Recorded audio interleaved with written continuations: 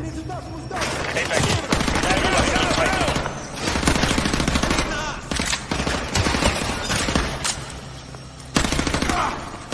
Roach, tango behind those pipes. Man down. Go!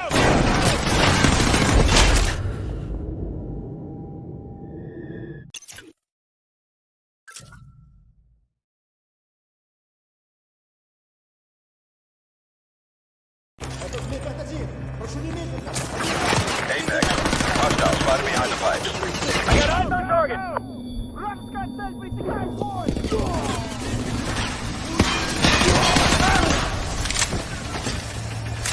Roach, take him out.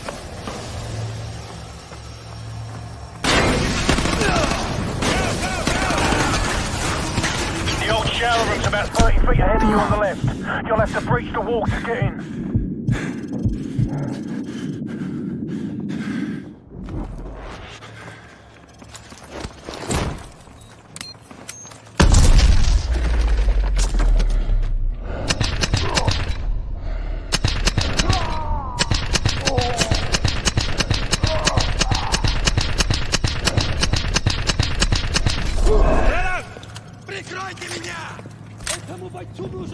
Moving. Roach, take him down. Grenade! Hostile!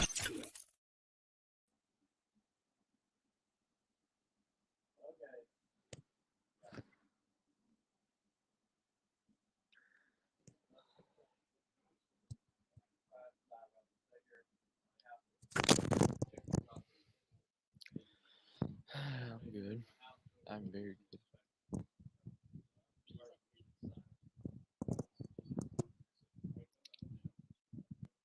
I'm good. I'm good.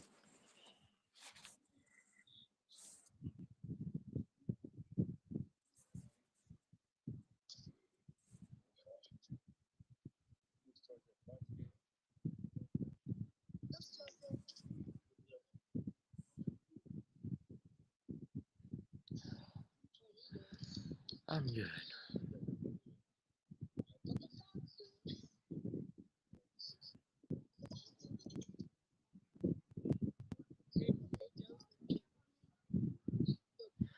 I'm good.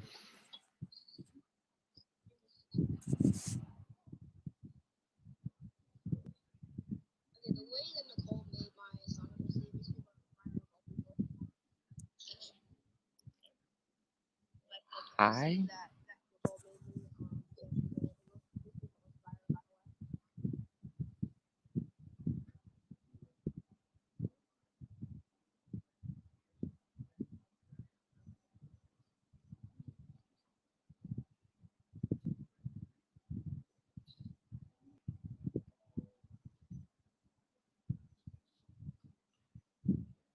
Hi. Sing hi.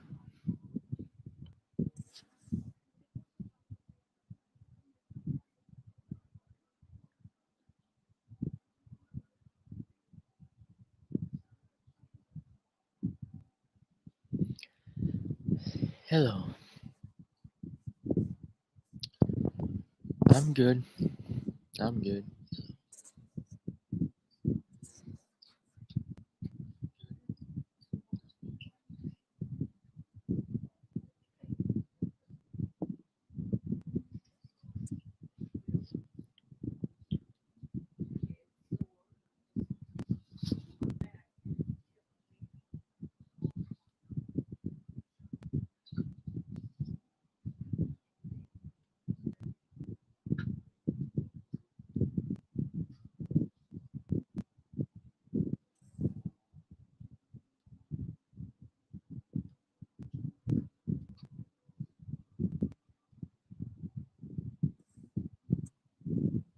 I'm good.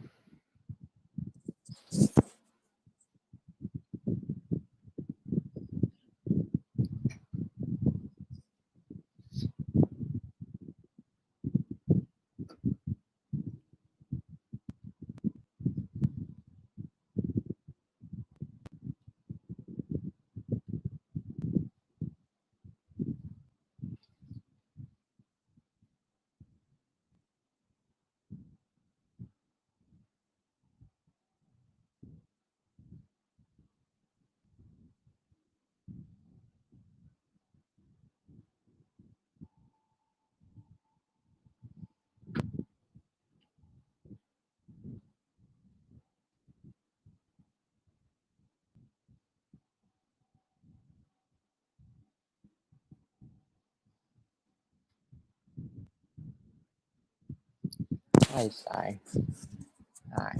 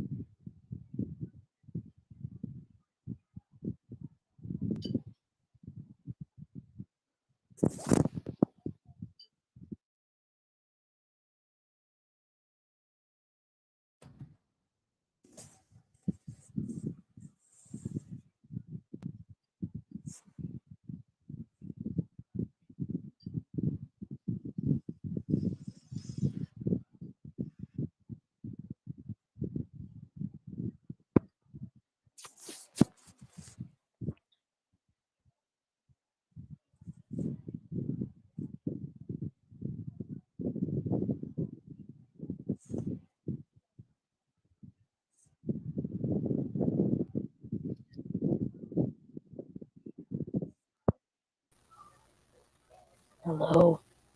Hi.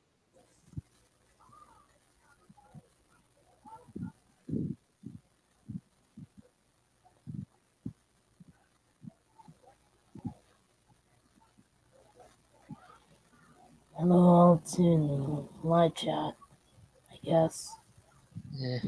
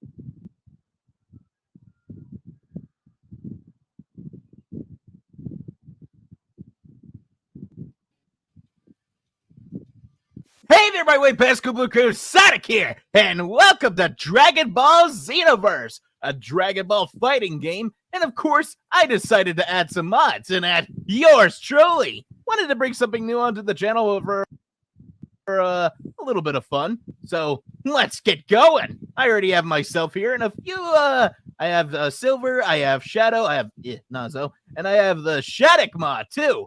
So, let's see who we can verse. I'm obviously going to try to verse Shadow. It's going to be easy. Shadow, you're the one who's going to get your butt beat in this scenario. All right, where can I beat your butt at? That sounds wrong. Pause. All right, let's see what you got, Edgelord. I'm going to kick your butt. You're going to get all of this. You're going to get all of me. Wait, hold on. Pause. That's a little bit sus. Never mind. You heard nothing. I'm just going to kick your butt now.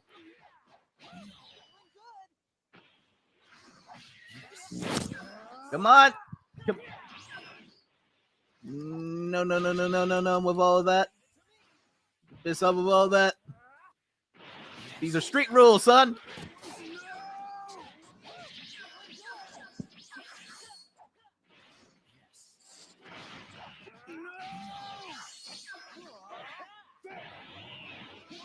Ah!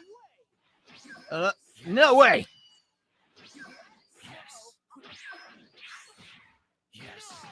Come on. Ugh.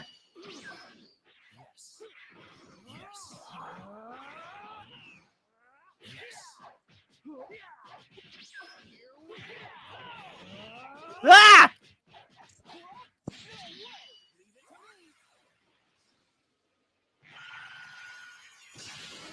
Gotcha! Not so fast.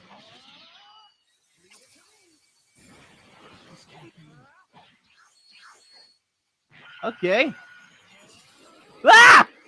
No, you bitch. You bitch. You were a bitch. You are a bitch. You are an emo bitch. Ah!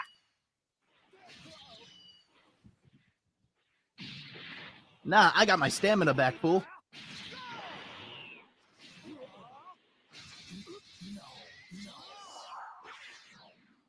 Okay.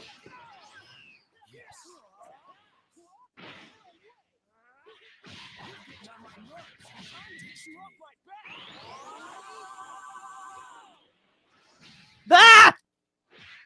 Nope. Nope. Come on! Ah, come on! You're only getting me down because my stamina's down. Weak. Weak.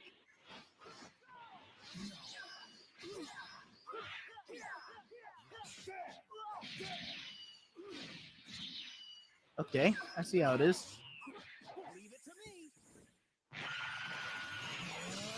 Gotcha!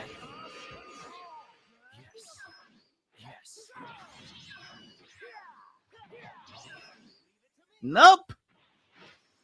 Not with all of that.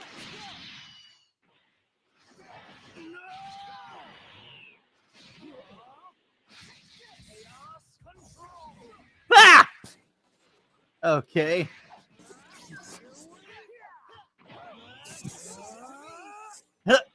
They had enough things to save me there. Yeah! Take it, Shadow! Woo! You actually gave me a good challenge there for once. All right, let's see who the next challenger is.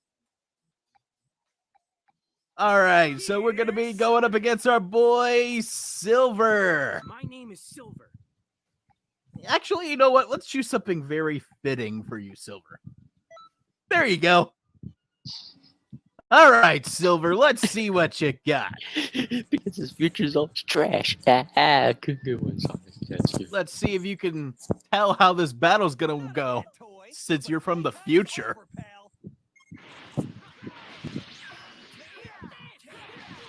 Ah! Nah, how about this?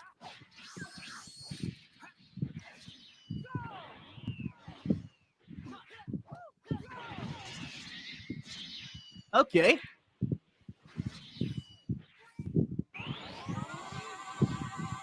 Boom!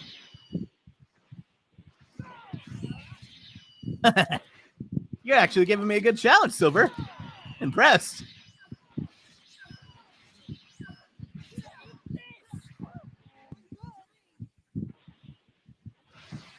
Oh, good move there. I will give you that. You know what? Oh, you. Okay, I should not have done that. But you shouldn't have kept your... Okay. I can't talk. I gotta focus.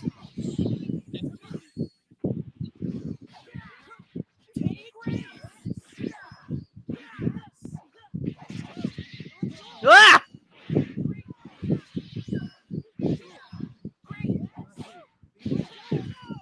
Yeah!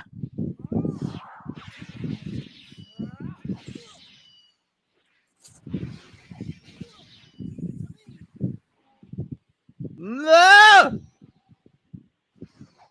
Too slow. Ah! Whoa!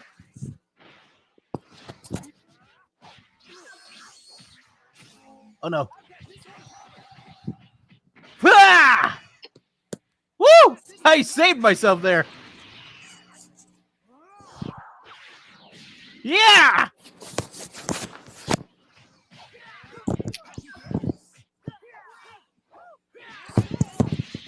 Ah! Okay, okay. Feeling good.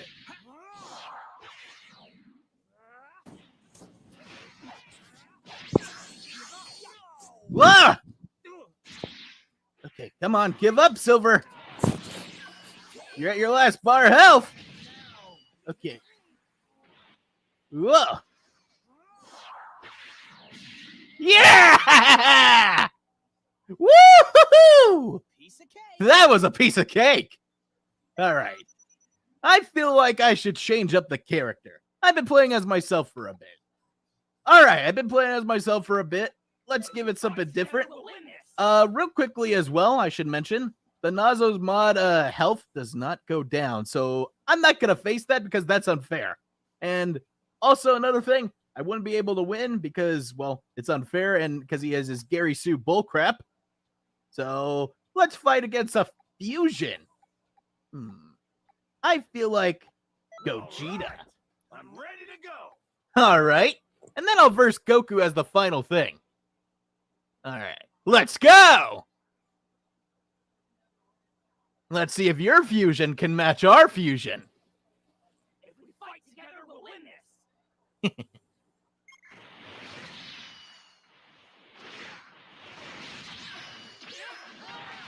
Yeah.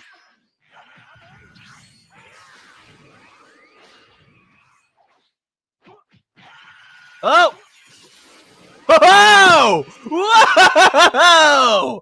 That was awesome!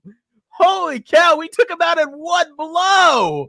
We are strong. We are powerful. I'm gonna stop using this one. All right, now for the ultimate right here. I'm choosing myself versus Goku. And I'm choosing him at his best. I'm not gonna choose him in any other way. Here goes. Ultra Instinct. All right, Goku. Let's see who's gonna be the winner for today. Yeah, I don't know why I got tongue twisted there. All right, let's go. My Hyperform versus your Ultra Instinct. This one's all mine. Yeah! Didn't expect that. Yeah!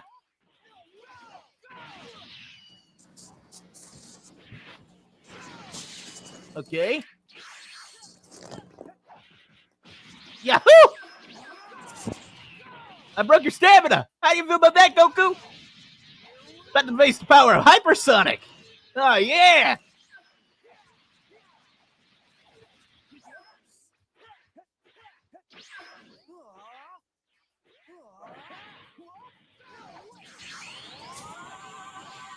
Ah! I'm good, definitely.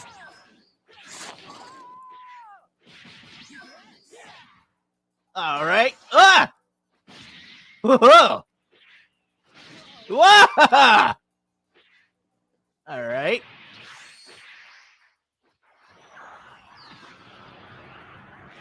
Yeah!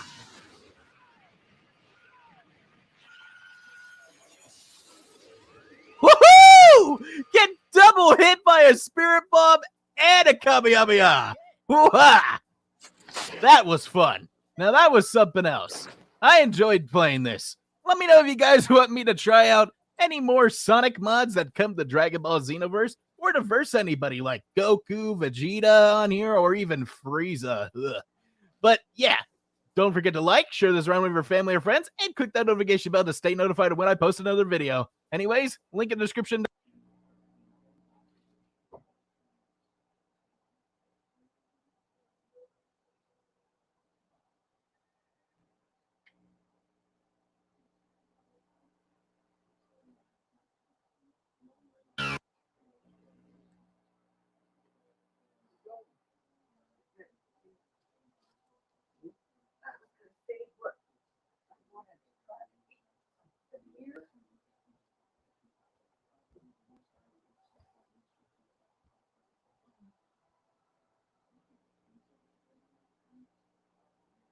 The elevator here took long. It took ages. How did we get our directions wrong? I have no It was idea. one corridor. How did we get lost? It, Tails, I thought you knew what different you were zone. doing here. Is this your main laboratory now? Wait a minute. Ugh. This looks familiar. Wait a minute. And Wait, okay, wait a- I'm still getting Wait used to a minute. Wait a minute. I've been here before. Oh, this is Crazy Tails' lab. Don't know what you're talking about. Did he have a lab here or something? Oh, I had to fight him one time. This was his lab. Oh, no, never mind. Just go ahead. So, are we gonna use the Yeah, teleporter room? let's just go right in here. Teleporter Another room. Tails, basically. Unless it's different. You know? Yeah. Okay. Yeah, actually, don't this worry is about it. your Alright, so what are we room. doing here? I'm getting a weird sensation. This is the Cure. cure room. Well, but in the universe I went to, this is the teleporter. Did you change it to a cure room? Different universe, okay? Maybe I did. I don't know. Alright, fine. But Okay, anyway, so do we step? Do we step on this thing to be cured? Yeah, I think we do. you stand in there. Okay, Yeah, all right, that's Stand fine. in there. And I will set up. All right. Now listen. So this is gonna cure you. All right, that's good. That's what we want. Yeah. It might hurt, but it's fine. Wait, might hurt. Wait, what do you Might mean might hurt. hurt? What do you mean Why might is it lighting up?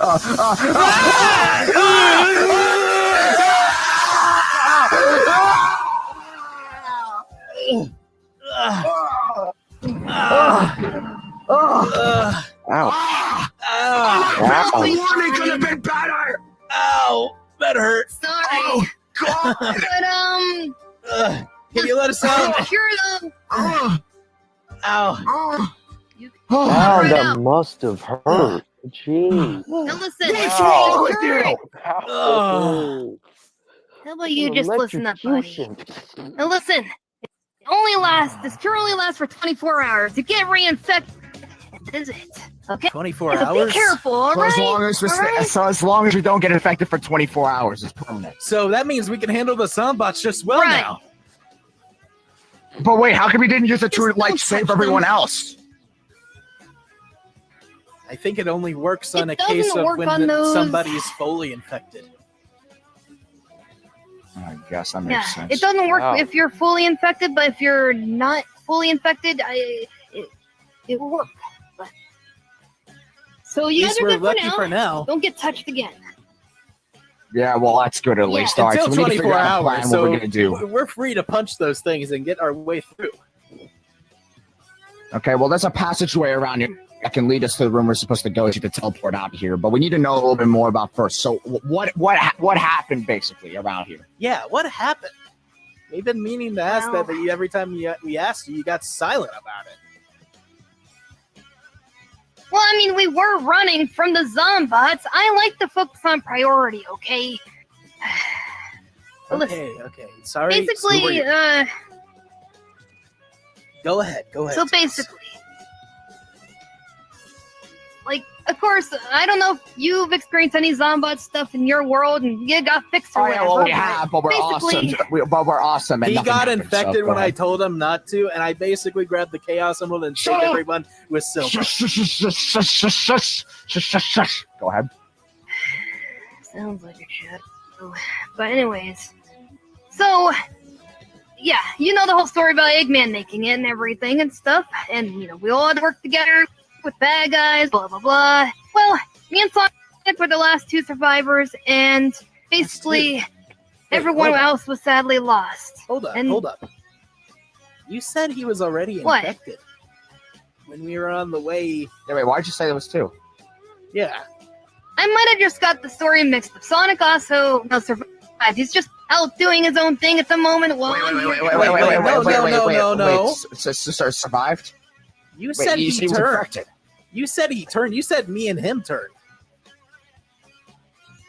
Oh, that was a mistake. That was a mistake. I got my words wrong. I was in a rush.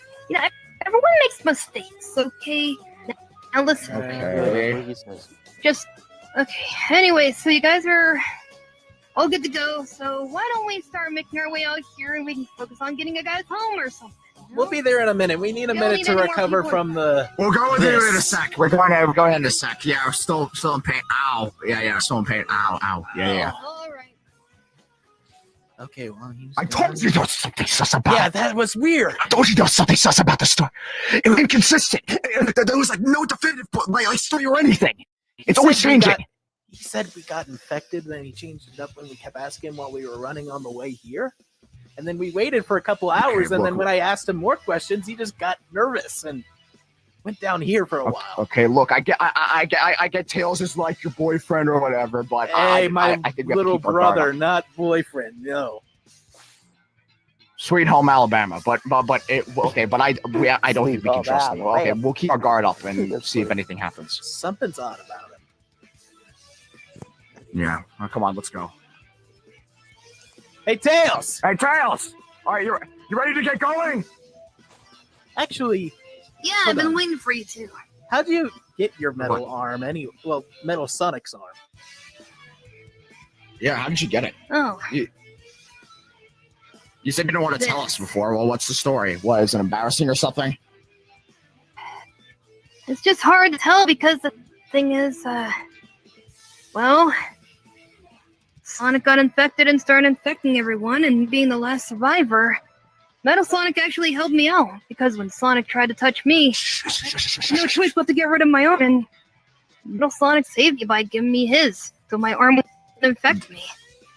It doesn't sound like him, but I guess I guess that's fair. Hold the phone for- Yeah, continue. Well, that was basically how I got it. Is that, you know, All right. Metal Sonic. Okay, well, okay. How about we just get going to the vault? Let's go. Yeah, let's let's get going. go to the We have to go to vault. the teleporter. All right, it's right through this door. Through here. Wait, are you sure? Are you sure you're going the right way, Tails? I don't think the teleporter room is here. Are you sure this is the my right way? lab. Of course, I know where I'm going. Maybe it's a different universe or something. I don't know. Huh? Wait, what are those noises? Wait, what's going on? What's going? What? A Zombot! How did they get in here? Wait, oh no! What are we gonna do? Flusher, what are we gonna do? Oh, we gotta escape. Tails, use your thing! Tails, use your thing! You're hand thingy! Calm down. Okay, Flusher, what are we gonna do? We gotta find a way out of here. Wait, We can't get infected, but hold on a minute. wait, Flusher. This is a secure facility. How did they get in? Yeah, Me there. they can't even get in. Uh, Unless... I don't understand. yeah, we're Hey, gonna have Tails, to figure I have some a way to question. get out of here because. Yo, Tails. Wait, Tails. What? Tails. What? What? Your arm thing doesn't What? just calm them down, does it? I don't know what you're talking about. Well, they're not attacking you. They're not even Yeah, doing they're anything. not attacking. Wait. Uh, Did you let them in? Because there's no way they could have gone in without Tails. authorization codes. Did you let them in?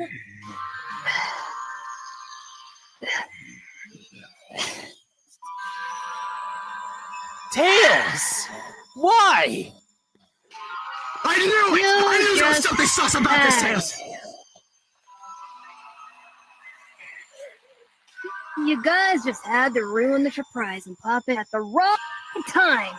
I could have brought him into the room, you know. Wait, so you lured them here on purpose? Wait, were you controlling them this whole time? Tails, why? We're your friends. You finally put it together. Who do you think was manipulating them this entire time? I could have Wait, possibly you're the one one that sent them to survivor. attack us in the first place? Wait, you were there in the Of subway? course. Wait a minute. You sent them to attack. Calm down. How did you know we were going to be in the subway? How did you know we were How going to did be you know there? we were gonna be there? I was watching you, but I also got a little bit of intel from another son. I guess. Another. Wait a minute. Another. Calm down. Wait a minute. Why would you get intel from another Sonic? Unless Calm down. EXE. It has to be. It has to be him. Why would someone deal with someone like him? Calm down. Listen, when you are the only one left in a world where you lose everyone, including your best friend, your mind starts to break, and you start to feel lonely. Okay, can you really blame me? Because, honestly, I've had it. I've had it waiting, and I was promised something And I cannot resist. He was What was it? World, probably. Yes! Yes! And I was who's gonna be able to take your Tails' place. Live a happy, good life. Have my best friend back. Have everyone back. So, That'd be nice. so, what are you gonna do, Tails? Now that we know your plan? Hey, you got your cure in us and stuff. We can't get infected right now. Listen. What? Did you forget about the 24-hour thing? It hasn't been 24 hours yet. Oh, fudge. Okay. All right. Okay, so what are you gonna do since we know your plan? What are you gonna do to us since we know your plan? Run. Thing is, there's something called Plan B. Plan B. He's gonna try to hold us down here Plan until B. 24 You're hours not is up. gonna Whoa. Oh, okay, well then I'll tell you my plan B. I'll tell you my plan B. Run! Right, gotta get the elevator! Elevator! Oh no! That's the only way out of here! You knew we were going to escape! Yeah, you think? Okay, Wait a I'm minute. closer, a little bit closer. Just stay there. okay, here, boy, Chuck. Shadow, Now, his What are we arm. gonna do? You thought I would let Shadow. you escape that easily? Shadow. You thought I would let you escape that easily? I had that set up. Okay. The arm, of course I know the arm's controlling the blood, so you think I'm stupid? If you disable the arm, it'll keep them distracted. Why am I supposed to disable their arm? Chaos Spear, you dummy! What are you guys talking about in there? Oh, right, okay, fine. Tails, look, it's Sonic! I'm not dumb. Mid Candy, right over there. Wait, what? Yeah, it's me, Candy, over there! Long time. Chaos Spear! Okay. Oh. That shocked me. Okay, I think we gotta move, Okay, They're not attracted to us for the moment. Where are they going? Wait, hey, Oh, no, wait. Okay, but Sorry, Tails! I'm gonna close the door, Okay, grab it. We gotta move, Elevator! Elevator! Quick, we gotta go! Come on!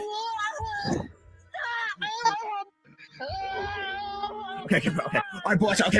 Teleporting roof should be around here somewhere. We need to get going to make sure that we can escape. Okay. All right. Boratron, here with me, Boratron. Yeah, sorry, just seeing that.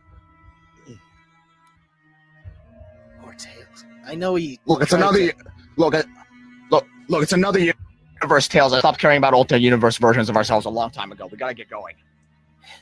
All right, Okay. So now, which way is it? Is it the left, the middle, This or way. the back? I can never this way. remember. I remember we came from this way. Let's get to the core. Okay. All right. Let's go. Okay. Go. All right, we're here. All right. Come on, Boratron. We gotta get home soon. We gotta get home. I'm Okay. sick of this place. I want to go home. We need to get out of here. I want to And- sit for her. I just want to go back to a normal world. Wait Wait a who's minute. that? Huh? Is that? Who's that? Is that us?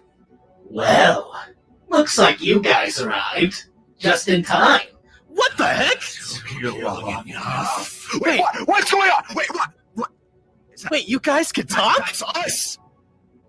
Wait a minute, Zombots don't talk! Talk. We are a special case. Oh yes, a special case when the virus first started after all. And not only that, we know that Tails must have been working with you. It was rather fun seeing him get infected. Through the eyes of the other brothers and sisters. We've been wanting that for a very long time. He gave us what we wanted. Wait, why would you want something like that? What? Wait, I'm confused. Why are you like this? You It's want to because- some sentient stuff. What? We need to be all in one until everyone is one. It's part of the virus after all. Together as one whole being. That's crazy! How come we have evil bear? Wait, that's so weird though. What? I can imagine. Okay, so they're obviously like controlled or something, but Other Sonic, doesn't that go against everything you strive for? Freedom for everyone? yeah, and what? Yeah, exactly. The thing is, freedom comes at a cost. Freedom is when you need order, And this is the perfect way of order. We may not be able to infect you guys right now, but we'll make sure you won't get home. And not only that, we'll infect your world after we defeat you both. Exactly. Then everyone can be with us. Everyone can be one. Exactly what we've always wanted. Bloodshot, honestly, we gotta do something, man. We have to get through them somehow. We gotta get through them somehow. There, right there, that power thing. I don't think I'll be letting you get over there. Trust me, just because I'm a Zombot doesn't mean I haven't slowed down. Other me. Exactly. We still have all of our powers. Nothing can stop us. We are your perfect match. Perfect match my butt. Come on. Well, I perfect Let's match see what my you ass. have. Exactly. You look uglier now. I mean, you kind of look a little more cooler with the spike and everything. Maybe I should get that installed. That doesn't change anything. I'm gonna beat your butt if it's the last thing I do. Well then, Sonic, should show what we're made of. Yes, let's give them a new family to welcome them in. You'll love it. All right. Yeah, All right, right. well, Bloodshot, I know one step away around this. Get to the button! Oh, okay. What's more? You're going to click the button! Yeah, it's not my fault. You were too slow, idiot. What the? Now we can't What stop the? that. Wait, what's wrong? Now the portal's going to activate. You fools! You let us do your home. It'll be interesting. I'm with you. Uh, What are we gonna do, Bloodshot? What are we gonna do? we gotta fight these guys. We gotta stop them before. We gotta stop them before they make their way home. Let's show them what we got, Shadow. This is what we wanted. Ah! I can't be up. Wait, Bloodshot, Charge at them, Shadow. Okay, let's do this. Now you die. Come on! We have to push him off. We have to do something. I don't know. Something's going on up there.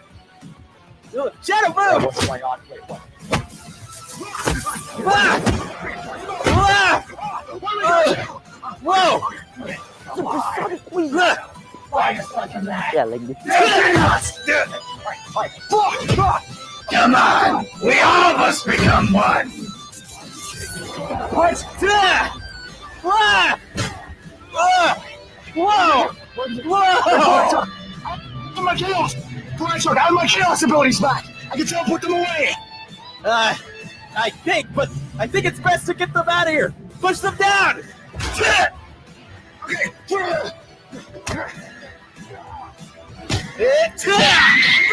Okay. What are we gonna do now? Okay, we just wait for this thing to take us home. Okay. Oh, there's Zombots. 70%. What are we gonna do about Sonic.exe? Ah! Obviously, there's something wrong. We have to do something about it. We'll figure that out when we get We home. know where EXE is. Ah! We know where everything Whoa! is. We have to stop it. Look what the. Whoa! What's up? Okay. Okay. Okay. Whoa! Hang on. Let's watch what happens. We'll make a promise when we get out of here. We have to go and stop EXE. You ready? Yeah, whatever he's up to. It's not good. It's bright light. The light! What the?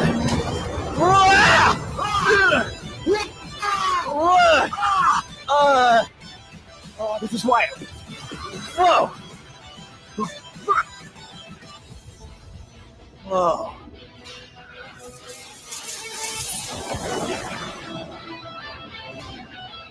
Whoa! Oh, that's cool. It's actually pretty cool.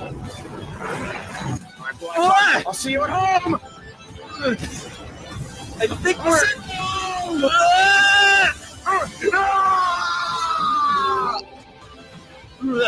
Where are we? Where are we? Whoa! What's that? What is that? Are we back home? I don't know. I think this thing's not done yet. Are you seriously not done yet? Alright. Okay, we just gotta wait our time and see what happens. Whoa! Okay, bring us home. Hopefully, somewhere safe. Yeah, somewhere safe. That's not a stupid zombie universe. Exactly. Ugh. I feel something.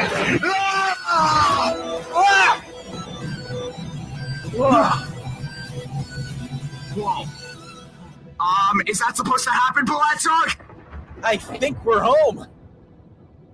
But, I think we might have destroyed Geoed's power core. Wait, did the... Oh, Oh, come on! You mean I have to take the blame for that? Oh, GeoEd Commander's gonna get me now! Oh, Yo. damn it! yo. That was You know cool. how much that's gonna cost to fix? That's not cheap! I have to go clean up that one. Well, at least we're home. We're not infected. We gotta tell the others about that zone, just in case if... Oh no. If they're sentient, they could try to come to our world. I mean, let's hope they weren't teleported away with us. That'd be a problem. Yeah. Anyway. Hmm. Let's, Oh, well, we'll figure Since we're that out when home. we get there. race you home for the candy bars. Wait, I'm getting the candy bar! Screw you! Happy Halloween, I guess.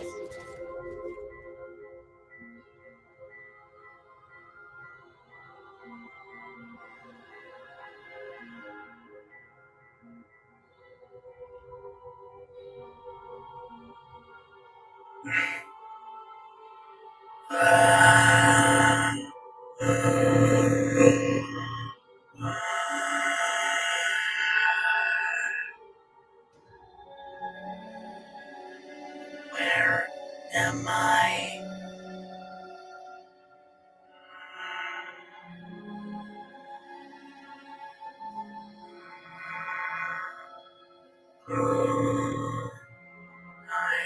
Where's Shadow? Shadow, can you hear me? Are you here?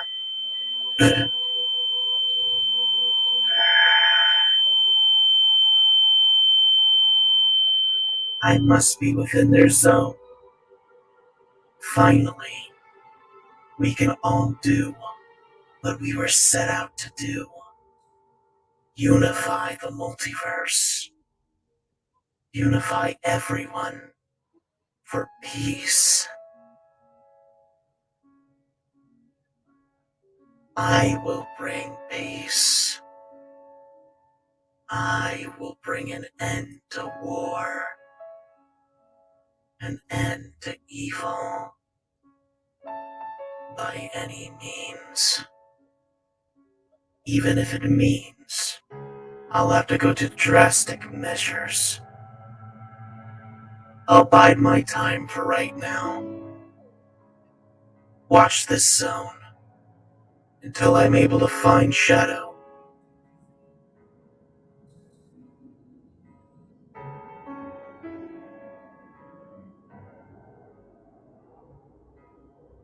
This is rather different from what I know. I am apart from my brethren. Soon enough, I'll find my way home, along with a new family.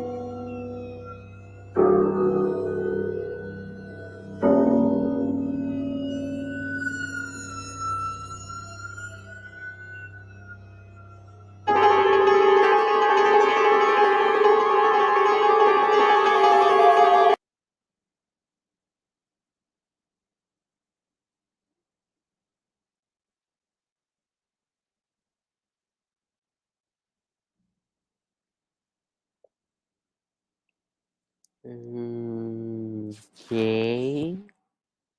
That was weird.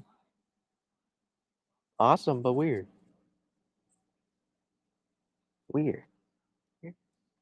That, that's just. That's just. What? What? Just what? What?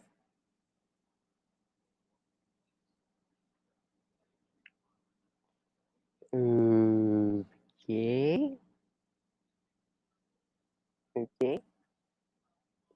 That was unexpected, but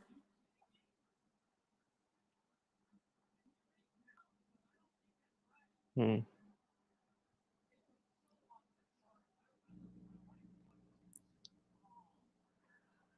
Uh, huh.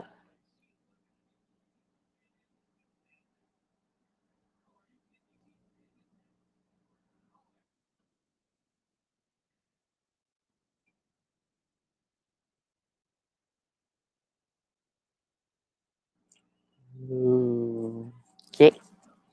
Okay. That was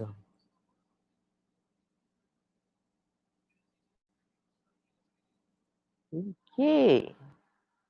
Okay. Okay. Okay. Okay. That's very very interesting. Very interesting. Yeah, it was pretty interesting. Mm. Wow. That's really deep, actually.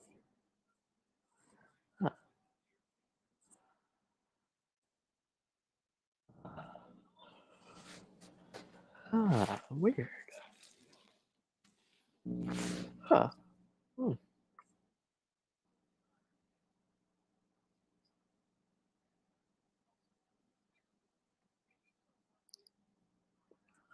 Okay. Okay. Okay. Okay.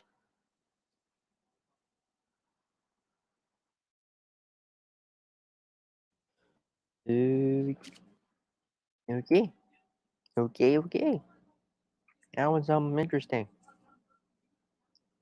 Very very interesting.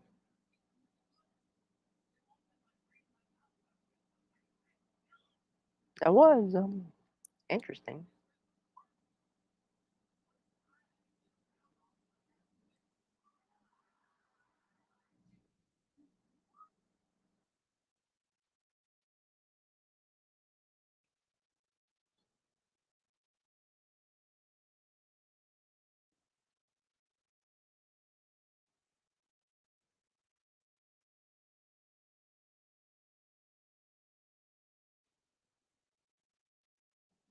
That was interesting.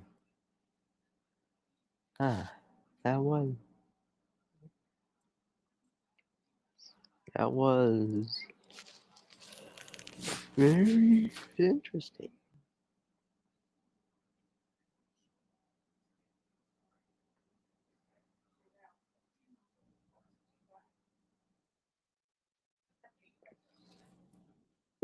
Okay, okay, okay. That was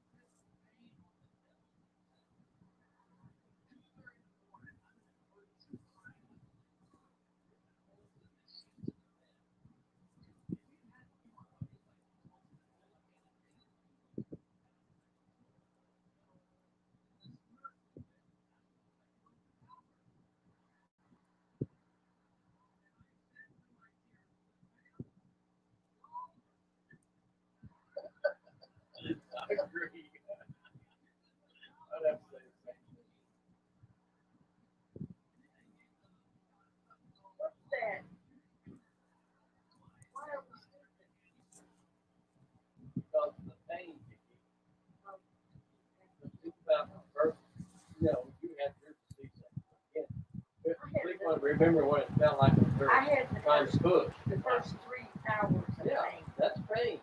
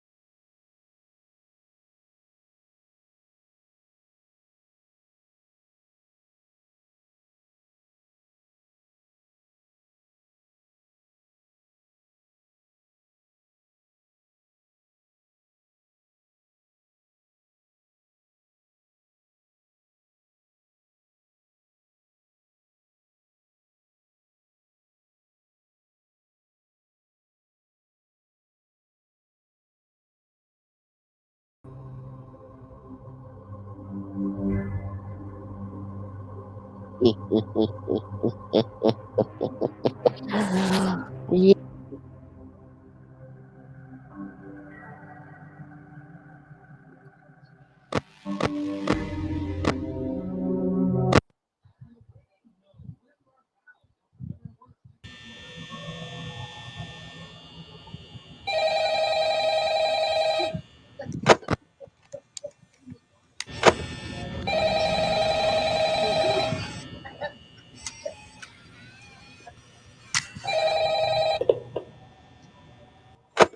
Hello? Hello? I wanted to record a message for you to help you get settled in on your first night. I actually worked in that office before you. I'm finishing up my last week now, as a matter of fact, so I know it can be a bit overwhelming, but I'm here to tell you there's nothing to worry about. You'll be fine. So let's just focus on getting you through your first week, okay? Let's see. First, there's an introductory greeting from the company that I'm supposed to read. It's kind of a legal thing, you know. Welcome to Freddy Fazbear's Pizza, a magical place for kids and grown-ups alike, where fantasy and fun come to life. Fazbear Entertainment is not responsible for damage to property or person. Upon discovering that damage or death has occurred, a missing person report will be filed within 90 days, or as soon as property and premises have been thoroughly cleaned and bleached and the carpets have been replaced. Blah, blah, blah. Now, that might sound bad, I know, but there's really nothing to worry about. The animatronic characters here do get a bit quirky at night, but do I blame them? No. If I were forced to sing those same stupid songs for 20 years and I never got a bath, I'd probably be a bit irritable at night too. So remember, these characters hold a special place in the hearts of children and we need to show them a little respect, right? Okay. So just be aware, the characters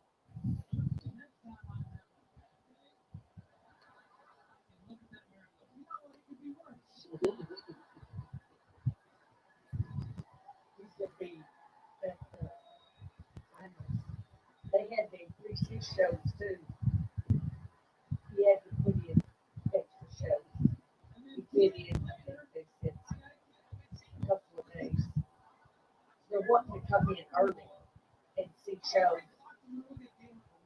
That's why they decided to have a different show to start early instead of 6:45 starts at 5.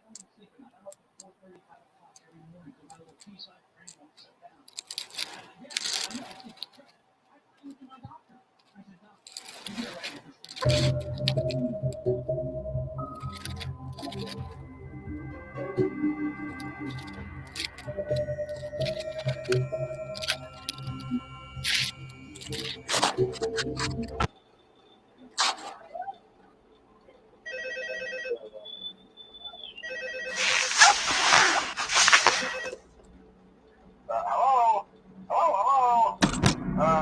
Hello and welcome to your new summer job at the new and improved Freddy Fazbear's Pizza.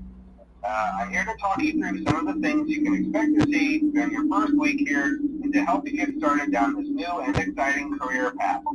Now, I want you to forget anything you may have heard about the old locations, you know. Some people still have a somewhat negative impression of the company. That old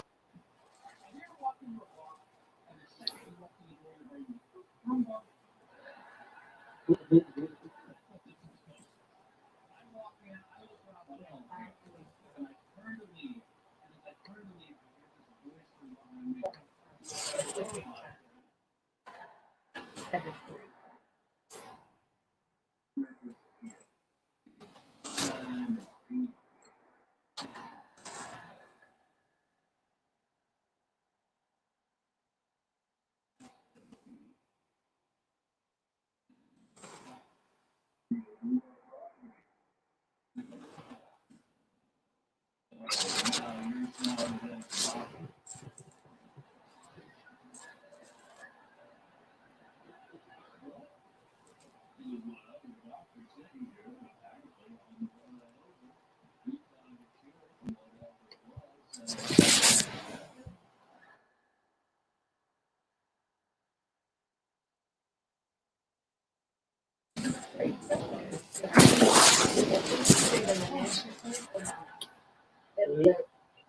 really good guy, Simon, the country western guy.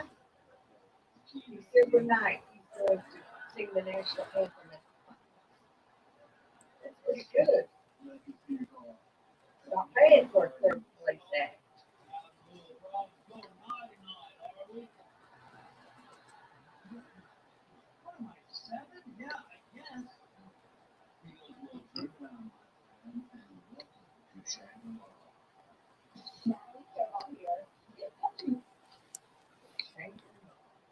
Medical marijuana, huh?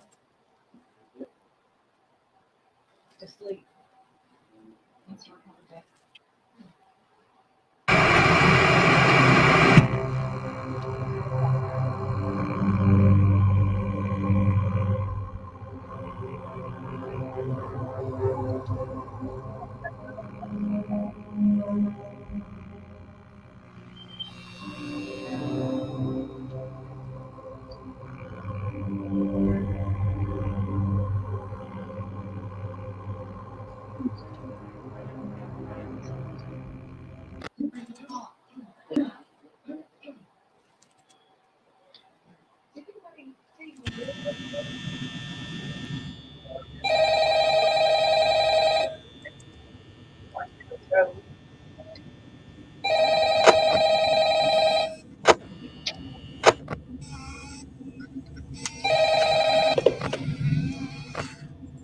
Hello?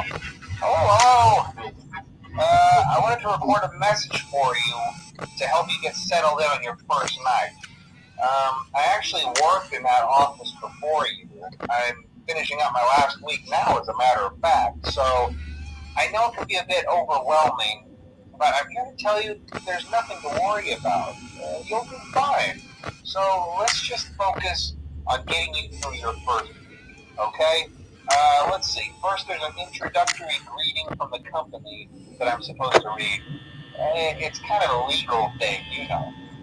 Welcome to Freddy Fazbear's Pizza, a magical place for kids and grown-ups alike, where fantasy and fun come to life. Fazbear Entertainment is not responsible for damage to property or person. Upon discovering that damage or death has occurred, a missing person report will be filed within 90 days or as soon as property and premises have been thoroughly cleaned and bleached and the carpets have been replaced. Blah, blah, blah. Now, that might sound bad, I know, but there's really nothing to worry about. The animatronic characters here do get a bit quirky at night, but do I blame them? No. If I were forced to sing those same stupid songs for 20 years and I never got a bath, I'd probably be a bit irritable at night too. So remember, these characters hold a special place in the hearts of children and you need to show them a little respect, right? Okay. So just be aware, the characters do tend to wander a bit. They're left in some kind of free roaming mode at night. Something about their servos locking up if they get turned off for too long. They used to be allowed to walk around during the day too, but then there was the bite of 87. Yeah. It's amazing that the human body can live without the frontal lobe, you know? Now, concerning your safety, the only real risk to you, the night watchman here, if any, is the fact that these characters, if they happen to see you after hours, probably won't recognize you as a person. They'll most likely see you as a metal endoskeleton without its costume on. Now, since that's against the rules here at Freddy Fazbear's Pizza, they'll probably try to forcefully stuff you inside a Freddy Fazbear suit. Now, that wouldn't be so bad if the suits themselves weren't filled with cross beams, wired, and animatronic devices, especially around the facial area. So you can imagine how having your head forcefully pressed inside one of those could cause a bit of discomfort and death. The only parts of you that would likely see the light of day again would be your eyeballs and teeth that pop out the front of the mask. Yeah, they don't tell you these things when you sign up. But hey, First Station of the Breeze, I'll chat with you tomorrow. Check those cameras and remember to close the doors only if absolutely necessary. Gotta conserve power. All right. Good night. Oh god. Oh god. Where'd he go? Where'd he go? No.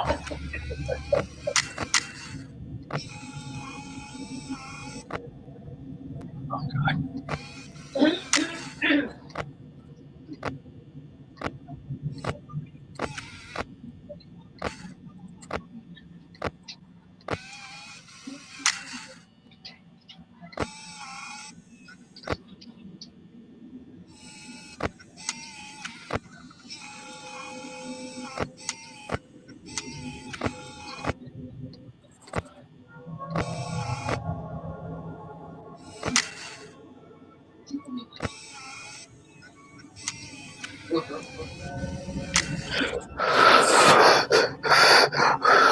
Hi, Tori.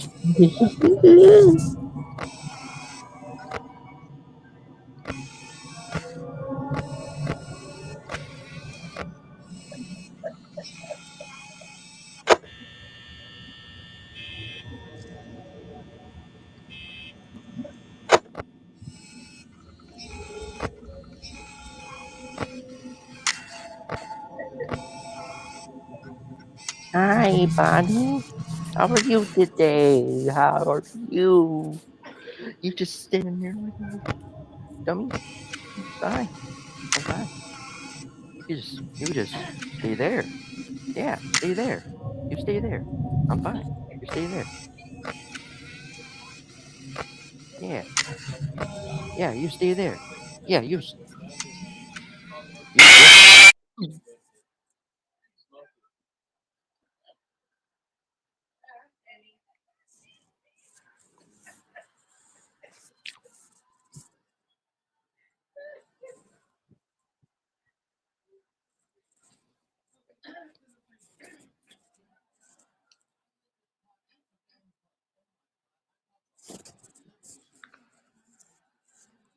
Wow. Good. Oh, yeah, yeah, yeah, yeah, meow, meow, meow, meow. Do not scare me like that again. No, don't, don't do it again. Because I will slap you silly. I will definitely slap you silly. I will. I will slap you silly. Yeah.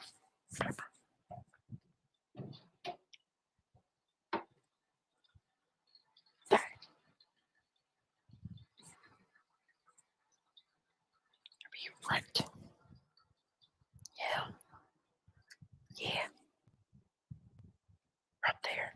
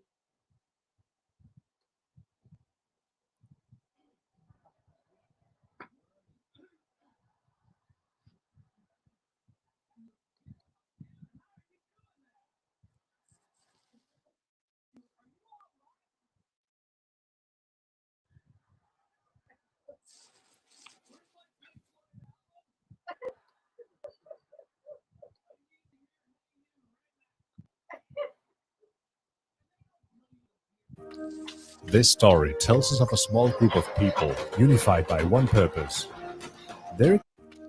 This story tells us of a small group of people unified by one purpose. Their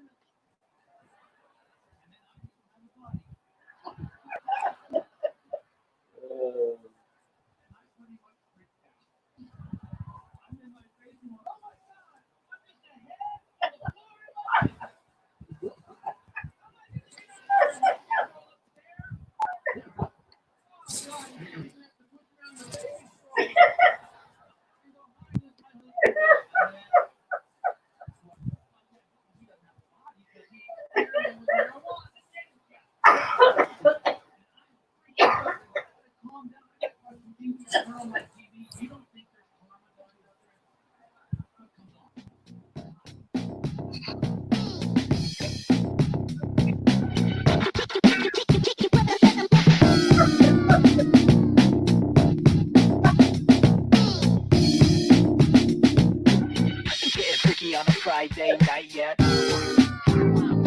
Gabby-da, gabby-da, gabby-da, gabby-da, gabby-da.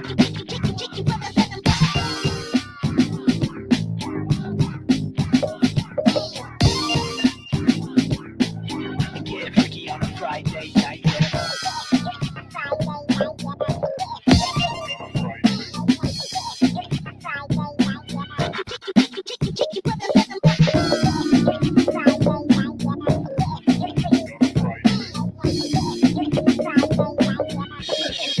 Got what it takes.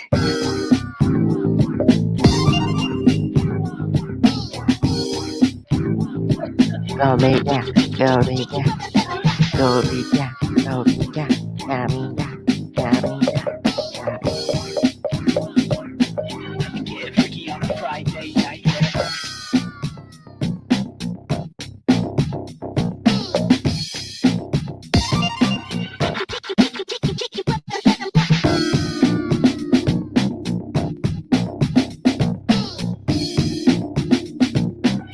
Get freaky on a Friday night yet.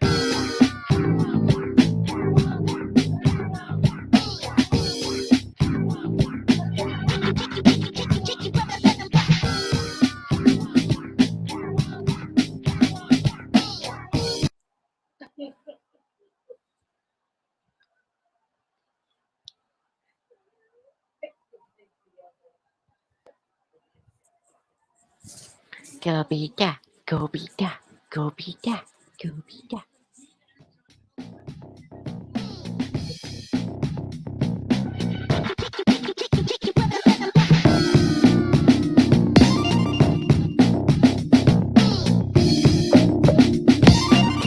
Get freaky on a Friday night yet.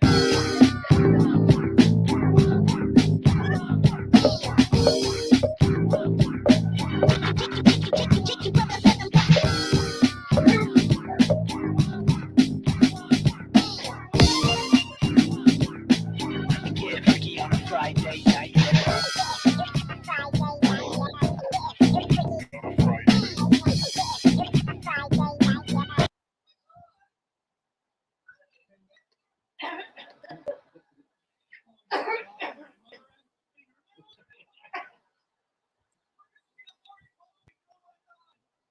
Three, two, one, go!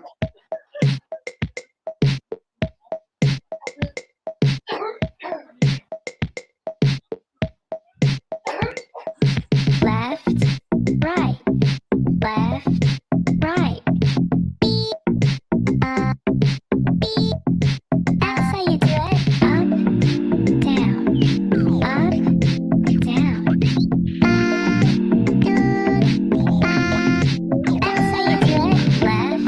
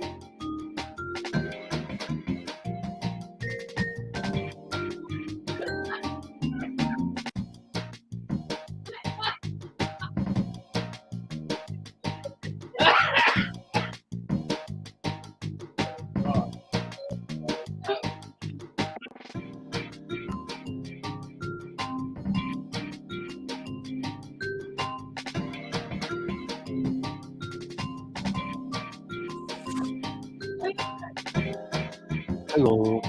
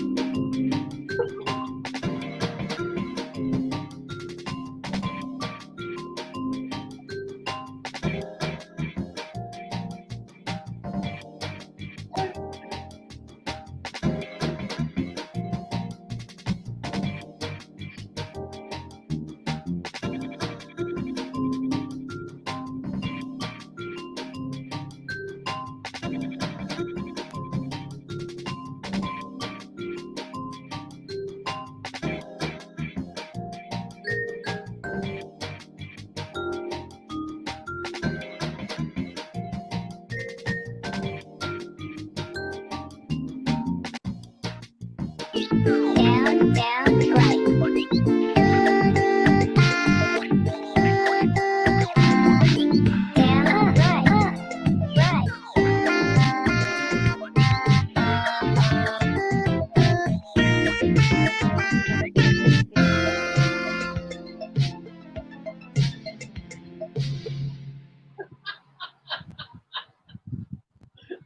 right,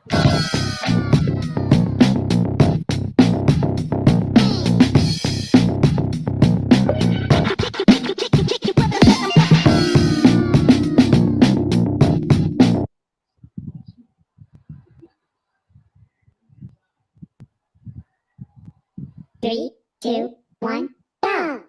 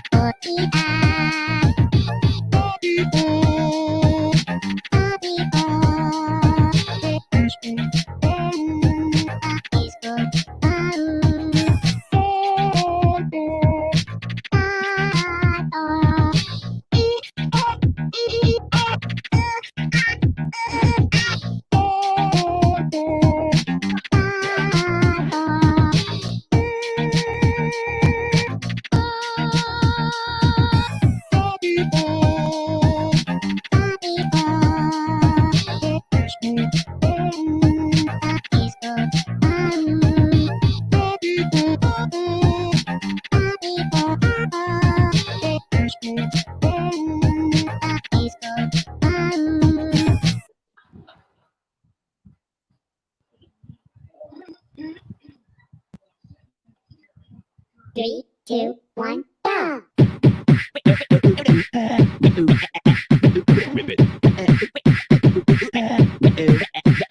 Twist.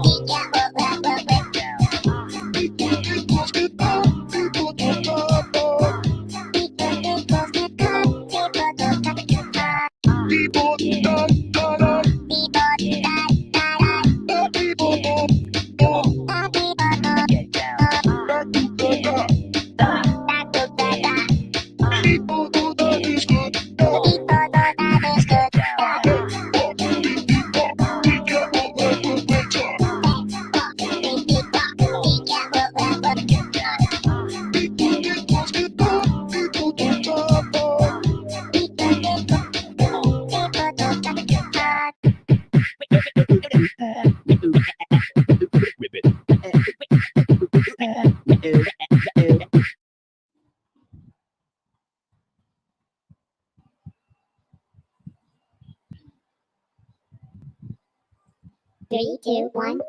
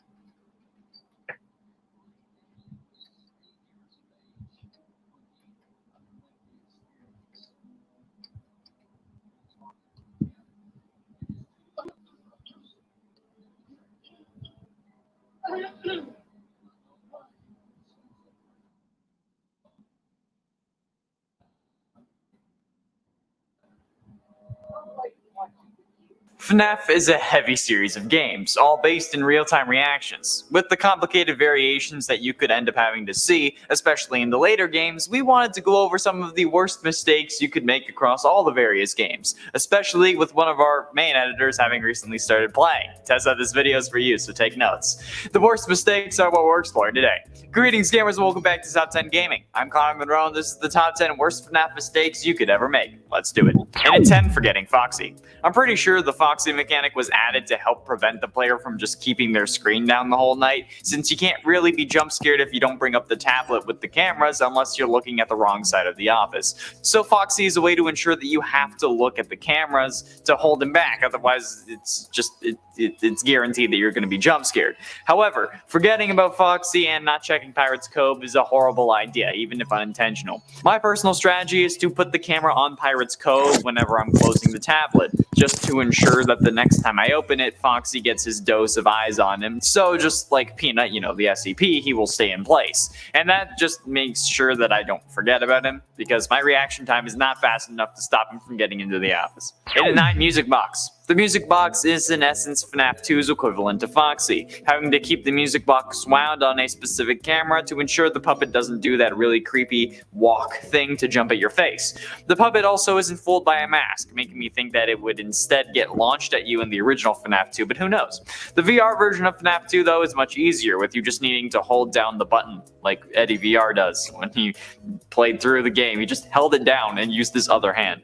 But either way, forgetting to wind the music box is a big mistake. In FNAF 1, all you need to do was look at Foxy, but in FNAF 2, you have to go to the camera and then intentionally wind it, and it's certainly something else. It's another layer that you need to be aware of. At least you get a little warning when the music box is running low, though. I think that this makes the strategy of leaving the camera on the prize counter when you close it a good idea as well, since at that point, even if it's really close, you don't need to spend time trying to freak out and look for the actual camera before you get sprung. It's just up there, so you can just rewind it real quick. In at 8, speedrunning. Trying to speedrun something like FNAF is actually impossible, with each individual night having a set amount of time that you need to get through to actually survive, around 42 seconds per hour if memory serves. However, there are certain aspects of the game that you can try and speedrun, particularly in FNAF VR and the additions like the Curse of Dreadbear Halloween DLC.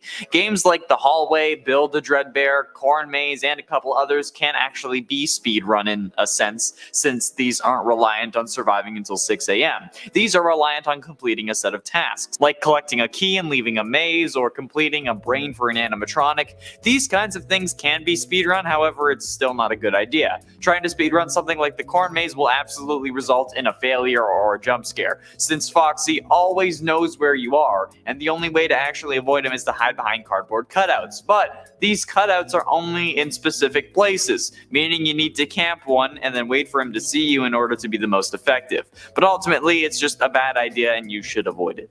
And it's 7 timeline. Trying to think about a FNAF timeline is probably one of the worst mistakes or decisions that you can ever make. The FNAF timeline is not for the faint of heart, and honestly, if it wasn't my job at this point to think about it, I wouldn't even have touched the damn thing.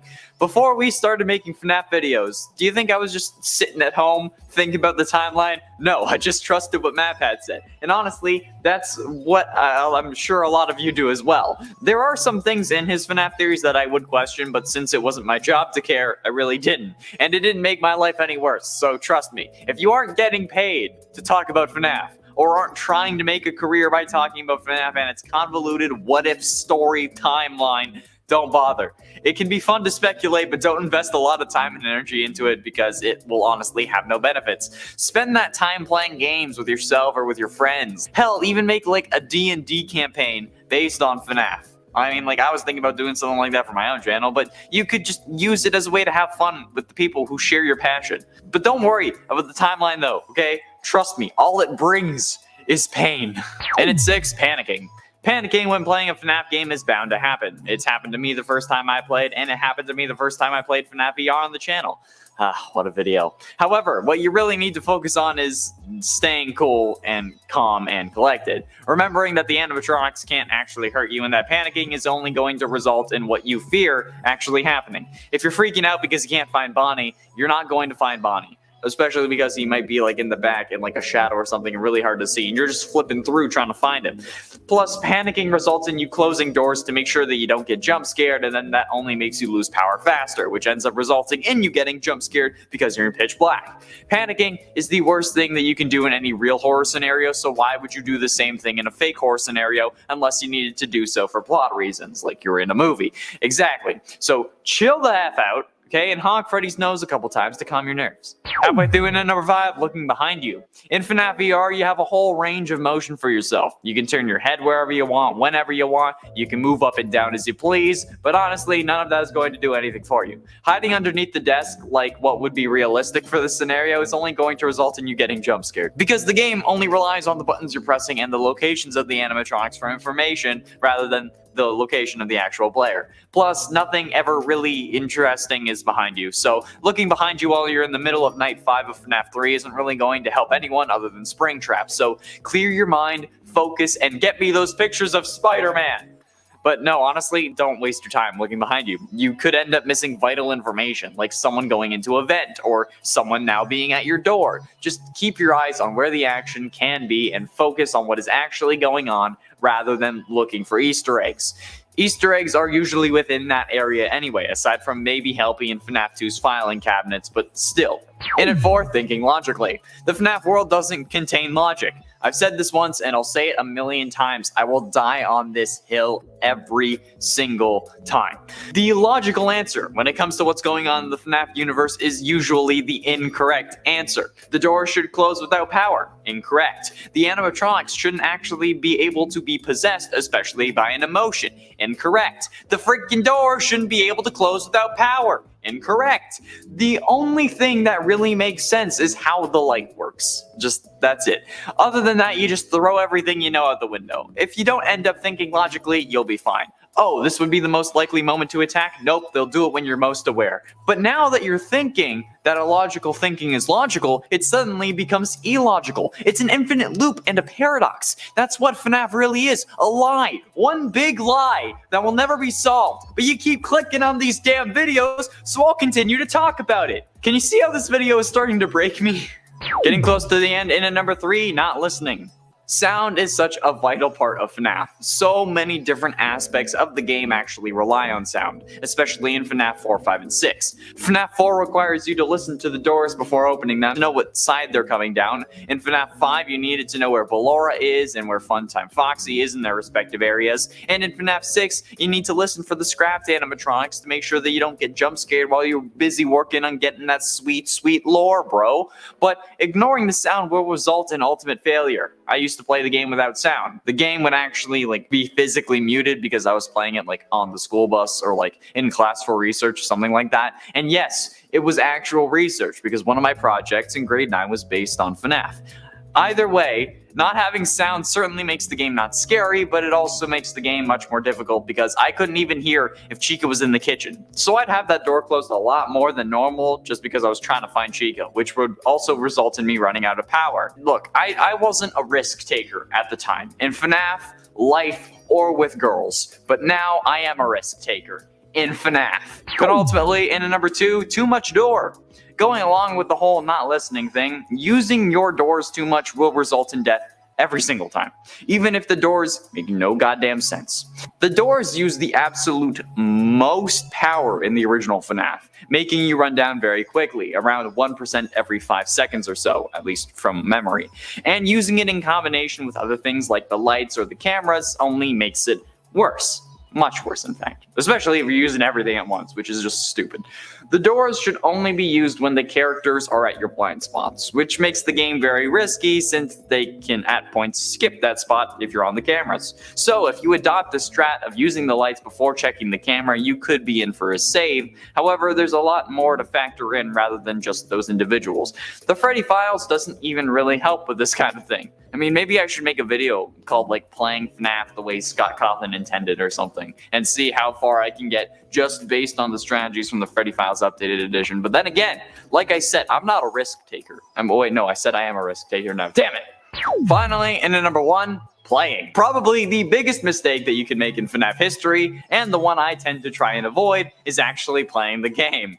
Just think about it. If you don't play FNAF, then you don't have to worry about the jump scares or the stress at all, or hell, even the timeline. You can just sit there and watch other people scream on your behalf. And isn't that everyone's dream? And it's not even just a dream theory, it's just a dream. It's probably the biggest mistake you can make, and it's just because you decided to boot up the game. I've only played FNAF VR a handful of times, and while I do still suffer at the hands of Freddy Fazbear and Scott Cawthon, that's not due to me playing the game. That's because of you people and your unwillingness to click on literally any other kind of video we release.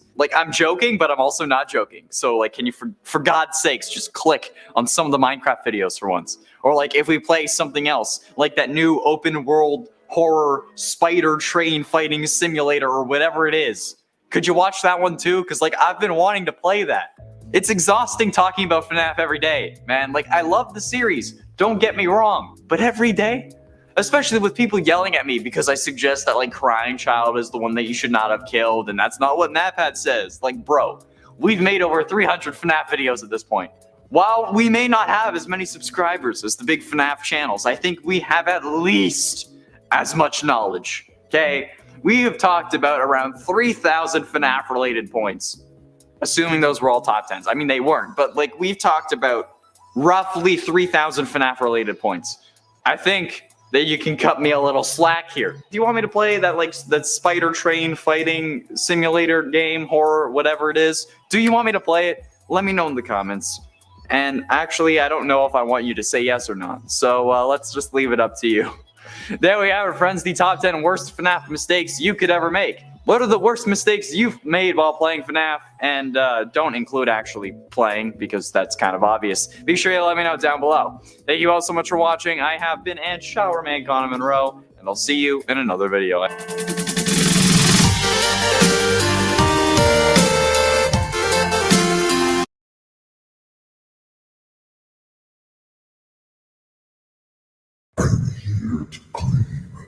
what is left of you? He's here and always watching. The one you shouldn't have killed. Greetings from the fire and from the one you should not have killed. My biggest issue with the FNAF series has been logical inconsistencies. I mean, sure, we don't know the full story, so things could make sense in the end, but with what we currently know, there are a lot of things that don't quite fit into place. One of the biggest inconsistencies, in my opinion at least, is what we're exploring today. Greetings gamers and welcome back to Top 10 Gaming. I'm Connor Monroe and this is solving one of FNAF's biggest issues. Let's do it. Now, having inconsistencies is understandable and it's to be expected. Anything that has this kind of lore and this amount of content is bound to have a couple flaws. Take How I Met Your Mother, for example. They have Barney driving in multiple episodes, but then later have Ted teach Barney how to drive after some of those moments would have already happened. Or in Supernatural, when in Season 2, Dean mentions never having been to the Grand Canyon, yet 6 seasons later, Sam remembers a trip when they went there when he was 4. This was admitted to be a mistake on the writer's part, but discrepancies like that are to be expected when talking about a series as big as this. But the inconsistency I'd like to address here is the nightmare animatronics, and I've had an excellent idea that would explain away the whole kerfuffle with them. As we learn at the end of FNAF 4, Crying Child was in a coma for the entirety of the main FNAF 4 game after getting chomped by Fredbear, meaning that every animatronic we see in the main gameplay would be taking place inside of Crying Child's head. So all the nightmare animatronics along with the Jacko animatronics would be created in his mind. And since Crying Child dies at the end of the game, getting the plug pulled or just giving up on fighting, there wouldn't be any way for anyone else to know what these animatronics looked like. Yet they still appear in future games like Ultimate Custom Night and FNAF VR. So what gives? What's the deal? How could this be possible? And I have a satisfactory conclusion that is bound to make some of you mad. And isn't that the best kind? If we go back to a previous theory video entitled We Were Wrong About Golden Freddy on this channel, we can see that I proposed the idea that Crying Child is actually the one you should not have killed. Not many people seem to be happy with this idea in the comments section, but hey, that's alright, I'm a big kid now, I can take it. However, if Crying Child was the one you should not have killed, it would help explain the discrepancies with these animatronics in such an easy way. First, let's go over the evidence again as to how the Crying Child is the one you should not have killed. In room 1280 of Heracles Hospital, something evil is keeping a man alive. A man with gruesome burns all over his body and an iron will to live.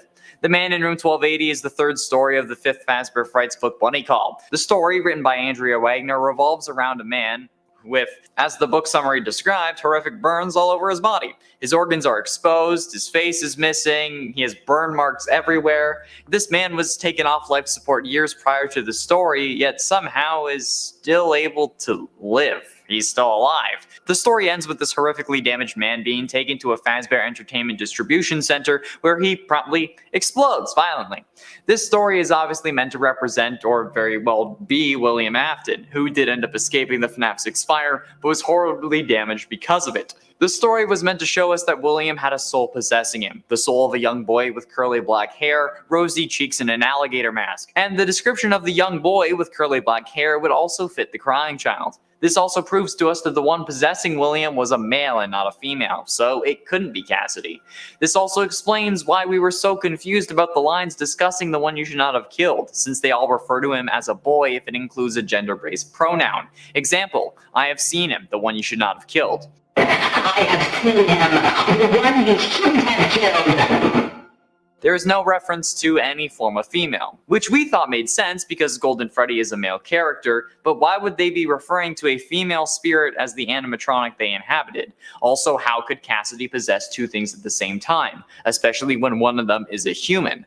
When Crying Child died, there was also no animatronic around for him to possess. It would make more sense for him to possess William since he would have to be in the vicinity after signing the papers to let his son go. Everything lines up for Crying Child to really be the one you should not have killed, keeping his father alive after seeing all the horrific deeds he's committing in an effort to bring him back. Or just because he's his father, after all. He brainwashed Elizabeth, so why not brainwash Crying Child as well? I am remade, but not by you, by the one you should not have killed. I am fully convinced that Crying Child was the one possessing his father and keeping him alive, since if that was the case, it explains the other appearances of the animatronics that only Crying Child would know about. Since Ultimate Custom Night also takes place in William's head, which can't be a coincidence given this series now. That's how the Nightmare animatronics were able to appear and torture William, and that's why the characters who mention the one you should not have killed, Mangle, Withered Chica, Nightmare Freddy, and Jacko Chica, all share some form of Nightmare version or connection to FNAF 4. There are also multiple lines that refer to your situation, such as "this is how it feels." This is how it feels, and you get to experience it over and over and over again, forever. I will never let you leave. Which could be referencing being hunted down by animatronics, but why would someone who was killed by William reference gameplay that another character has to deal with? Instead, I think it's a reference to your current situation, where you're in a coma and this is what it feels like. We also know that the sound disc was not to blame for the Nightmare animatronics, since Nightmare Freddy himself says that he was now given flesh. I am given flesh to be your tormentor. And the disc can seemingly only alter the appearance of something, meaning it would already need to have at least some form of flesh to alter. These are all hints about who is really possessing William, and it also explains how they're appearing in the next games. Since after waking up from his coma, William could have easily written descriptions down, or created them himself when he was possessing the hard drive that gets scanned to help make the animatronic AI in Help Wanted. Him seeing these animatronics in his coma thanks to his son's spirit is the reason these are in the game, because William brought them in with him. It's insane that it took me this long to figure out, but also I never saw this pointed out in any of the comments on these videos, so it's something that I'm sure a lot of people managed to piece together. It's an elegant solution that easily fits one of the most frustrating elements of the games into place. Now, however, I just need to figure out how Michael knew what Nightmare looked like, so he could draw it in the survival logbook. That's a mystery I'll never quite understand, really, since he would only be able to learn about it if William told him after he learned about them. But Michael burns in FNAF 6, so that should be impossible, because William doesn't learn about them until Ultimate Custom Night, which takes place after FNAF 6.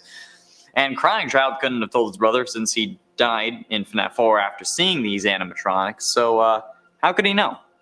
Let me know your thoughts down below. The FNAF 3 bad ending has recently been highlighted as an aid to the point that Golden Freddy contains 2 souls. This is in reference to the bad ending screen with the animatronic heads with lights on, as opposed to the good ending where the souls of the missing children are set free and there are no lights on in the animatronic head eyes. However, while this may be in support of that theory that 2 souls are inside of Golden Freddy, it doesn't have an endoskeleton leg to stand on, and that's what we're exploring today. Greetings gamers and welcome back to Top 10 Gaming. I'm Connor Monroe, and this is the FNAF 3 bad ending analyzed. Now, I've covered this in reel on my Instagram, something that I plan on doing more of with like smaller theories that may not exactly warrant a whole video, but I have more time here, so I'll be going more in depth this time around. To recap, the proposed theory is that Golden Freddy contains 2 souls, most likely the souls of Crying Child and Cassidy, who is one of the 5 original missing children. They claim this theory is supported by the bad ending screen of FNAF 3 since there are 2 animatronic eyes lit up in the back, which we assume to be Golden Freddy's head. There are multiple reasons that this would happen without the animatronic being possessed by 2 souls, though. Firstly, since the entire head is shrouded in darkness, if only one light was on, it would be difficult to make out a proper shape of the head. Here, I made an example. Here's the FNAF 3 ending as we see it, and here it is if only one eye was lit. It's harder to tell that it's an animatronic head, and the only real indication we have is context clues from there being other heads on the screen, and you definitely can't really see the shape of the nose, so it could have been anyone aside from Chica. But we could probably have thought it was Springtrap since he was the main animatronic of the game, or we could have thought that it was Foxy since the other eye was blocked off like he is here. Also, on a similar note, every other animatronic has some form of light splashing over to their other eye, unless it's blocked like Foxy's. This is most notable on Freddy, who has the other eye slightly lit. Bonnie has a stripe of light in the other eye, and Chica has a little bit of light on the edge. So the fact that the other eye is lit is just due to the spreading of the first light, because, that's how light works. Also notice how the light behind Golden Freddy's right eye, well, his left or right, is stronger and has a white spot. This is actually the light itself. The other eye doesn't have this, which means that there's only one light behind the 2 eyes. Let's also take a look at the Happiest Day minigame, the minigame that you must complete to unlock the good ending and put all the souls to rest. The good ending has all the lights in the animatronic heads completely off, making the head in the back impossible to see. which means that all the souls are at peace, right? Well, if that's true and this soul was put to rest, at least in the context of this game, we only see one soul wearing a Golden Freddy mask at that party. So if there was really two souls in the suit, there would still have to be at least one eye lit up in the Golden Freddy head, but that isn't the case. The animatronic is completely off, meaning that the single soul in the suit is at peace. And I know what you're thinking, but we see Golden Freddy torturing William in Ultimate Custom Night. Well, while that may or may not be the case depending on what theories you believe, I'm talking about the context of this game. Remember, FNAF 3 was supposed to be the end of the series. That's why there are two endings. This is why there are many questions. But the community was disappointed with the Springtrap jump scare, making Scott feel like he needed to make FNAF 4 where the crying child was introduced. FNAF 4's crying child didn't exist when FNAF 3 came out, so it's physically impossible for them to also be possessing the Golden Freddy suit in the lore of the FNAF 3 game, when looking at how the series was supposed to end originally. So while it may seem like things were pointing this way, they weren't. They couldn't have been. The final nail in the Scott coffin is actually found in one of the series' books, the Freddy Files, updated edition since it's the one I have. I recently got one for theory fodder and helping me find more evidence to support myself and whatnot, but I also wanted to find what Scott himself deemed the most important to the series, and to find details that he highlighted himself. One of those details is about the FNAF 3 bad ending. Quote from page 60. If you play the game straight through, after the Night 5 end minigame, you'll see an image of broken animatronic heads, each with a lit eye. Faded text in the background reads, bad ending. There it is, from Scott Cawthon himself, in what is in essence the FNAF game encyclopedia or walkthrough guide, each with a lit eye. A single lit eye, therefore proving that Golden Freddy has one lit eye, and at the time of FNAF 3 there were not two souls inside the animatronic. And while the story may have been changed to make the two soul theory correct, you can't really use any evidence prior to FNAF 4 to support that claim, because it wasn't planned until at least FNAF 4. However, I would like to propose a different theory, something that would explain the discrepancy and suggest a satisfactory conclusion.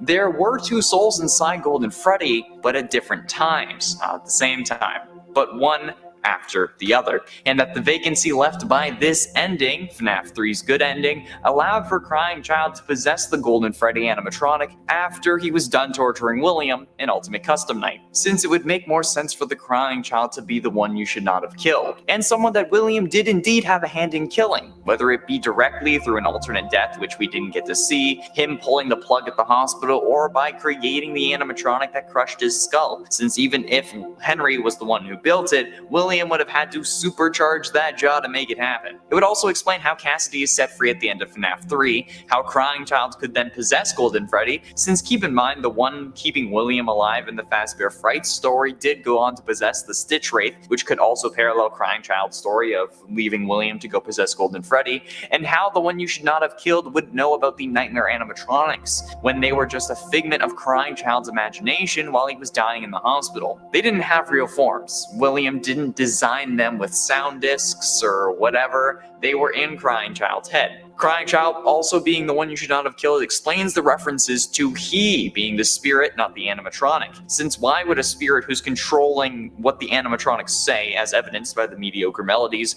reference the gender of their animatronic and not themselves when they were alive? It just seems weird, especially when this person is so mad that they keep their killer alive to torture them. They wouldn't think that they are the animatronic that they inhabit because of that killer. And if this is the case, it would also explain why Golden Freddy is seen shaking at the end of the game.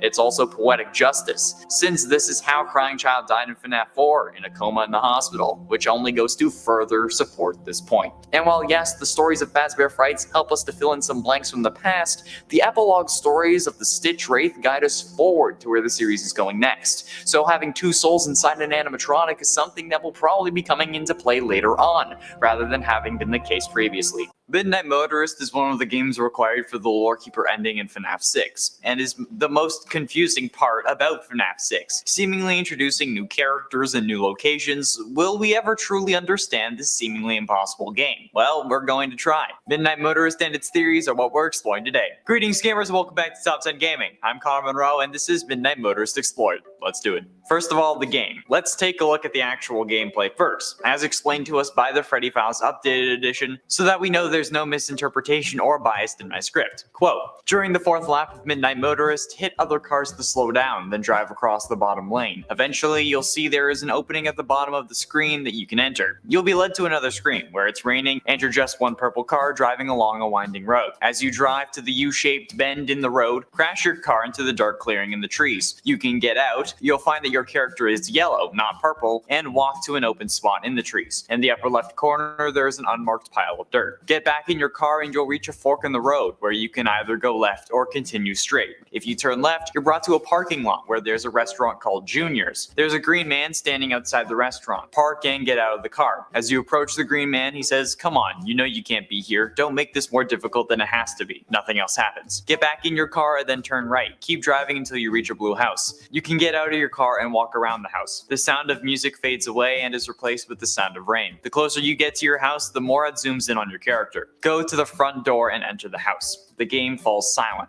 There's a person dressed in gray sitting in a chair in front of a TV. The gray person says, leave him alone tonight. He had a rough day. Go down the hall and knock on the door. You'll shout, I told you not to close your door. Then, this is my house. He can't ignore me like that. Then, open the door. And finally, I'll find a way in from the outside. Leave the house and walk around the back. The window is broken and there are 2 sets of footprints, one human and one animatronic. Your character says he ran off to that place again. He'll be sorry when he gets back. And before we get into the breakdown, we've been having a bit of a theory week while I'm on vacation. But if you want more videos deep diving into certain aspects of the FNAF series, be sure you let us know by telling us in the comments and hitting like and subscribing. It really helps us out.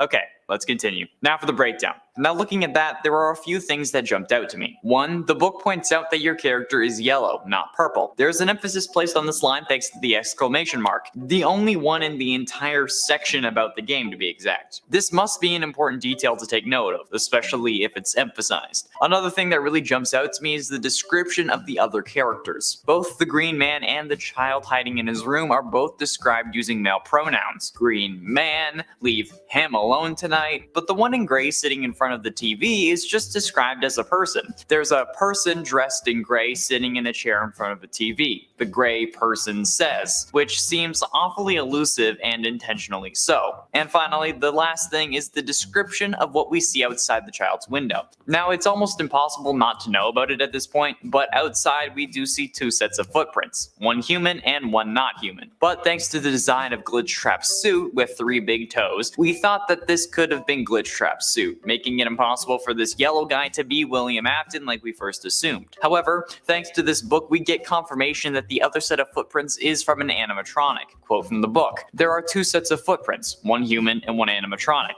And since this is an official updated guidebook to the games, this has to be 100% canon. The other set of footprints is an animatronic, so not William's original suit. So what does this mean? Well, there are actually a few theories. Let's discuss them. The first and most prevalent theory is that the yellow man is William Afton. This was started thanks to the similarity of the car used in this game and the car William is shown driving in the Take Cake minigame from FNAF 2, and both scenes are raining. This was further supported by the fact that the secret portion of the Midnight Motorist game is called Later That Night, which seems to be pointing us towards this taking place after William killed Charlotte and Take Cake. This would also explain who the one in the chair is. It could be Michael, who is watching TV like he does at the end of Sister Location's Nights, but some have speculated that it could be the mother, which is supported by the lack of pronouns used for this person. But it could also be used for Michael if he was in fact a robot, since he wouldn't be a he, but I guess he also wouldn't be a person. And the one in the bedroom who was lured away could very well be Crying Child, who was brought to a Fazbear location by one of the animatronics. This is presumably what made William want to make him afraid of the animatronics. This might be why the brother ripped the head off the Foxy plush and started using it as a mask to scare Crying Child. It would also explain the logic of putting Crying Child in Fredbear's mouth. It was another scare tactic, but William didn't plan on the mouth closing, killing his son. The other theory suggests that perhaps this yellow man is not William Afton, but rather his business partner Henry. This is supported by the fact that he is just not purple, and the animatronic footprints outside the window. However, the major flaw with this theory is that Henry is shown to only have a daughter, not a son. So the actual gendering of the child basically ruins the whole idea that this is the Henry Emily household. Another possibility is that the yellow man is not Henry Emily at all, but is rather the father of one of the missing children's incident victims who was either captured by one of William's animatronics animatronics or by William himself in a costume, but thanks to the Freddy files, we know it's an animatronic. And thanks to the pile of dirt the book also pointed out that is also fairly close to the house, it was probably a twisted animatronic, since we know that the twisted ones bury themselves in the ground during the day only to dig their way back up at night. If this is true, then this could also connect the pizza party level in Night Terrors from Help Wanted, where the player starts out in a bedroom which looks slightly similar to the one from FNAF 4. But we know that that room is meant to be the crying child's bedroom, since he was in a coma experiencing this dream while fighting for his life. However, the biggest point of contention in this minigame is the yellow guy, or aptly named Mustard Man thanks to the community and mostly MatPat. This is the one thread that gives us all the variables. If we know who the yellow guy is, then we know what's going on in this game. The yellow of the character could be a reference to the yellow spring bodysuit that Afton uses to kill kids, since we know that he just came off of killing Charlotte, and that could be what this is referencing. The color yellow on one hand stands for typically positive feelings, like happiness, positivity, clarity, optimism, or freshness, energy, and intellect, but it can also represent caution, sickness, jealousy, cowardice, and deceit. And this may also give us some ideas behind why this character is yellow. If it indeed is William after just killing Charlotte outside the Fazbear restaurant, that could be considered cowardly, especially since he moves on to killing inside the restaurant, or has before. He could have also deceived Charlotte with the bodysuit, but we know he isn't wearing it, thanks to the Take Cake minigame as well as the rain outside, which would have triggered the spring locks. This could also explain why Charlotte was outside. Maybe her father told her to stand in the rain if she could, so that if William came by he wouldn't be wearing his murder suit. If this is William, he could also just be happy about the fact that he killed Charlotte, because, let's be honest, he'd be like that. The color yellow is also spontaneous and an unstable color. It is often associated with food and is highly used in children's products and marketing advertisements aimed at children. And with the color yellow and William sharing a demographic, it's highly possible that this was absolutely intentional. Too much yellow causes loss of focus and makes it hard to complete a task. Too little yellow causes feelings of isolation and fear, insecurity, and low self-esteem, which are typical among serial killers. A lack of yellow, though, can cause one to become rigid, cunning, possessive, or defensive, and all of those describe William Afton. So perhaps color theory is the way we should go when trying to determine who this mysterious Mustard Man is.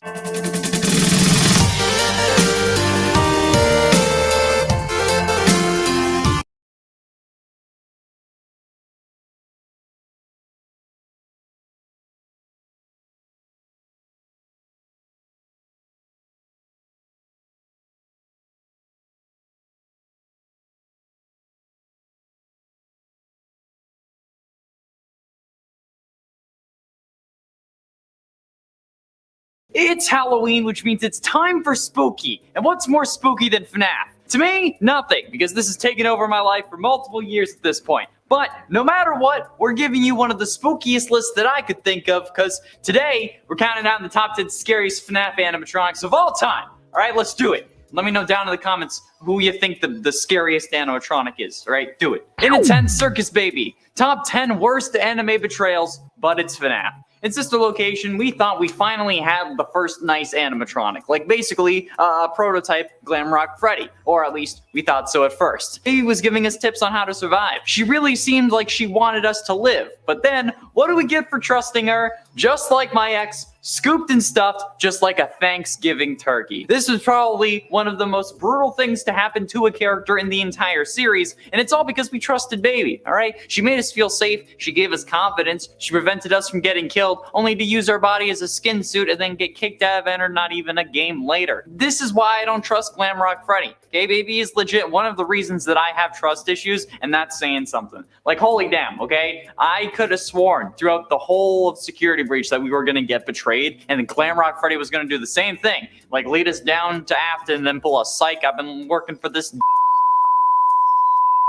but he didn't. However, thanks to Baby, I'm still pretty sure that this man is doing a long con. And if you're liking this video and you want to see more, be sure you're smashing that like button. Smash it like I'd smash Glamrock Trika. And make sure that you're subscribed, because YouTube randomly unsubs people sometimes. I don't know, okay? The internet is weird. Moving on. In a 9, Glamrock Freddy. Yeah, I'm calling him out even more. Glamrock Freddy is one of the newer Glamrock animatronics created in Security Breach. He's the Glamrock version of Freddy Fazbear. I mean, I don't really know how else to say it. He's based off like the original Freddy, but with an early UK 1970s vibe, or 80s, I don't know which one had neon, I wasn't born. Similar to Toy Freddy though, he has a top hat, he's made of plastic, kind of like Kim Kardashian, and then he has a thin blue stripe above the brim of his hat. He has a microphone now that has a stand this time. Yeah, that's fancy. He's a bit boxier. He has a light blue stripe on his chest and also at like the center of his jaw. I don't know, he has like a lightning bolt like he's a wannabe Flash. Glamrock Freddy within the game though is Gregory's protector, okay? Attempting to help him survive until 6 a.m. and escape, with the player being able to climb into his stomach, which is referred to as the birthday cake hole on the PlayStation blog, which is a whole other set of concerning questions. And then you can take control of him and hide and evade from other animatronics in certain sections, and you kind of have like a mech that doesn't really fight. However, I trust this man as far as I can throw him, because I firmly believe that we're gonna have another Circus Baby situation that will probably be revealed when the DLC comes out in 2023. Like seriously, there's no way that this many things could have worked out in our favor throughout this game accidentally. No way at all. There's something sus going on here, and I'm pretty sure that it's Freddy. And today, Jetpack Balloon Boy. Jetpack Balloon Boy is Balloon Boy's third skin and the third skin of the Steampunk event within FNAF AR. The skin was released on July 8th of last year, I think, maybe, after being leaked by Lumix's community tab on YouTube over 12 hours early. I mean, it's still better than Funko leaking the design of the Security Breach animatronics, though, am I right? Jetpack Balloon Boy's body shape looks identical to that of Balloon Boy, but now he wears a brown leather coat and has wool inside of it, because, you know, it's steampunk. And he also has a large pilot's hat that's got multiple gears, bulbs, other devices, kind of like, you know, this normal steampunk thing. He wears a pair of goggles, because of course he does, and the right lens is like kind of glowing green, and the left lens is broken, and it actually reveals a robotic yellow eye, as if this wasn't concerning enough. His shoes and arms are also made of bronze and metal, and they're covered with gears because they're really pushing the steampunk thing. I don't think they use that many gears. But now, his sign also reads, "Let's Fly," with big letters, being made out of scrap metal and also bolted to the sign, because again, they gotta drive that point home. His balloon is decorated to look like a hot air balloon with gears, jewels, and curtains covering it. And finally, as his name suggests, see, he has a large jetpack on his back, which he will use to fly over your house and dive bomb it, because that's what steampunk does, right? Blow things up. I'm pretty sure. It sounds like it would be fun, although the whole "let's fly" thing is giving me Pennywise vibes, and I don't dig it. I don't like it. And at 7, the puppet. The puppet is an animatronic puppet, all right? I mean, it's in the name. And they're also a major antagonist, but also technically a good guy within the FNAF series. First appearing as the main antagonist of FNAF 2, but later on showing their heroic side. It possibly serves as the prize vendor of the newly refurbished Freddy Fazbear's from 1987, although it isn't also implied that it was originally from Fredbear's Family Diner as a security puppet, or at least that was the inspiration behind this version. After the pizzeria was only open for a few short weeks, it was then closed down, but the puppet, unlike the other toy animatronics who were scrapped due to possible malfunctions, was not scrapped, appearing later on in the new pizzeria from the first game, as evident by the dream cutscenes of multiple games, all right? There's a lot going on. And then also appearing as Lefty in Freddy Fazbear's Pizzeria Simulator. Lefty was also an animatronic that was intended to capture the puppet, as Charlotte Emily's father, Henry, knew that her soul was actually possessing the puppet. However, it's also widely believed that Charlotte is William's first victim, meaning that overall, they would have like the most significance to the story. Plus, have you seen like the way that it walks in FNAF 2 in VR before it jump scares you? That's creepy as hell, okay? No thank you. No. It's like a weird worm thing. I don't like it. And at 6, Jacko Chica. Jacko Chica is an antagonist exclusive to the Halloween Update DLC for Five Nights at Freddy's 4, replacing Nightmare Chica. She returns also as an antagonist on Ultimate Custom Night. But I mean, exclusive, I mean, in FNAF 4, they're exclusive, and then ignoring Ultimate Custom Night. Jacko Chica is a Halloween-themed version of Nightmare Chica. I mean, I feel like it's pretty evident. She's distorted, nightmarish version of Chica with several sharp teeth, wires coming out of the torn parts of her body. However, unlike her original counterpart, she doesn't have any eyes, and or like an endoskeleton head at all, really. Instead, they have a bright orange light that's coming from within their soul. I don't know. Their eye sockets and torso are like glowing bright orange to kind of fit with the Halloween theme. She also carries a jack-o'-lantern instead of a cupcake because, you know, Jacko, that's kind of how it works. And then also in Ultimate Custom Night, when the office heats up to 90 degrees, Jacko Chica will appear in both halls at the same time. And then once she is fully materialized, she will then jump scare you, ending the game. The only way to stop her is by closing the left and right doors at the same time to make her go away. But this won't work if the office reaches 100 degrees or more, all right? So, yeah, we got to deal with heat. You got to deal with the heat. If you can't handle the heat, get out of the office kitchen thing. I don't know. I haven't played Ultimate Custom Night. How about doing number 5, Ennard? Ennard is the true main antagonist of FNAF Sister Location. He's composed of the endoskeletons of all the Sister Location animatronics, and then he also makes a return in Ultimate Custom Night because he's just a dick like that. Ennard is one of the many Funtime animatronics, and is like a human-like animatronic with a weird endoskeleton-looking body. He has a white mask with a red nose, red eyebrows, a green and yellow-colored party hat for some reason, because, you know, that makes it less creepy, despite you being a giant robot made of wires. And it also has like a red button and then multiple eyes covering the body. But you know, the top hat, it makes it okay. And it also climbs within the vent system in Ultimate Custom Night, but unlike the other animatronics in the vents, he is difficult to track, appearing only briefly here and there when moving. He can't be seen in the vent opening, but he gives himself away by making like a squeaking sound before he attacks, because, you know, that makes it easier. Just close the vent door and he'll go away, okay? But like, aside from being probably one of the creepiest animatronics design-wise, this dude is just a whole load of worry. All right, he's crawling through the vents. Man is getting on a list 100%. All right, he's the FBI is watching him. I hope. God. Nightmare On is an antagonist exclusive, again, to the Halloween Update DLC for FNAF 4, although they do return in Ultimate Custom Night and FNAF VR. But you know what? We don't talk about that. They're exclusive to FNAF 4's Halloween DLC. Nightmare On is a human-like animatronic. I mean, it's the puppet, but a nightmare version of the puppet. And they have a white mask with black tears this time, black lipstick for some reason, white dots for eyes, and a row of sharp teeth that is sharper than me.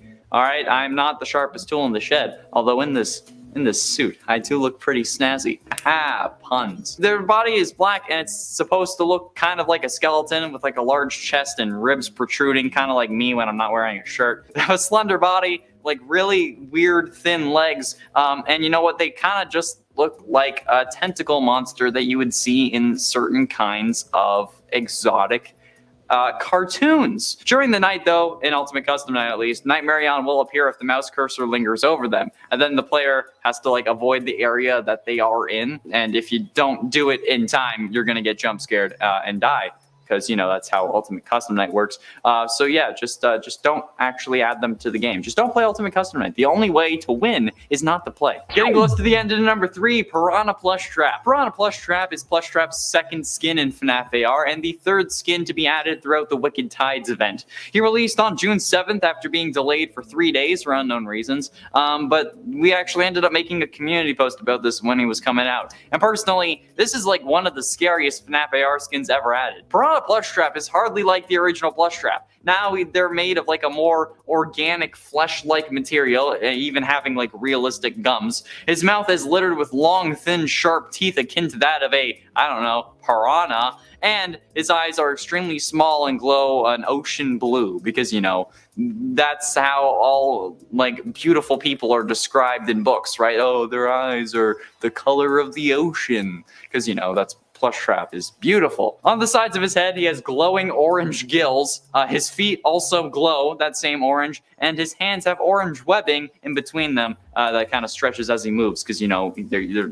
piranhas. That's kind of how it works. Although the webbing is in between the fingers doesn't glow, luckily. His ears are covered in barnacles.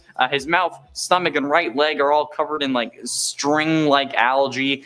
His body is fully covered in spikes. And his torso is also split open, revealing his ribs. And this thing is actually horrifying. And I do hope that we see them in another game instead of just in special delivery, because this is terrifying. This would actually genuinely scare me. This is like the baby zombie of FNAF. But ultimately, in at number 2, Nightmare. That's right, they're only at 2. Nightmare is the main antagonist of FNAF 4, alright? They return in Ultimate Custom Night. I don't think that Nightmare specifically is in FNAF VR, though. Their face features, like, they have scratches and they're all distorted. It's basically just an inverted Nightmare Fredbear, alright? His jaw has all the white, sharp teeth that you would normally expect with a Nightmare. Got blood stains, his, like, black gums, his black eyelids, white, thin pupils, red irises, and just, I don't know, it's terrifying. I don't know why they thought that this would be okay. This is called Nightmare for a reason. His body contains, like, a bit, like, a lighter bit of gray on his stomach, I guess, and he has a shiny yellow bow tie because that makes everything better. Nightmare Fredbear and Nightmare are basically just a tag team, also in Ultimate Custom Night. They're invisible to the cameras and can only be seen when they reach the doorways. Then once their eyes are visible, you gotta close the doors to make them leave you alone. And finally, in at number 1, the daycare attendant. This mother hubber, the daycare attendant, otherwise known in-game as Sun or Moon, is a superstar daycare attendant animatronic, obviously, that appears in Security Breach and is a recurring antagonist in its Moon form. As Sun, the daycare attendant they're upbeat, they're energetic, they're kind of similar to Funtime Freddy in that sense. They enjoy doing activities with children, such as putting on puppet shows and drinking Fizzy Faz, you weirdo. And when Gregory knocks down, like, the things to distract him, he kind of has to pick them up and he's panicking about it. I don't know why. He's also very serious about keeping the lights on because if they're off, he transforms into Moon. And then as Moon, they're really malevolent and aggressive and they're really angry for some reason. They constantly chase Gregory once the lights turn off, and then they attempt to punish him for, quote, going past his bedtime and being a naughty, naughty boy.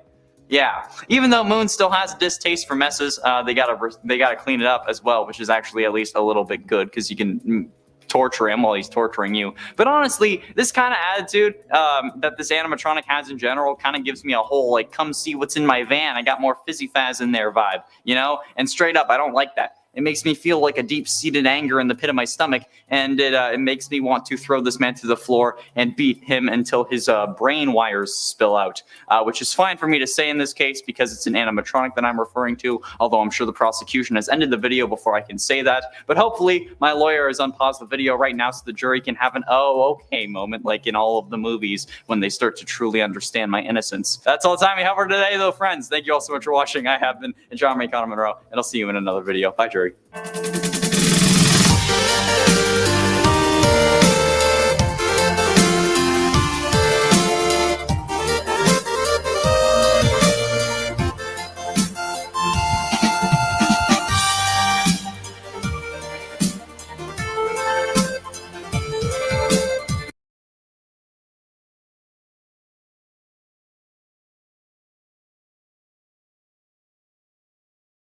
It's M. Cassidy. Assuming for this scenario that Cassidy is the one you should not have killed, which she's not, but you know what, for you guys. This is one of the dumbest things that William could have done. Or maybe he doesn't actually consider it a mistake, since the one you should not have killed, after all, is keeping him alive. They're doing it as a way to make him suffer, though. So since it's potentially a mistake, but could also be considered a good thing depending on the angle, I'm gonna go with number 10 for this one. But even if he does consider that a good thing, or if Cassidy doesn't end up being the one you should not have killed, which he's not, killing those 5 kids that made up the missing children's incident that included Cassidy was certainly a mistake, since it caused literally everything else in his life to go downhill. I mean, it was starting to go downhill, but it started going even worse, okay? And he does end up suffering extremely only because of that kill and the others, okay? So if you don't want to count Cassidy as the mistake, because she's not the one you should not have killed, which is still the case, I don't care what you guys say, I know. Count the missing children's incident itself as the mistake. 8 at 9, Blueprints. There is no doubting what you've achieved on a technical level. These are clearly state of the art. There are just certain design choices that were made for these robots that we don't fully understand. We were hoping that you could shed some light on those. She can dance, she can sing, she's equipped with a built-in helium tank for inflating balloons right at her fingertips, she can take song requests, she can even dispense ice cream. With all due respect, those aren't the design choices we were curious about, Mr. Afton. This classic line of Afton being interrogated, I'm guessing, that plays the first time you open up Sister Location, just showcases how stupid this man is, okay? The cops know what these animatronics are capable of and what they were designed to do. And you want to know why? Because the blueprints are just readily available. This man included wire frames of a child being stuck in Funtime Freddy and just left it on his computer. What? Why would you do that? Well, that's so stupid. So when they found that, because, you know, obviously they're going to search his computer, they instantly ended up being even more suspicious of him, and then they were keeping an even closer eye on him. That's also probably why he ends up starting to dress in the Spring Bonnie suit even, maybe, which ultimately ends up screwing him over as well. So yeah, designing the Fun Times as killbots was definitely a bit of a mistake, but then leaving the wire frames on your computer was something even dumber, especially considering how one of them was meant to symbolize your dead wife and the other one ended up killing your daughter. In at 8, Charlotte. While yes, Charlotte may have been Afton's first true kill, causing his descent into madness, this is more so because of what she really turns into. Because, like, somehow, this also didn't make Henry end Afton instantly, because if he had, I would understand that. But in the games, Charlotte ends up possessing the puppet, who then gives life to the other animatronics, which causes Afton to disassemble them and then release their spirits that then scare you into your Spring Bonnie suit that crushes you, and then you start going even crazier. But even discounting the game aspect of her, like, killing being a mistake, in both universes where William kills Charlotte, Henry comes after him for it, which results in what should be his death multiple times over. And not to mention how in the books specifically, unbeknownst to her, she is an animatronic robot that was meant to replace the daughter that Henry had lost, but it's also revealed that the animatronic is also, her adult form is also Baby as well, who can switch between her human and baby form at will, and then her human form doesn't remember being Baby. So yeah, Charlotte in the books also ends up being Baby, which is just a huge mistake for both Afton, Henry, and Scott Cawthon. And at 7, Henry. And while we did mention killing Charlotte, why didn't you off her dad after you realized that he knew everything? Like, why did you think that killing Charlotte would not have any consequences? Like, you killed your business partner's daughter. That's gonna be pretty obvious to him, especially when he already suspected you were up to something, hence the green bracelet that he gave her, since he was trying to take extra care to protect her and then she still died. I mean, he could have done more, but that's still a vengeful father if I've ever heard of one, okay? And he hasn't even needed vengeance at that point when he gave her the bracelet. So then, you know that he's gonna come after you, or at least seems like he will, so why didn't you kill him next? Killing Henry could have done wonders for your criminal career. I mean, yeah, the cops are already suspicious, but as long as they can't find a body, you're gonna be clear again. Like, yeah, or even if you're paying them off, you'll be fine. They won't put you away for 5 missing kids. They won't put you away for a missing father as well, especially a jury who has to be convinced beyond a reasonable doubt that you are the killer. And then without a body, there's no real forensic evidence. And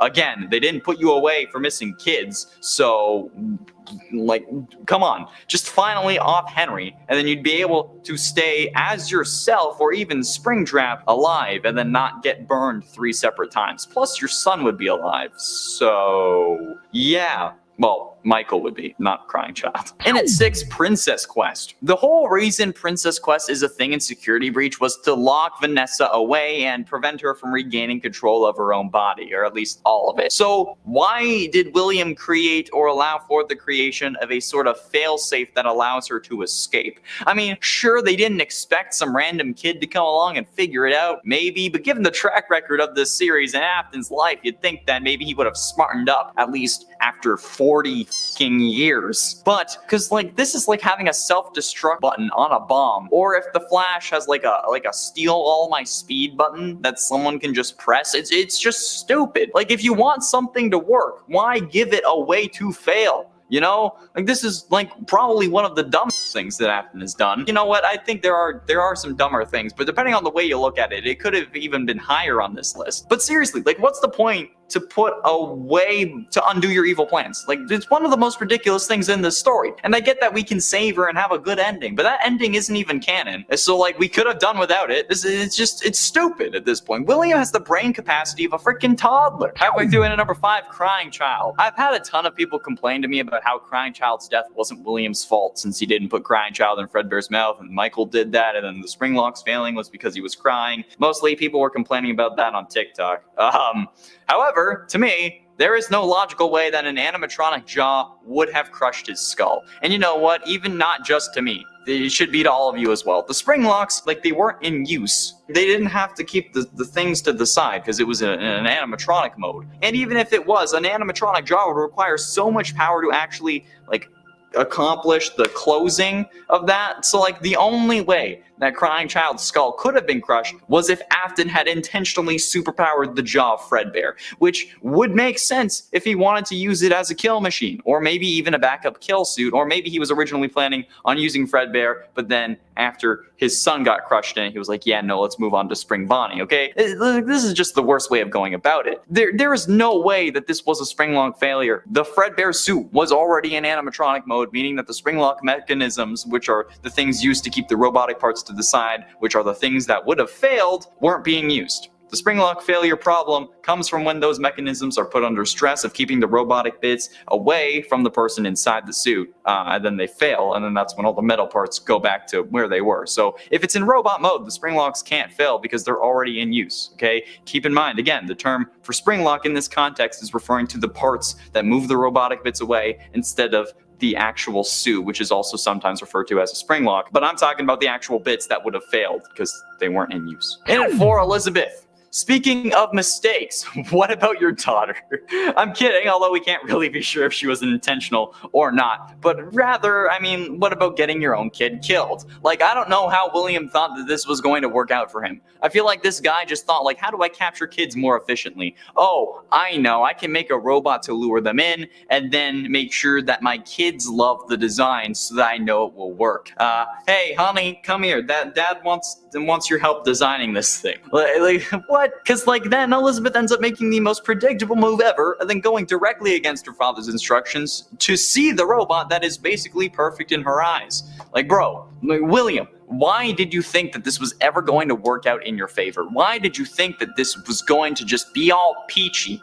When has a kid ever listened to a parent, especially at seemingly what her age is, especially when they might be loaded because you have a successful entertainment business, okay? Spoiled rich kids listening to their dads when they say not to touch a giant robot made specifically to appeal to their generation? Yeah, great idea. You are a special kind of stupid. Just, like, add a blacklist of kids not to take. Really. I mean, you have facial recognition tech in FNAF 2. So come on, just set up a blacklist. Just do it. Wait. Listen to the Shia LaBeouf and just do it. Getting close to the end into number 3, animatronics. Like, how the absolute living hell did he end up getting away with this? The smell of rotting bodies would also ruin the pizza place. The heat from the animatronics insides when they're actually, like, moving around would also speed up decomposition, and the animatronics are in front of people every single day. They even started complaining that the animatronics were leaking blood of mucus and it was smelling like death. If this was real life and William getting away wasn't important for the plot, he should have been caught on that and that alone instantly. Oh, we never found the bodies of these kids, but now these animatronics are leaking blood and smell like death. Huh.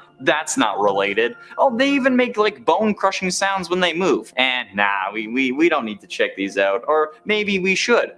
You know what? Fine, we'll take them in. Oh, look, we found the bodies of the missing kids. William Afton, you're under arrest. Like, boom. I don't see how this wasn't an open and shut case right away. Like, this was so goddamn stupid. They shouldn't have made it to the first game. His whole plan was a dumpster fire of bad ideas. And even if you think it was the puppet who put the bodies in the suits, why would they do that? Like, why would they hide the bodies? But ultimately, in at number 2, Springtrap. Being the brains behind some of the most advanced robotic technology in the universe, we'd expect a lot from William Afton. Like maybe using the brain that made these. Or maybe that's asking too much. Because, I mean, he's the suit technician, but he's also the main killer who avoided the cops for how long? So, you know, he should really know what he's doing, right? Apparently not. Since after discovering the original 5 animatronics were possessed, he disassembled them to learn their secrets, but inadvertently released the spirits of his original 5 victims. When seeing them, he ended up panicking, which is kind of reasonable in my eyes because, you know, they're freaking ghost kids, but also they're ghost kids that you killed. So then this absolute animatronic genius, the technician that handles the suit maintenance and has explained to every employee the proper procedure for the spring-lock suits, including the spring body suit he uses to kill people, ends up climbing inside the suit in an attempt to make himself feel more powerful and scare away the ghost kids. However, dumbass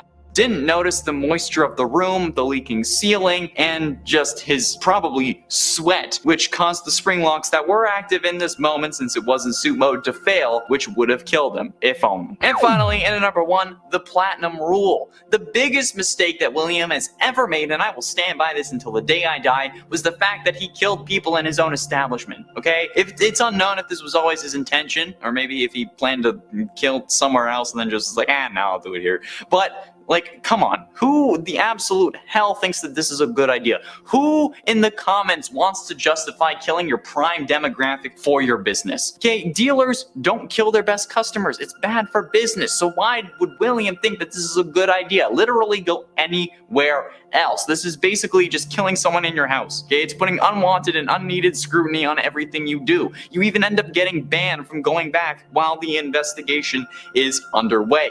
It didn't help your business either, okay? You had to close the first location, resulting in you opening another one that killed your daughter, and then you had to close that one and open up a new one, which ends up getting closed, and then you get locked in a room for 30 goddamn years, okay? This one mistake leads to literally everything else in the series. You don't do that. The Platinum Rule, we learned this from Barney Stinson. Don't crap where you eat, okay? If you just don't do it. And at 10, losing kids. This seems to be the most popular theory about why William Afton started his whole killing spree thing, because seemingly he didn't kill anyone until after Elizabeth and Crying Child died at the hands of the various animatronics. But there are those who also treat this as a proven fact. But honestly, this is proven to not be the case, okay? It is impossible for William to be a psychotic killer because his kids died. As we learned from FNAF AR's Fast Facts, William made the Funtime animatronics around the same time as the Springlock animatronics. So from day one, he made the robots that were intended to kill. Plus, if you want to ignore FNAF AR's Fast Facts entirely, the fact that Elizabeth and Crying Child got killed by animatronics that were designed to kill, hence why they were killed by them, even disproves that idea before FNAF AR. So, while it would make sense, it's not truly the case. And some of these other explanations may end up making more sense. Although, to be frank, I don't think that anyone actually knows the real origin, not even Scott Cawthon. And at 9, divorce. Another popular reason is possibly because William's wife left him, and that drove him crazy. I mean, being a single dad to 3 kids would already be pretty tough, but maybe this idea goes beyond this. A lot of people also assume that William killed his wife, considering how she's not around, and nobody really ever mentions her. This honestly could be an option, but only because we know so little about the home life that William had before the games, or even before 1983 when we see the sister location 8-bit scenes. So theories about this are entirely plausible, even if they just rely on human nature rather than evidence present within the games. I mean, these are human characters after all. They don't have as much meat to them as the theories involving info from the games or even from the books, but it's still interesting to see the possibilities like this. And like, did William get divorced? Was his wife his first victim?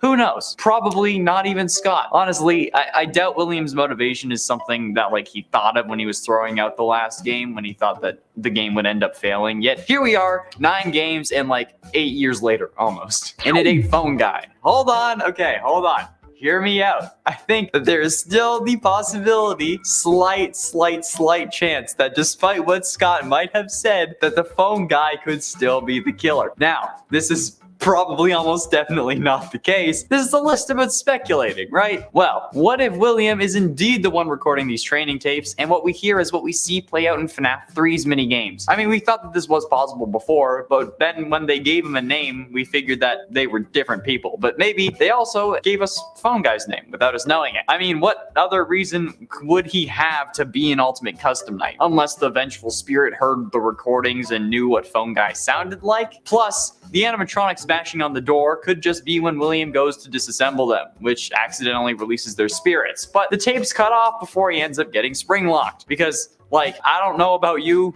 but if I saw the ghosts of my victims, I wouldn't think like, oh, I need to vlog this. We have 2 different versions of Afton in Ultimate Custom Night already, so maybe there is a secret 3rd version, aside from the one we play as at least. And it's 7, accident. Now, aside from me, maybe this whole deal was an accident, right? Maybe more so than just his kids getting killed by robots intended to kill. Maybe William's real first victim wasn't Charlotte. Maybe he did kill his wife, but accidentally. Maybe they were a bit too rough, or maybe she had a condition that made her susceptible to falling or something, and William accidentally tripped her. Maybe when that happened, in whatever way it did, William saw the life leave her eyes and liked it, but then wanted to see how it would look on a kid. So he set about making robots that would help him see it. But his kids got instead. But then he still liked the sight of it so much that he continued. Maybe he wasn't built like it, but the sight of watching someone die, maybe even his wife or lover, awakened something deep within him that then propelled him to kill. It's nothing new, it's happened to plenty of people before, but William is dangerous. He knows how to cover his tracks. Despite the absolute buffoonery of his methods, the cops were none the wiser. Or maybe he was just paying them off. In at 6, demon deal. This may be because my brain is watching too much Supernatural, but the possibility does exist that in a world with possession, living corpses, sentient biological code that can possess animatronics and people, and where spirits can possess people to keep them alive to suffer, that there is in fact also a hell and demons. And if there are demons, maybe this is why William is absolutely god insane. Maybe he sold his soul to a demon so that his business would be successful. However, so that the Reaper wouldn't come to collect, William decided to start making sacrifices. Or maybe it was demanded of him as part of his deal or something. Maybe the demon he sold his soul to wanted a little snack every once in a while, you know, some baby back ribs. Or maybe, due to this deal, he seeked out getting possessed by a vengeful spirit so that he wouldn't actually be able to be sent to hell. Or maybe that was only a theory, but he was willing to try anything in order to keep himself from eternal damnation. Just an idea. I mean, it's definitely unlikely, probably like 99% not the case, but it's still interesting. Halfway through in at number 5, meta theory. Now, honestly, this isn't possible, not even in the slightest, unless Scott had some seriously messed up story in mind. But my meta theory is just because I want a chance to yell in this video. And to be frank, this would be my serial killer origin if I was Afton, okay? What if somehow, some way, William ended up seeing the FNAF Rule 34 art that's online, specifically about his various forms, particularly Springtrap. I mean, that would be pretty blasphemous if I'm honest. And time travel does exist in the FNAF universe thanks to Into the Pit. So in theory, Afton could have gone to the future and seen the absurd Springtrap fan art and then gone back and had been so flabbergasted and traumatized from seeing himself lubing up Troll Tower that he went nuts and started killing the people responsible for his horrific perversion of his life. Whether it be specific people that did that or just the demographic that would grow up to then do that, okay? It could have just been the ships as well, like seeing himself shipped with the likes of animatronics that his kids end up possessing would certainly cause me to lash out. So yeah, not possible in the slightest, but funny as hell to think about, and frankly, understandable. And at 4, sacrifice. Maybe this isn't about fan art or a demon deal at all. Maybe Afton is just a religious man who worships the old gods, more specifically, the dark ones, and believes, like some ancient cultures, that sacrifice is the key to a peaceful and long life. I mean, in the end, if this is the case, he wasn't wrong. His misdeeds end up getting him possessed, which allows him to live for much longer than he should have, without food or water, after being spring-locked for 30 years, and through multiple fires. I mean, if this is his motivation, this would absolutely make sense to him and actually to him be proven true. Like, maybe he doesn't know that his body is being possessed, at least until Ultimate Custom Night when the vengeful spirit reveals himself. Maybe until that point, he genuinely thought that he was being kept alive by the gods. Hell, maybe even after the one you should not have killed reveals himself, he's still thinking that it's one of the gods instead of one of his victims. Crazy people believe crazy things, right? So, who knows? Maybe Afton just thinks he's doing the Dark Lord's bidding in exchange for eternal life, or maybe an end to his suffering after losing his wife, or something like that, okay? There are many explanations, although I doubt that this one is very likely. I still like talking about it. It's fun to explore. Getting close to the end, and in number 3, dream theory. There is also the possibility that none of this was real, and that everything is actually a dream, which kind of negates the whole origin story thing. Because in a dream, we don't need to worry about origin stories. We just worry about what's happening in the present moment. I mean, dreaming about yourself having a nightmare is a whole other level of meta, like Inception style, but also not really. Because in this scenario, Crying Child would actually be dreaming about dreaming, whereas in Inception, they don't know that any of those dreams are actually dreams. It's also interesting since if Crying Child is dreaming all of this, he dreams that he also died, but then somehow the dream continues past that, which I've never had happen before. If I die in a dream, I wake up, which in my opinion makes more of a case for him being the vengeful spirit, but I don't like dream theory because it feels cheap, so I'm not even going to entertain the thought of it any more than I have to. If dream theory is correct, which seems to be no longer the case, but maybe it was intended beforehand, then the origin of William is totally obsolete. So let's hope it's not dream theory. But ultimately, in a number 2, time loop. Could Afton be stuck in a Groundhog Day-like scenario? Instead of a day, it's however many years. I mean, this one is absolutely wild and 100% guaranteed not to be the case. But ever since time travel was introduced into the series, it's a whole other thing now. Literally, the first Fazbear Frights book had to do us like that. Anyway, what if William actually started living his life on repeat, the same thing over and over? That would drive anyone crazy. I mean, like, just look at what happened to Bill Murray. But if we ended up thinking about it, if William didn't think that there were consequences and then he went berserk, maybe he started offing people because he could, but then the cycle broke. It's absolutely ridiculous, and again, 100% not the case, but it's pretty interesting to consider. I mean, time-traveling ball pit had the golden Bonnie and was introduced for a reason, right? Maybe it's to show that Afton is all about time travel or something along those lines. Again, no way this is real, so don't yell at me in the comments. It's a stupid idea, but it's fun to think about nonetheless. And finally, in a number 1, psychopath. There's also the classic reason that there is no reason, and that William is just your typical run-of-the-mill psychopath who has no remorse for any of his actions. Now, the vengeful spirit, referred to as the one you should not have killed, seems to prevent this theory from being true, since if he had no remorse, nobody would be considered the one you should not have killed. But remember that actually, they named themselves. William didn't actually name them because the manifestations in his head were made by this vengeful spirit who wanted him to suffer. So William might not have considered them, whether it be Cassidy or Crying Child, one that he should not have killed, or at least had a hand in killing, but they could have considered it. And like,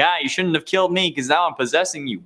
Like, it's entirely plausible that William has no regrets for any of his actions, hence why he continued his killing after losing 2 out of his 3 children to it. I mean, like, he even sent Michael down there to see his sister possessing a robot who then also tried to kill him. So, I think it's safe to say that he probably doesn't care about losing people that he should love. He probably only had kids to actually seem normal, like those who are considered psychopaths or more commonly sociopaths. They do things to try and fit in, usually location. The location of the various crimes does actually factor into its effectiveness, believe it or not. The idea that William was killing in his own Fazbear restaurants is a ridiculous concept that in reality should have gotten him sent to prison. The saying is something along the lines of like, don't crap where you eat, which some take literally, others take as don't date people you see on a regular basis. And in this scenario, I suggest that it should mean don't kill people where you're seen on a regular basis or, you know, constantly because it's your own business, especially if it's the business that like targets kids. And while yes, this doesn't instantly make you guilty, but come on. The first thing that anyone would do in this situation, not even a cop, would be question everyone who was working when whatever had happened, or whoever it was disappeared. And let's be realistic. An incident the likes of the missing children's incident from 1985 would ruin a business permanently. None of this somehow they stay open bullshit, because in the real world they would end up closing permanently because no parent would want to go to a place where 5 kids went missing, especially when no bodies were found, which could maybe help them, but it certainly wouldn't help much. If Afton had any competitors, any at all, right? Even this world's version of Chuck E. Cheese, Afton should have gone there.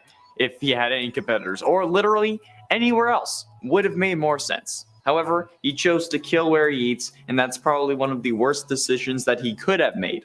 Well, aside from, you know, the killing in the first place. Animatronics. While the animatronics are an entirely other mistake, this time around I want to talk about how stupid it was to hide the bodies in the animatronics. Like, how the did he end up getting away with this?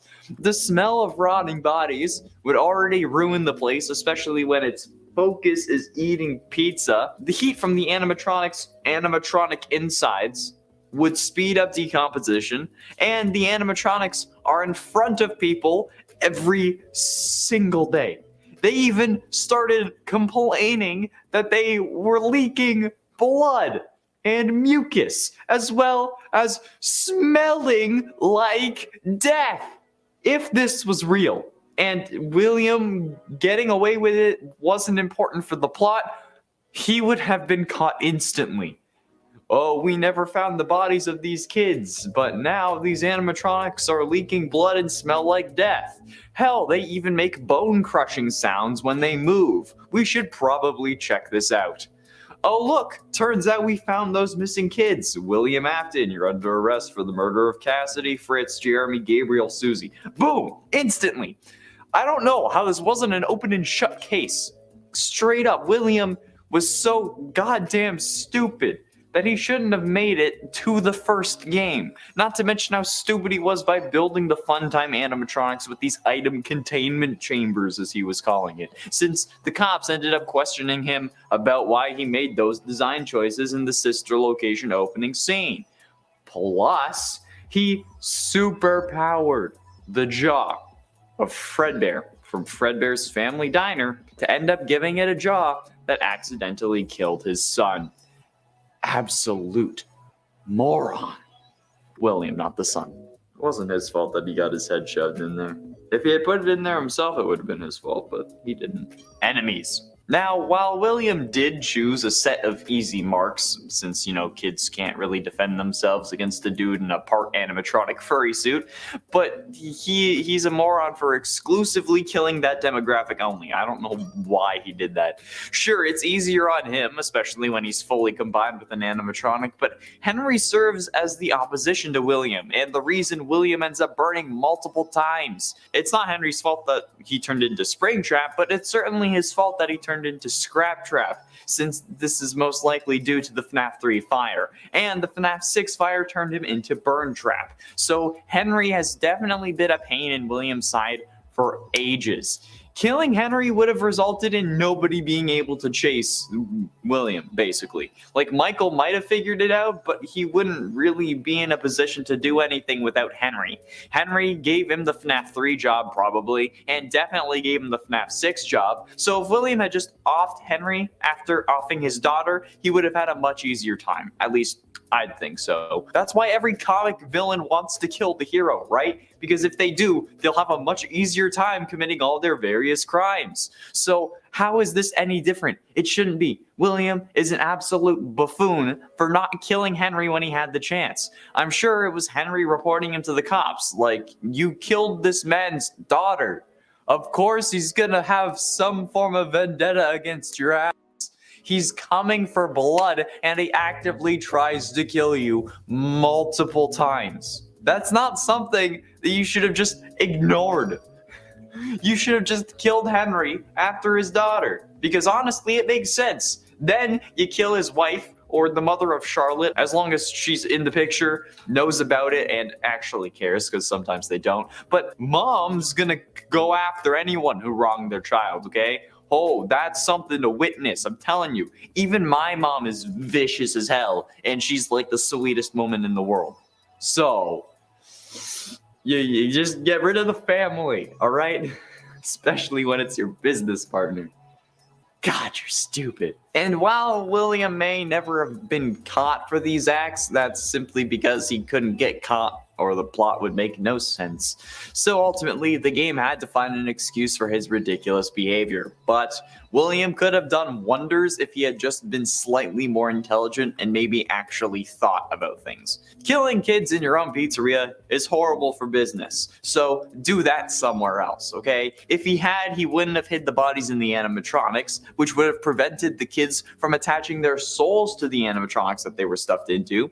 Thus, William wouldn't have had to disassemble them, which accidentally released their souls, causing him to hide in his Springtrap suit. The Spring bodysuit would have failed without him inside, thus preventing Springtrap from being created, and William wouldn't have been sealed behind a wall for 30 years. During those 30 years, he'd still be possessed by the one you should not have killed, since they didn't latch onto an animatronic in the first place, they latched onto him, and he'd be unable to properly die still. But he'd have an extra 30 years to work on bringing his kid back to life. He wouldn't have needed to send Michael to get Baby from Afton Robotics' storage facility, and Michael would have ended up fine. Fazbear Frights wouldn't have opened, resulting in the place never burning down, and the FNAF 6 game wouldn't have needed to take place. There would have been no need to repair the company image in FNAF VR. William would have been probably a millionaire, and he could have used that money to study ways to bring his son back.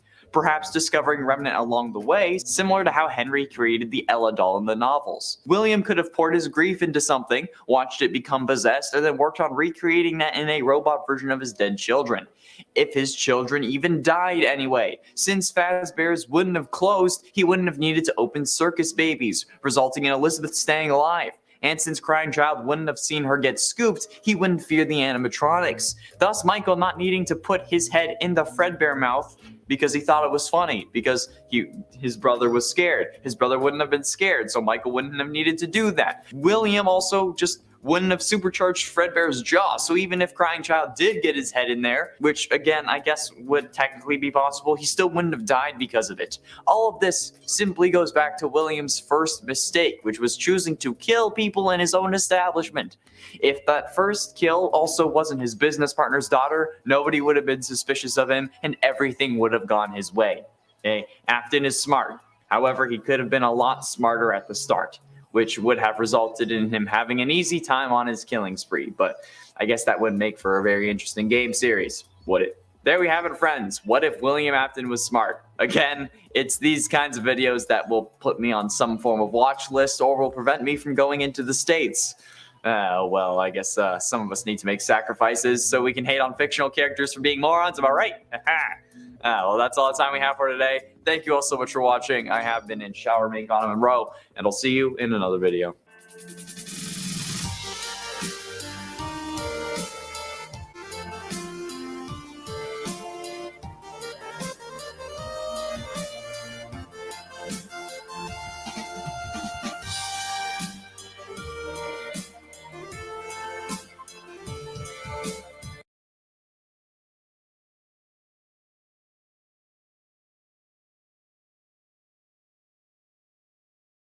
The FNAF movie has been in talks for ages and been a rumor for even longer, but with all the theories and rumors and trolls, what do we really know about the much anticipated Five Nights at Freddy's movie? That's what we're exploring today, so let's do it. And let me know down below the one thing that you want to see the most in the movie, okay? Be it an animatronic, an actor, a reference, anything. Do it. Half of you are going to say Markiplier, half of you are going to say MatPat. And its end production date. Did you know that the FNAF movie first started being discussed in 2015?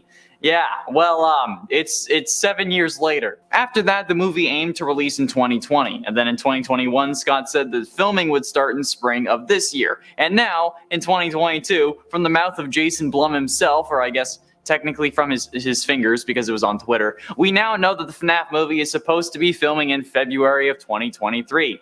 As to whether that's actually going to happen is honestly questionable, since I mean this is yet another time that we've been told something is going to get filmed, but we won't know if it's true until February of next year. But at least it's something to look forward to for the end of winter, since for some reason, someone decided to put Christmas at the beginning of the coldest and most depressing time in the goddamn world. So maybe instead you can have this be something that we can all look forward to after the snow, at least if you're in this hemisphere. Because like once Christmas is over, all right, the snow has no point to be here, okay, and I want it gone. So I'll be using the FNAF filming as a way to cope, basically. In a 9 script theme. Back in 2021, there was a whole Reddit post titled Bad News About the FNAF Movie, which plenty of Redditors also decided to report for breaking Rule 9 of the FNAF subreddit, that rule being no misleading titles. And technically, they were right, since this was ultimately a joke post by Scott Cawthon, since the bad news was that they came up with the script, so they weren't making any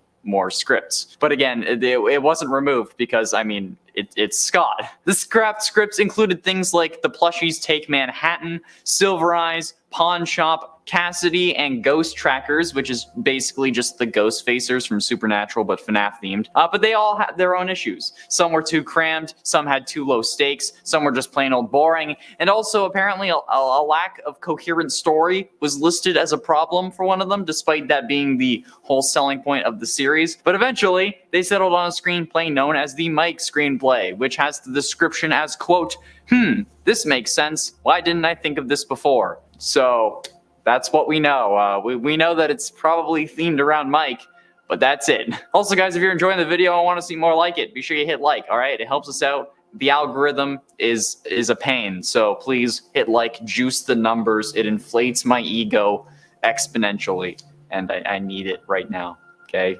In-A-Date original plan. In July of 2015, it was reported that Gil Kenan, who's done The Poltergeist and Monster House, had made a deal with Warner Brothers to direct a Five Nights at Freddy's movie adaptation, since, you know, it was a year after the first release and it was immensely popular. In June of 2017, Kenan announced that his adaptation had been canceled by Warner Brothers and that he was stepping down. And in early 2018, it was announced that Blumhouse Productions was set to make the movie with Chris Columbus, the one who worked on Harry Potter, Home Alone, and Mrs. Doubtfire, not the other one, as the director, and the project was aiming for a 2020 release date. But I mean, at this point, like I said, it's 2022 and they haven't even started filming. So I think it's fairly safe to say that while we knew the original plan, that's gone out the window. And then it's been laying on the I-95 being run over for the better part of 2 years now.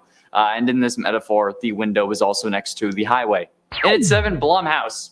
Like I just mentioned, the current company producing the movie, despite the original director having left, is Blumhouse Productions. Blumhouse is still producing, even though Chris Columbus isn't directing. And honestly, that's probably a good idea in general for Blumhouse, since Blumhouse is known for making incredible productions on smaller budgets, Paranormal Activity being the best example of this. But also with movies like Get Out, Split, The Purge, Insidious, and more under their belt, Blumhouse was honestly who should have had this movie from the beginning. Especially since I feel like this movie can give off a very, like, Saw vibe with the whole Springlock suits and all that jazz. Like, if the game scenario was made into a movie, instead of this being a separate entity, it would absolutely end up being a very Saw-like scenario. I can imagine, like, the phone guy saying things like, the crank to those Springlocks is inside you, and not in a metaphorical way. It's literally in your leg. And then there's like a time for like an hour before the sprinklers come on, which we all know is a bad idea with Springlock suits and stuff. I don't know. I think it would be funny. That would be fun. Someone should do that as a fan film. And at 6, official casting. There was a lot of rumored casting for the FNAF movie a while back, all right? And we even made a whole video about our favorite fan casts. However, about the official casting, all right, there is none. There has been no officially announced casting despite what Google might say. Google, when it brings up a cast list, doesn't actually use the movie, all right? It uses as many sources as it can to find the casting list as an attempt to make sure it's right. This includes articles from before any official casting was announced, though, meaning that currently, if you search up the FNAF movie cast, you're going to see it as if they have been cast, but this is all from articles, blog posts, and Reddit posts, and even more talking about what the community wants to see. So despite the fact that Willem Dafoe would make an incredible William Afton in my eyes, he hasn't actually been cast, I don't think, or at least officially announced. It's a culmination of the most popular actors that the fans want, at least currently on Google, which I mean maybe Blumhouse should look at before February, and also cast me in it, please, because that would be fun as hell. I want to do that. Halfway through in at number 5, Wally's Wonderland. While it's technically not a FNAF movie thing, this is the kind of thing that I had to include on this list. I mean, come on. This movie starring Nicolas Cage was most definitely meant to be a FNAF movie before the FNAF movie could come out. Quote, a quiet drifter is tricked into a janitorial job at the now condemned Willy's Wonderland. The mundane task suddenly becomes an all-out fight for survival against wave after wave of demonic animatronics. Fists fly, kicks land, titans clash, and only one side will make it out alive. This is basically just the plot to a FNAF fan game, but in a movie form, all right? I even thought that the movie was called Wally's World, which was either the location from a fan game, or it just goes to show how memorable this movie is in comparison to FNAF. So this would honestly be hilarious, if like Wally's Wonderland characters or Willy's, whatever it's called, ends up actually like in a FNAF game or at some point, or like mentioned in the FNAF movie. I don't know. That'd be funny. Hell, maybe this is like the movie that Scott's in FNAF universe counterpart ended up making because of the games he made in universe, you know?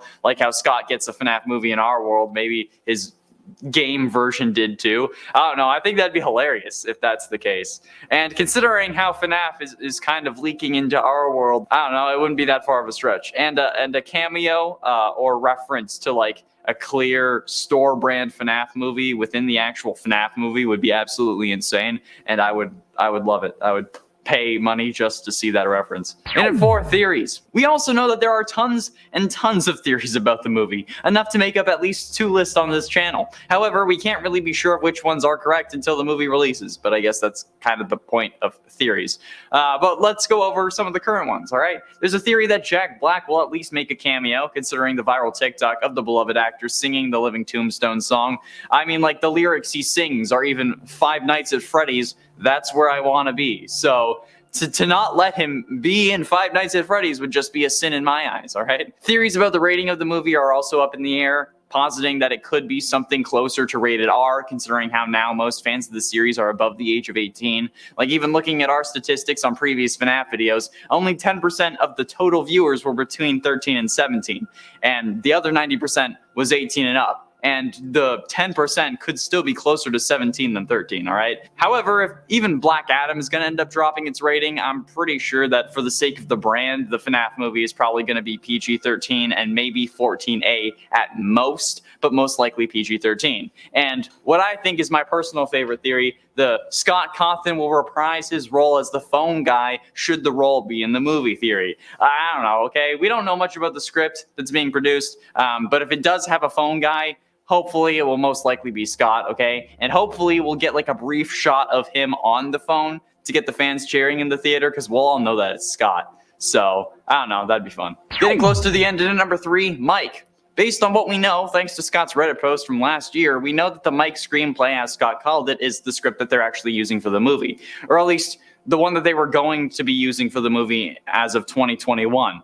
It's been over a year since that post, so things might have changed again. But based on what Scott was saying about it, it had all the right characters, all the right motivations, and all the right stakes. So we can assume that Mike will be in the movie, considering how it's the Mike screenplay. And if he isn't, that's kind of an additional misleading script title there, Scott. You're breaking Rule 9 even more. He also said in that post that filming would start in spring of 2022, and we all know how that went. So, I don't know. If Mike is in the movie, we can also assume that the other Aftons will be present. Elizabeth and Crying Child could have potential to be in there, unless the movie takes place post-1983 bite. But Big Daddy Afton is bound to make an appearance, given that he's the main antagonist of the series and also the father of Mike.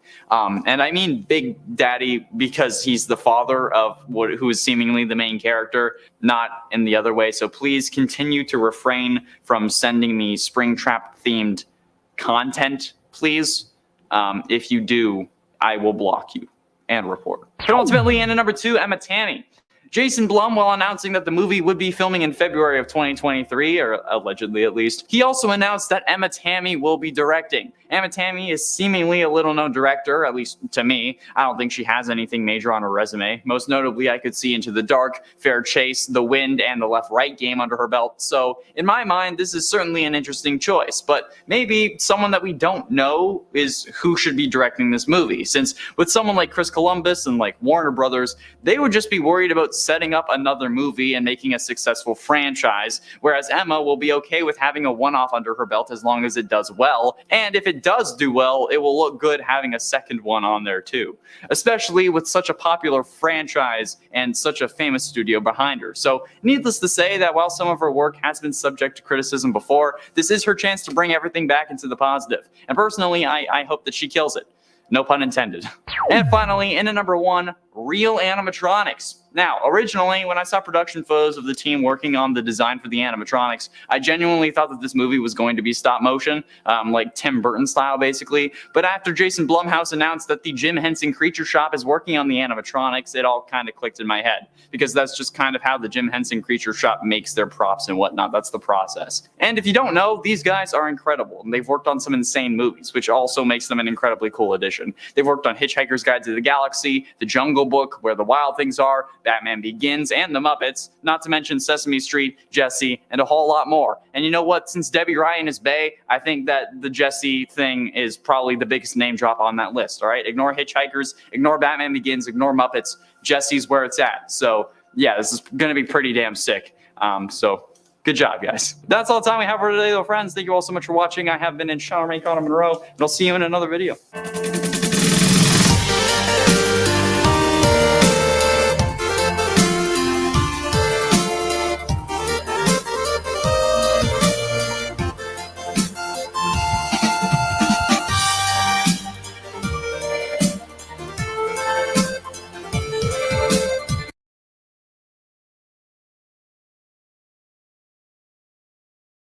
William Afton always comes back, and that's annoying as hell. But many fans think that he always comes back as a corpse. Yes, whether you love him or hate him, you do have an opinion on whether Springtrap is dead or alive and wanted. But if you think he's dead, when could he have died? That's what we're exploring today. Let's do it. And let me know down below if you think Afton is dead or alive and why he's wanted. In a 10 Springlock. A lot of people still think that Afton died while being springlocked in FNAF 3.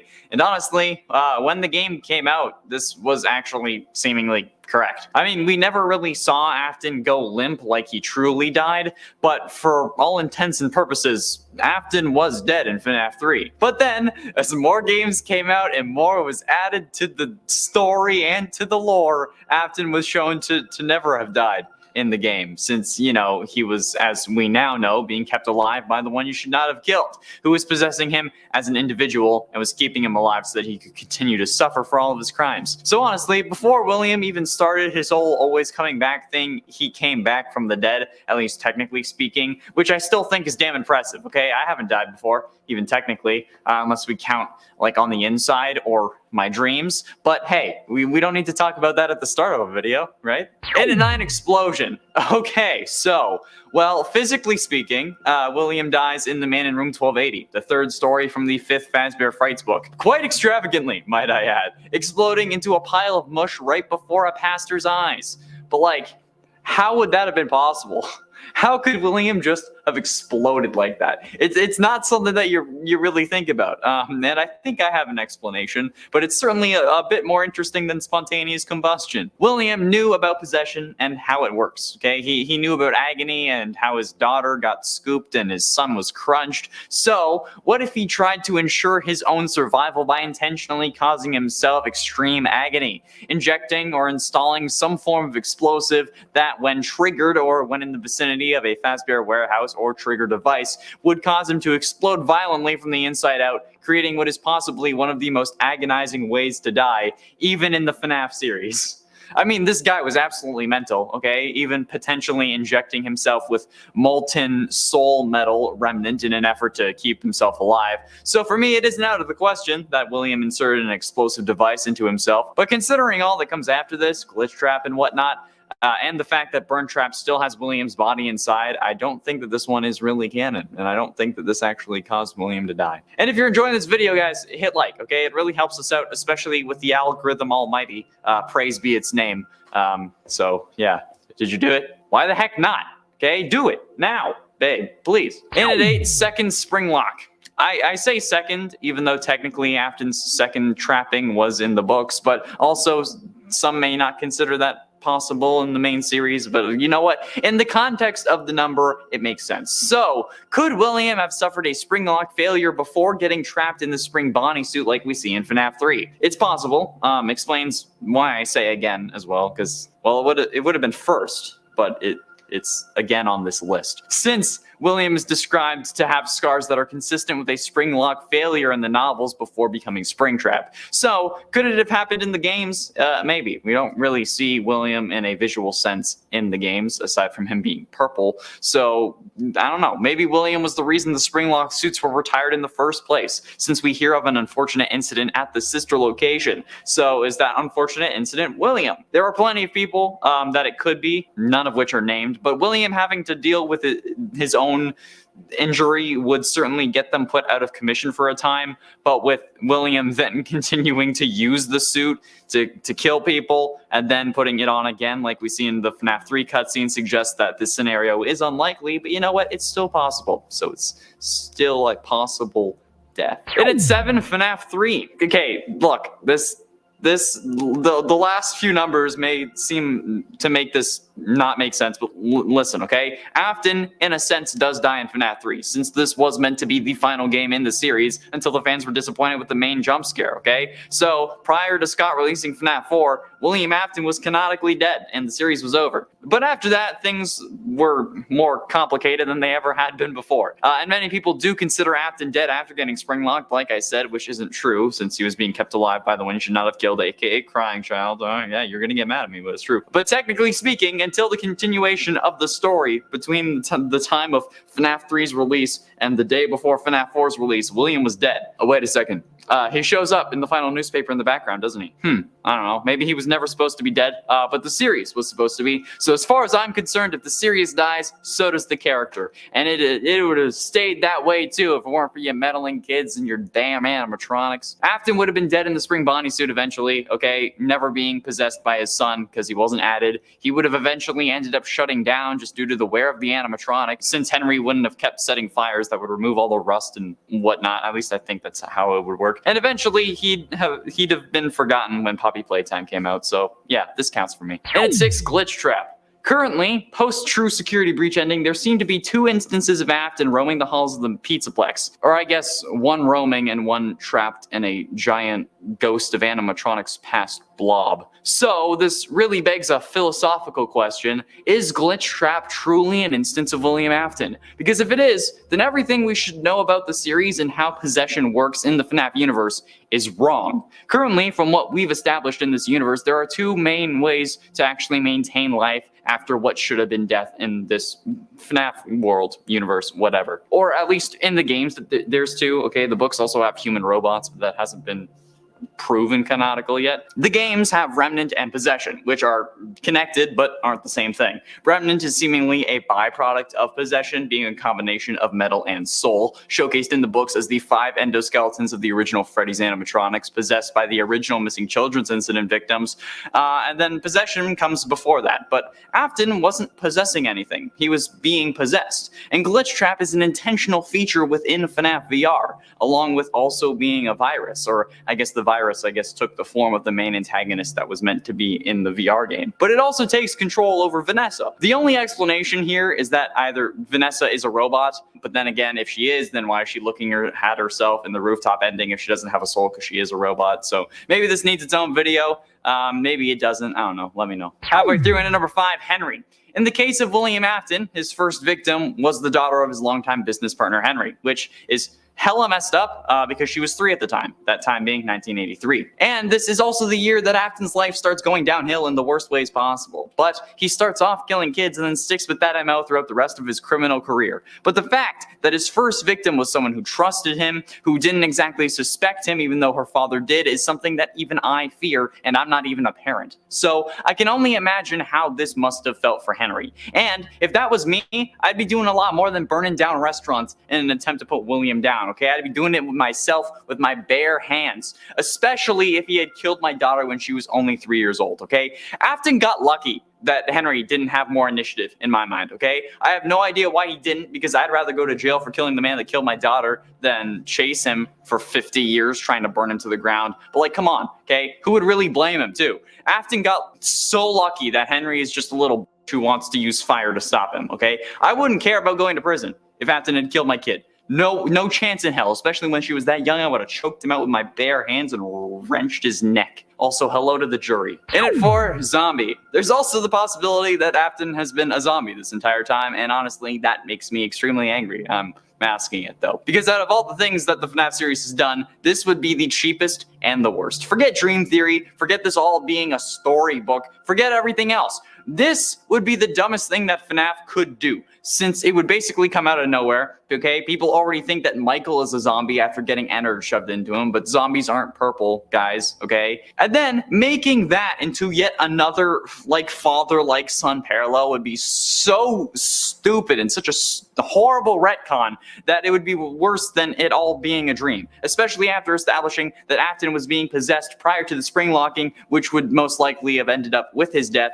And if he was made into a zombie, that would probably be his death point, okay? It would just change too much about the series for things to make sense, and would probably result in a whole lot of rage from the community. Or at least, I hope everyone would find this stupid enough to get mad at, because I would, and I want to be validated. Getting close to the end, in number 3, FNAF 6. Could William have been dead before FNAF 6 takes place?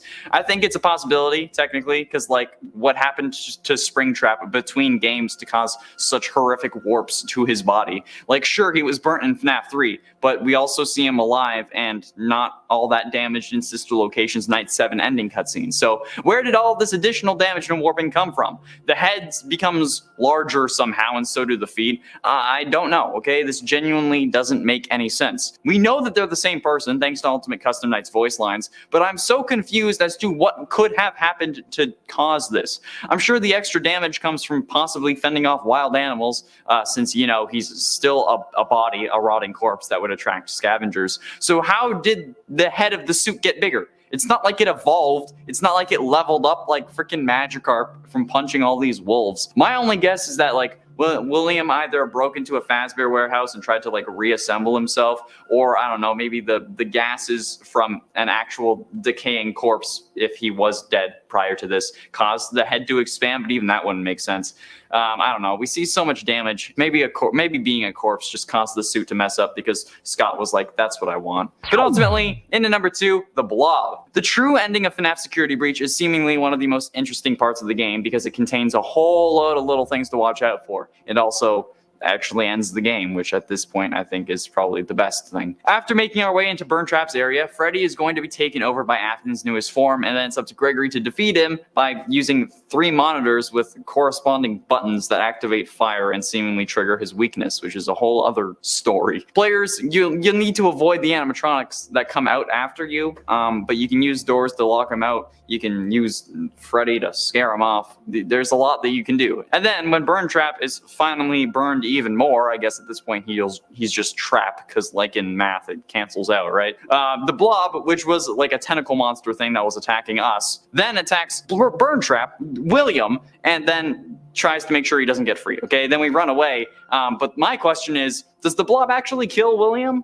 That I don't know. Like, there are death animations in the game files, apparently, allegedly. I haven't seen them. But they weren't used, so we can't really consider that canon. Plus, the whole I always come back thing is definitely annoying. And I thought it would have ended before this game, but clearly not. So I don't know anymore. Just, God, for fuck's sakes, please let William be dead. And finally, in at number 1, Never Died. Currently, what we know about Remnant and Agony tells us that to destroy it properly, we need to burn it. Hence why there are so many damn fires in this series. FNAF 3, 6, and Security Breach all end with something or someone getting burned. FNAF 3's fire was all about dealing with Springtrap. FNAF 6 was about putting everyone who knew about the atrocities to rest. And then in FNAF 9, we burned Burntrap multiple times to try to get him to stop possessing Freddy. And then it's all because Henry learned that the only way to destroy Remnant and put these things to rest was through fire. But how is that really how... Like, is that really the thing? Because, like, all 3 fires haven't really done anything. They haven't done shit. We've been told that fire is the only thing hot enough to burn off the Remnant, but it's also been described as Remnant liquid metal. So if the soul-infused metal can become a liquid, then how is it possible to just burn off the soul part? That's not how metallurgy works. I think it's metallurgy. I don't know. That's not how things work, okay? That's not how the universe works. Dr. Talbot is lying. He's William, all right? There's a whole video on it. Go check it out, all right? William is lying. He made up the fire thing so he couldn't be killed. That's all the time we have for today. Thank you all so much for watching. I'm Connor. Bye.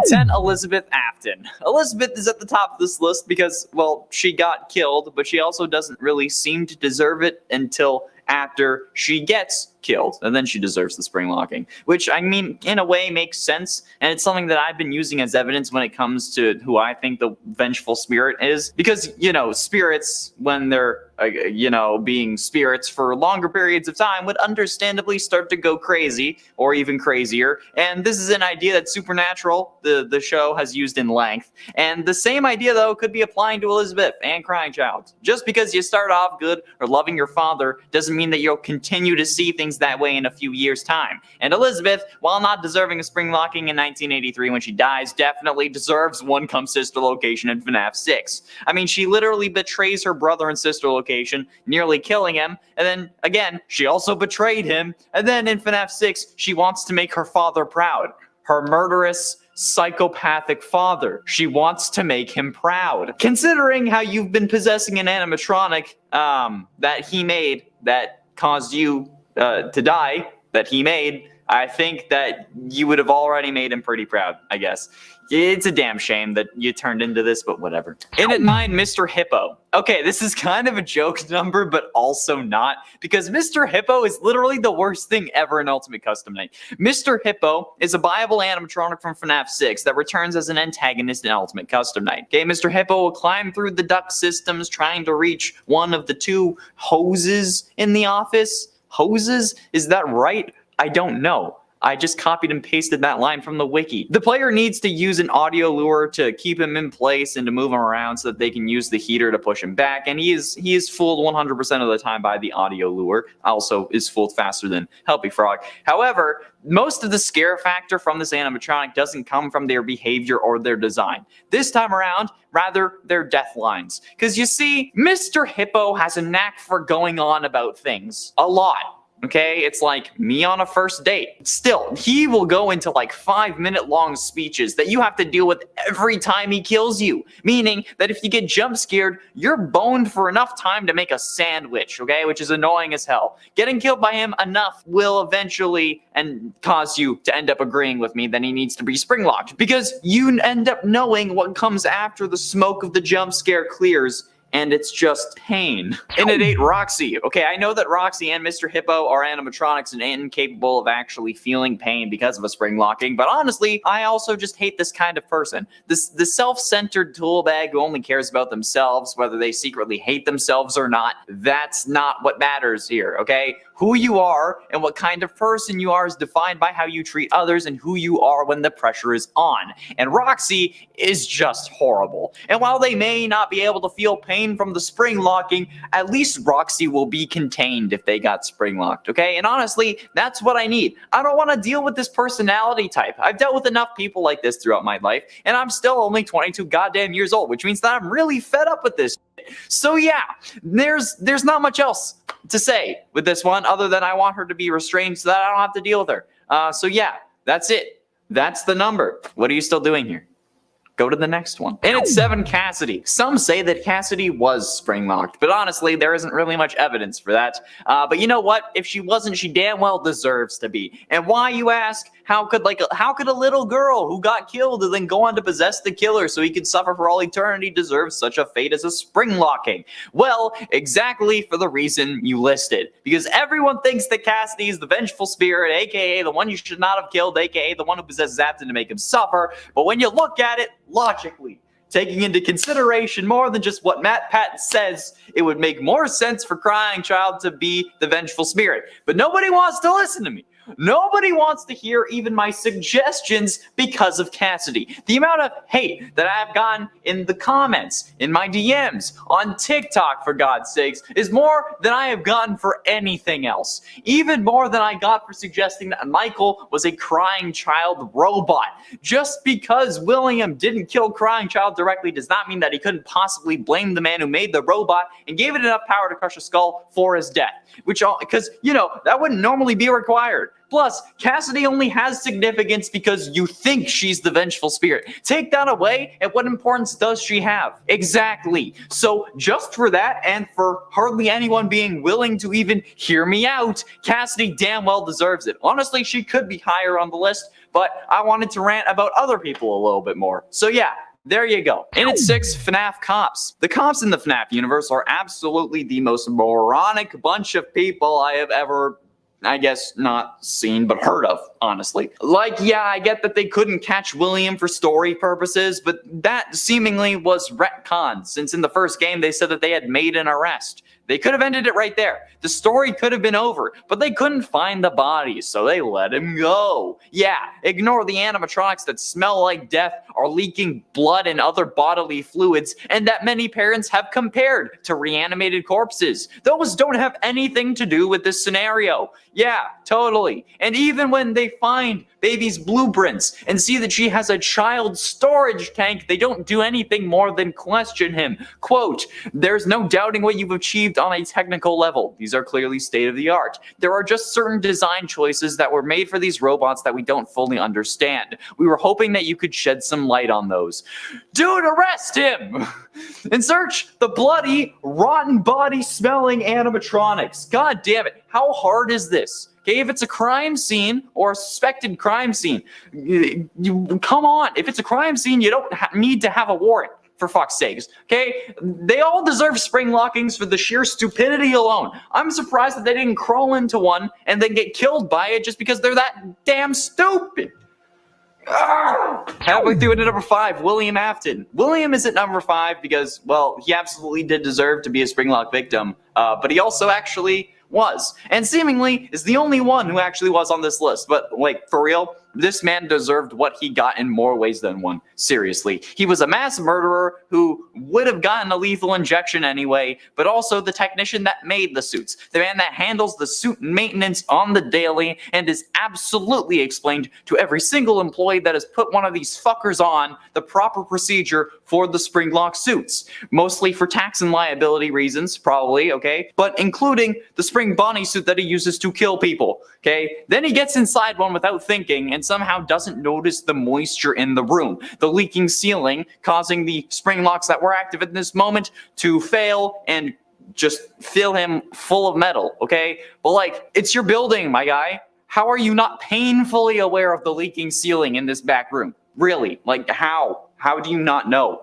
Seriously, somehow this lucky motherfucker managed to get possessed by someone that he killed who was so pissed at him that they kept him alive for all of his other supposed to be deaths. That because they wanted William to suffer. Like, god damn it. No matter who it is, whether you believe it was Crying Child or Cassidy, despite there being a more logical conclusion when you don't just blindly listen to MatPat, like, why? Why couldn't you just let him die? I get that you want him to suffer, okay, obviously. I mean, I put him on this list. I wanted him to be spring-locked. But, like, doing that results in him killing more people. So why?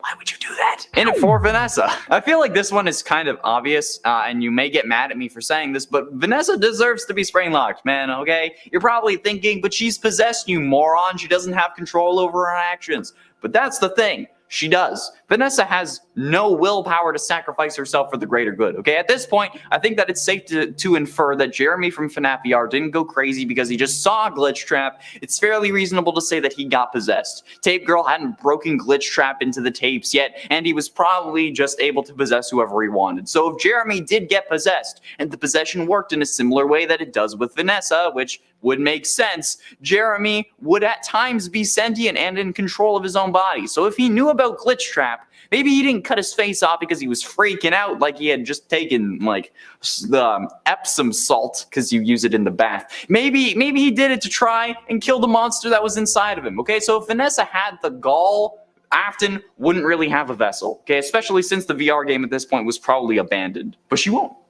Do it. So she deserves to be spring-locked. Getting close to the end into number 3, Gregory. The way I see it, Gregory is such a stuck-up little shit that he would absolutely deserve to be crushed by metal robotic bits being put in the same place as his bones. Because this kid is just a damn menace that seemingly doesn't want to take responsibility for any of his actions. And you know what? None of you hold him accountable either. Gregory orders the robots to disassemble Vanny. Quote, Okay, Gregory being willing to kill Vanny is already pretty messed up, but while some would argue self-defense, this is not self-defense. Self-defense requires a reasonable amount of force to be used, okay? Tearing a person limb from limb is not reasonable force. This kid is easily able to destroy all 3 animatronics without a moment's hesitation and then use their upgrades on Freddy. He is willing to kill Vanny, like I said, despite actually seemingly knowing her like we see in the best ending. And then he burns Burn Trap multiple times in an attempt to stop him from taking control over Freddy. But again, he's also just setting fire to this thing all the time. So like, what the absolute living hell is this kid doing? And how is he so nonchalant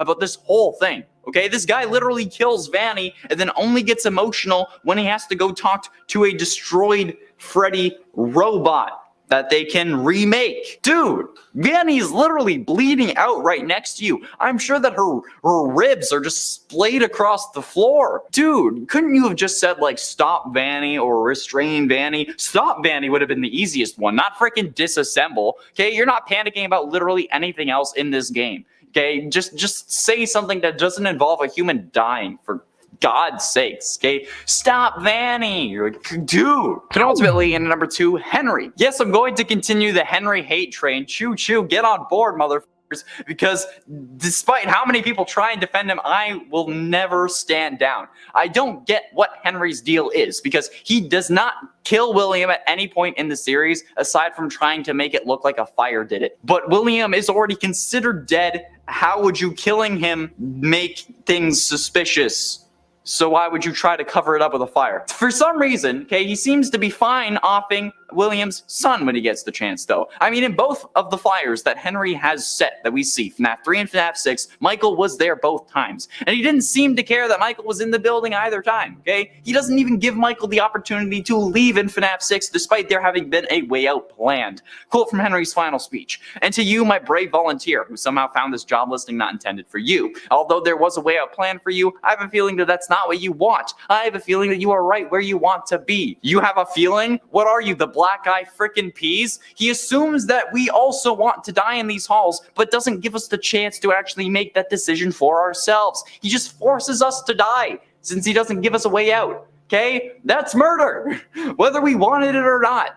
Okay, assisted suicide is still illegal in the majority of states, I'm pretty sure, okay? But even then, not giving us the choice, even just assuming that we want it, makes it a murder. Instead of like having the fire burn the building down or having Baby lob his head off, okay? He should have had to suffer a spring lock failure just so that he could see how easy it would have been just to off Afton directly instead of trying to do it like a coward. And finally, in at number 1, Michael Afton. Michael Afton absolutely, in my mind, deserves to have gotten spring locked instead of simply burning in FNAF 6, okay? Like, sure, he seems to be playing the good guy, going after his father, but in reality, Michael, to me, he's just playing the hero this whole time and not actually doing anything. He says he's trying to right his father's wrongs and whatnot, but even Oliver Queen did more than that. Okay, he's not doing it because he's a good person. He's doing it because he feels bad and not because of like some higher moral code. He blames himself for getting his brother killed, which I mean is understandable, but then that subsequently means that anything he does to try and like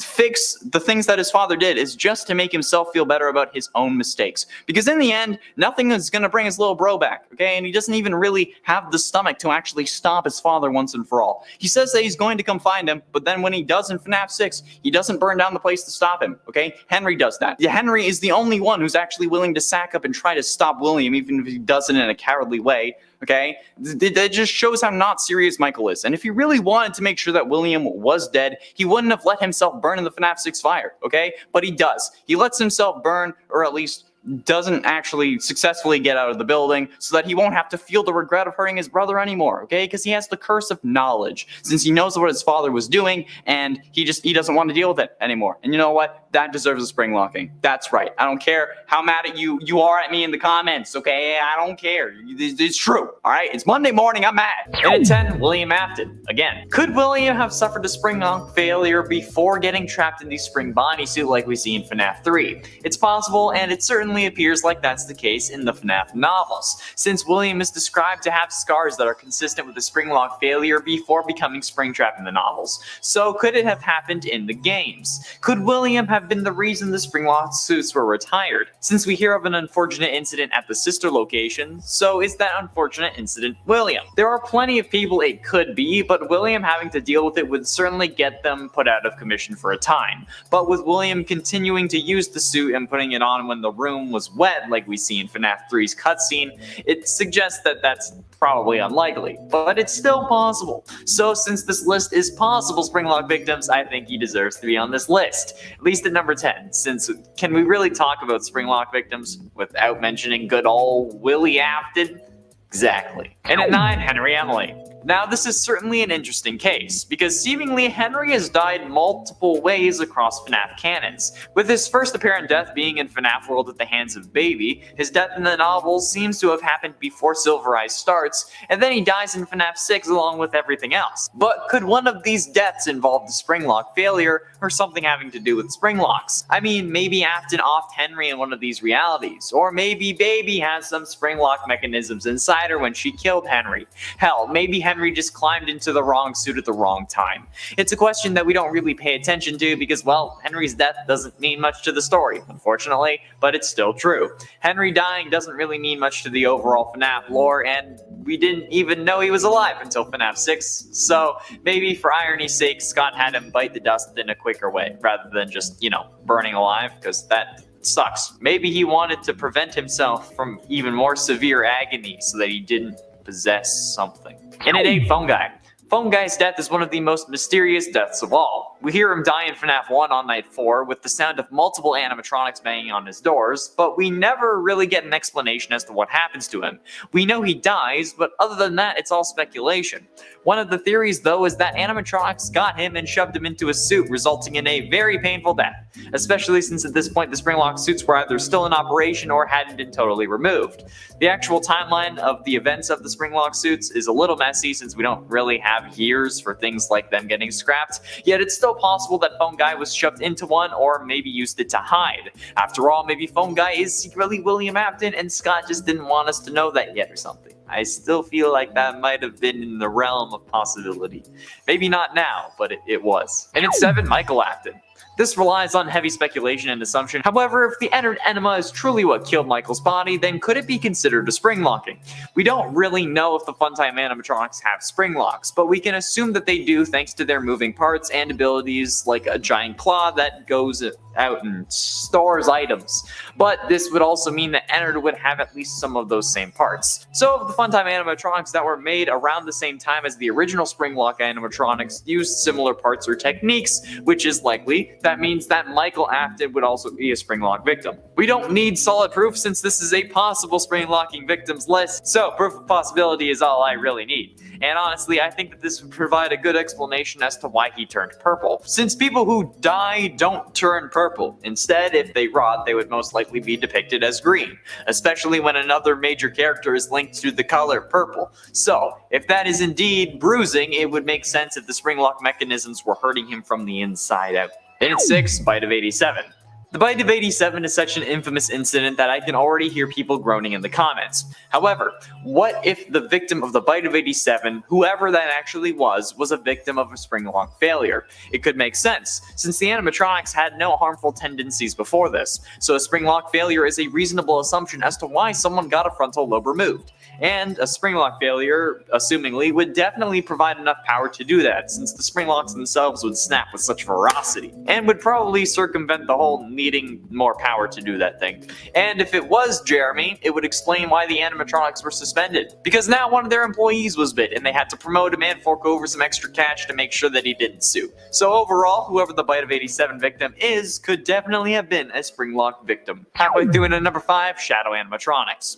One of the oldest theories is that the Shadow animatronics are the first Springlock victims. This comes to us after the FNAF 3 Phone Guy dialogue that mentioned multiple and simultaneous Springlock failures, which some interpreted as multiple Springlock suits failing at once, since the term Springlock in this situation is used to describe the suit as a whole and the individual Springlock mechanisms that hold back all the robotic parts in the suit. So the line of multiple and simultaneous spring lock failures could mean multiple of the spring locks inside the suit failing at the same time, or more than one suit failing at the same time. This led some to theorize that previous employees were killed in the spring lock suits, which is where the shadow animatronics came from. This is supported by the fact that these shadows are of Freddy and Bonnie, the two animatronics that have spring lock versions. And while there are holes in this theory, there is potential that this is the case. So the shadow animatronics are possible spring lock victims. I'm gonna have to keep saying that because people in the comments are going to get mad. It's like, oh, they were in spring lock. They could have been. It's possible, and that's the list, okay? And at 4, Cassidy. Cassidy is the most mysterious victim in the missing children's incident. Her name was hidden for years, only really being discovered recently, and honestly, we don't know too much about her. We don't know how she died, so the potential is there for her to be a springlock victim. Maybe William knew that it would be easier that way. After all, she does possess Golden Freddy, who we figure it was a springlock suit that ended up having the guts removed, hence the slumped overness. However, if this was the case and Cassidy's body was in that suit, they would have found it when they were gutting him. But maybe William was the one who gutted it, considering how he was the suit technician. And I mean, like, to be fair, for a suit technician, he did miss a fatal flaw with the animatronics that he literally designed, since, you know, he got snapped when the suit was wet. Either way, Cassidy being a springlock victim would help explain a lot in the series. Just, you know, the hallucinations and whatnot. Getting close to the end into number 3, Kelsey. Kelsey is in essence the main antagonist of the Fazbear Fright story, the new kid from the third Fazbear Frights book, 1:35 a.m. Kelsey had just moved to town and ends up making friends with the protagonist, Devin. Devin ends up getting jealous of how much everyone loves Kelsey, so he hatches a plan with his friend to trap him in a springlock suit for a few hours.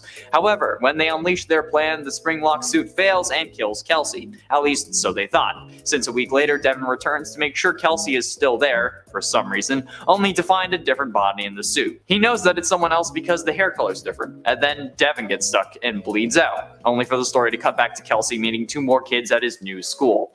This is an interesting story because while Kelsey did get springlocked, he ended up being fine. So what happened? Some think that Kelsey is a ghost, while some think that he's the one you should not have killed. But no matter what, we all feel like there is a high possibility that Kelsey was a springlock victim, at least when they were alive. We don't know how and we don't know when, but it's a definite possibility. And ultimately, in at number 2, missing children. Much like the Cassidy situation, the entirety of the missing children involved in the missing children's incident may have been springlock victims. We're still unsure as to the method of extermination that William used on the screaming pests.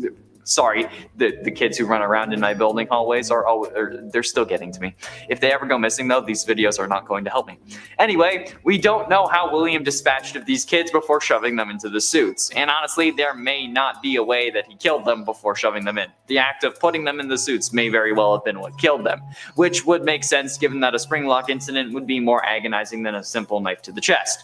And a springlock collapse would be a more realistic way for the suits to start leaking blood and other fluids, since one knife wound wouldn't really do that, especially around their eyes. Even if the suits didn't, like, snap closed, if William shoved them into the suits, that's close enough for me. Finally, in at number 1, Crying Child. Okay, now this one is going to be controversial, but there is no way that I could do this list without mentioning one of the greatest debates in my DMs ever. The amount of people who message me on Instagram, not asking about my game's Kickstarter, but rather the Bite of 83 and how it had to have been a spring locking bothers me to my core. I say this every time I'm bringing it up. I don't think that this was a spring lock failure. That being said, it's still possible, and that's what this list is about. The reason I don't think it was a spring lock failure is because the Fredbear suit was already in animatronic mode, meaning no spring locks would have a chance of failing. Since, keep in mind, a spring lock failure refers to the spring lock mechanism failing to stay open, meaning it snaps back into animatronic mode. That's why it's bad if someone is inside. And there would be no spring lock mechanism in and around the mouth because it would always be in animatronic mode, since the jaw just moves up and down. But nevertheless, it's still a possibility, since logic and physics doesn't seem to apply to the FNAF world, which is made evident by those goddamn doors from FNAF 1. Even if they're electromagnet, they would still be open with power. So if they ran out of power, they would end up closing. Just saying. And at 10, moisture sensitive. One of the things that I find to be the absolute dumbest thing about not only these damned suits, but also the FNAF series in general, is how stupid it is that the spring lock mechanisms inside the spring lock suits fail with moisture. Sure, it explains why William gets spring locked, because the room was dripping and whatever, the ceiling was leaking, and it makes everyone confused with Crying Child because he was crying. despite that not being a spring lock failure. Everyone thought it was because he was crying and, you know, moisture. But in actual practice, that is a horribly flawed mechanic. Like, if me breathing and sweating is going to make the metal bits snap on me, why would I do it in a hot robotic suit? That seems like a horrible and stupid idea. Like, yes, okay, put me in a hot and sweaty environment that gets me killed if it gets wet.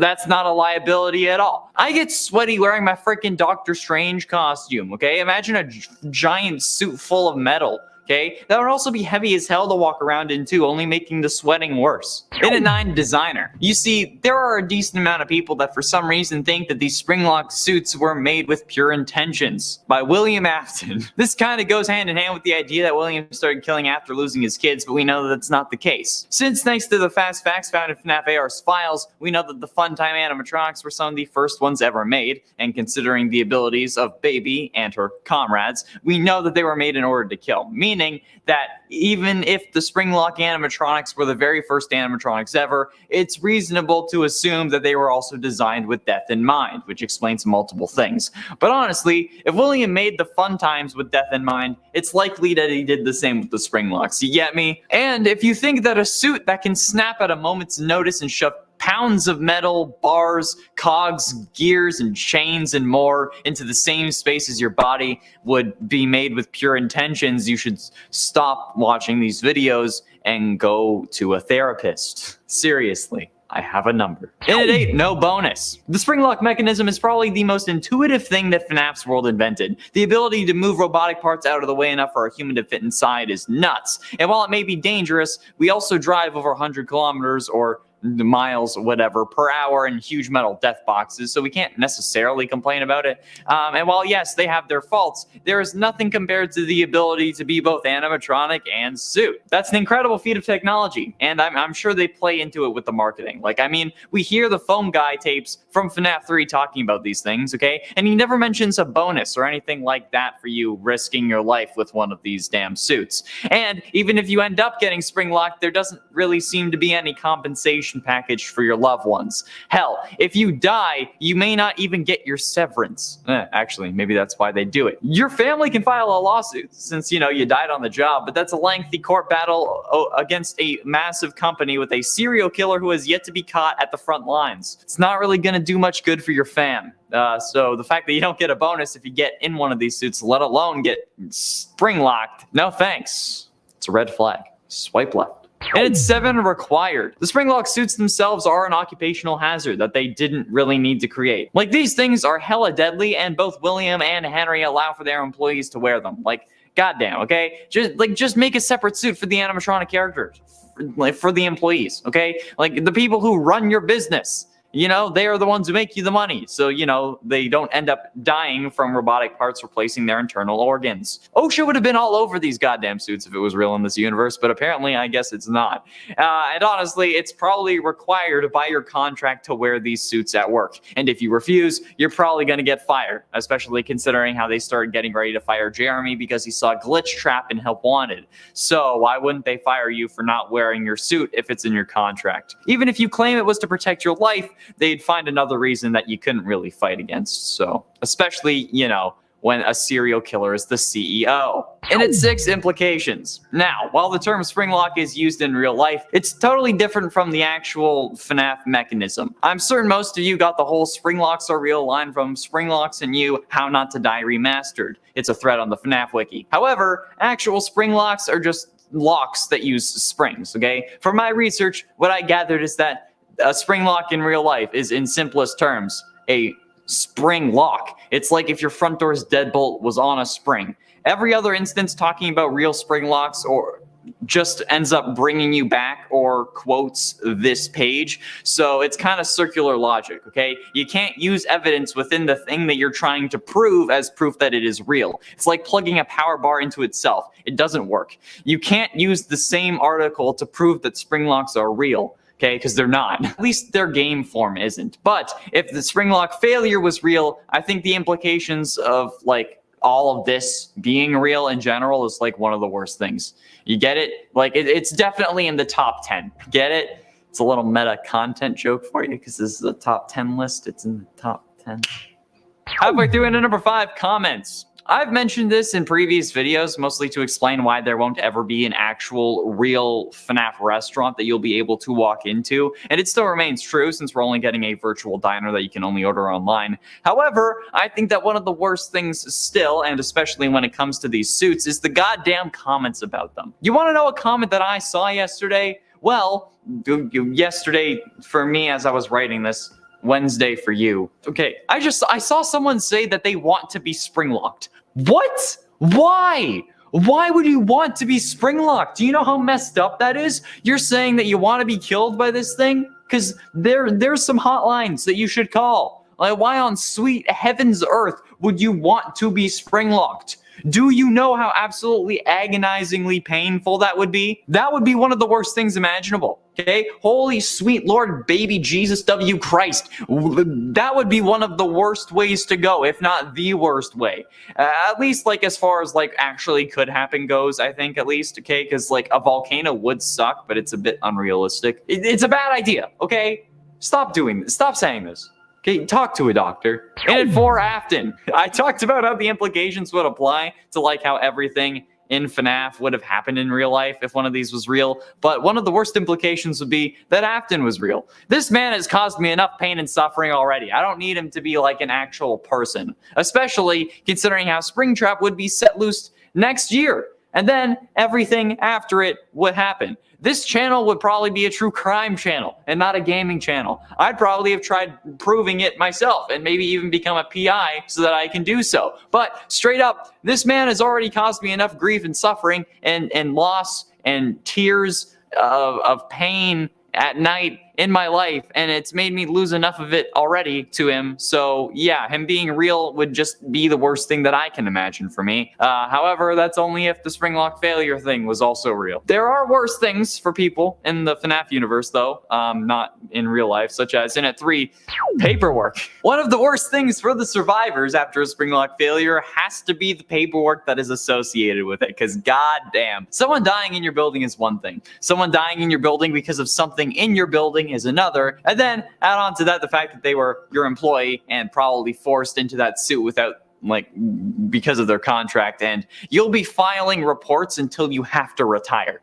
Okay, especially because one mistake on those papers means, like, even more paperwork, and I don't really know anyone who likes to do paperwork. Personally, I hate it. But that's also because my ADHD makes me, like, it makes it unbearable for me, honestly. Like, it's even tough to write scripts sometimes, but I mean, eventually I have to. But, like, that's where my brain thrives, you know, in that stressful environment, which is not good for my health. But if it was that kind of paperwork, I would honestly just quit, because there was no way in hell that I would even want to attempt to keep my focus on that when I can just scroll through TikTok or YouTube instead. So, yeah.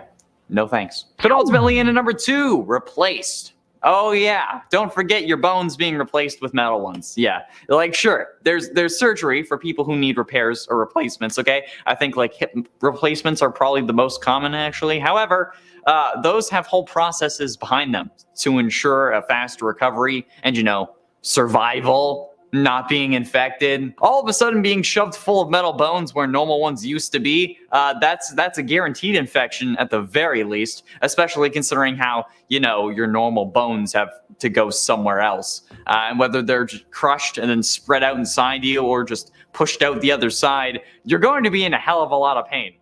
Plus, you know, probably not alive, which I guess is a good thing, since you won't really have to deal with the intense pain for too long, hopefully. But this actually makes me think, if you replace all of your bones with metal ones, are you still you? Is this like a Ship of Theseus moment? Am I about to have like a WandaVision finale? Or, like, are we just our brain? And if we are our brain, does that mean that if we have a brain transplant, do we become another person despite it still being my body? And does that mean that we're just like a brain piloting a bone mech with meat armor? Oh no, existential crisis. And finally, in at number 1, death. I mean, don't get me wrong, okay? But the worst thing about a Springlock failure has to be the whole death part, right?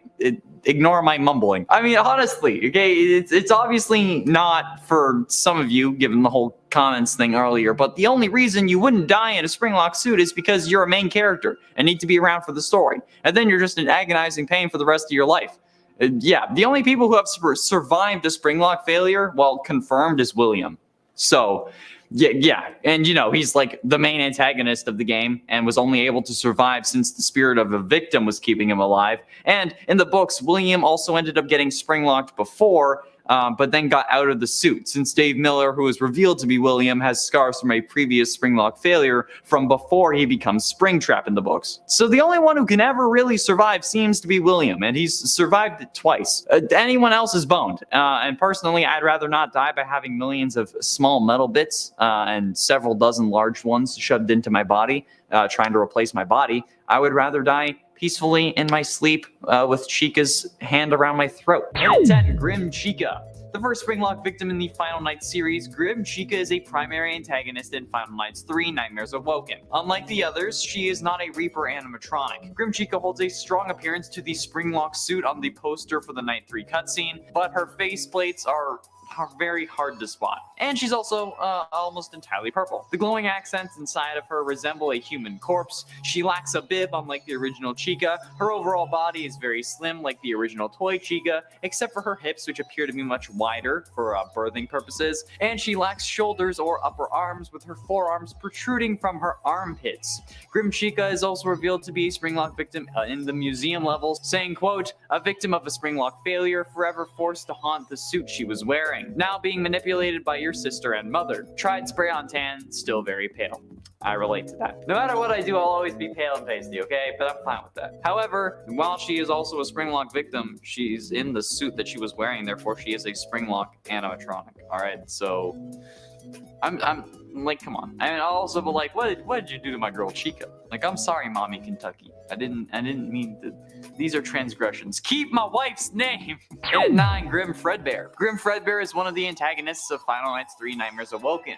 He is only active on Night 5 and is found in the left hallway.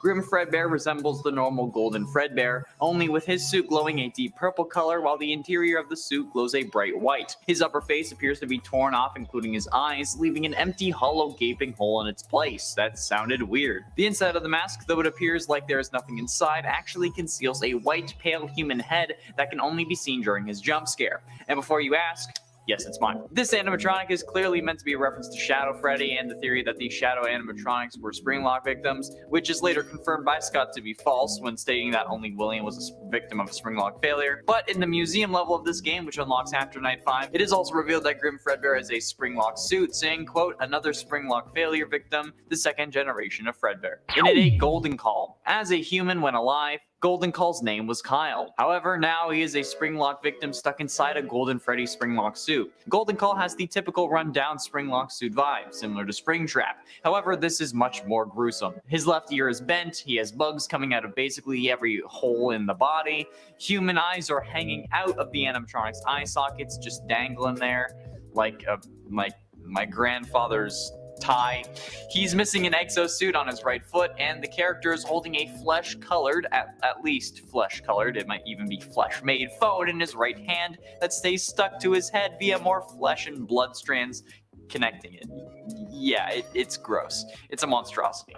And looking at the age on the wiki, Kyle was only 5 years old when he got Springlocked, which is absolutely just horrible. God, that sucks. That would be rough.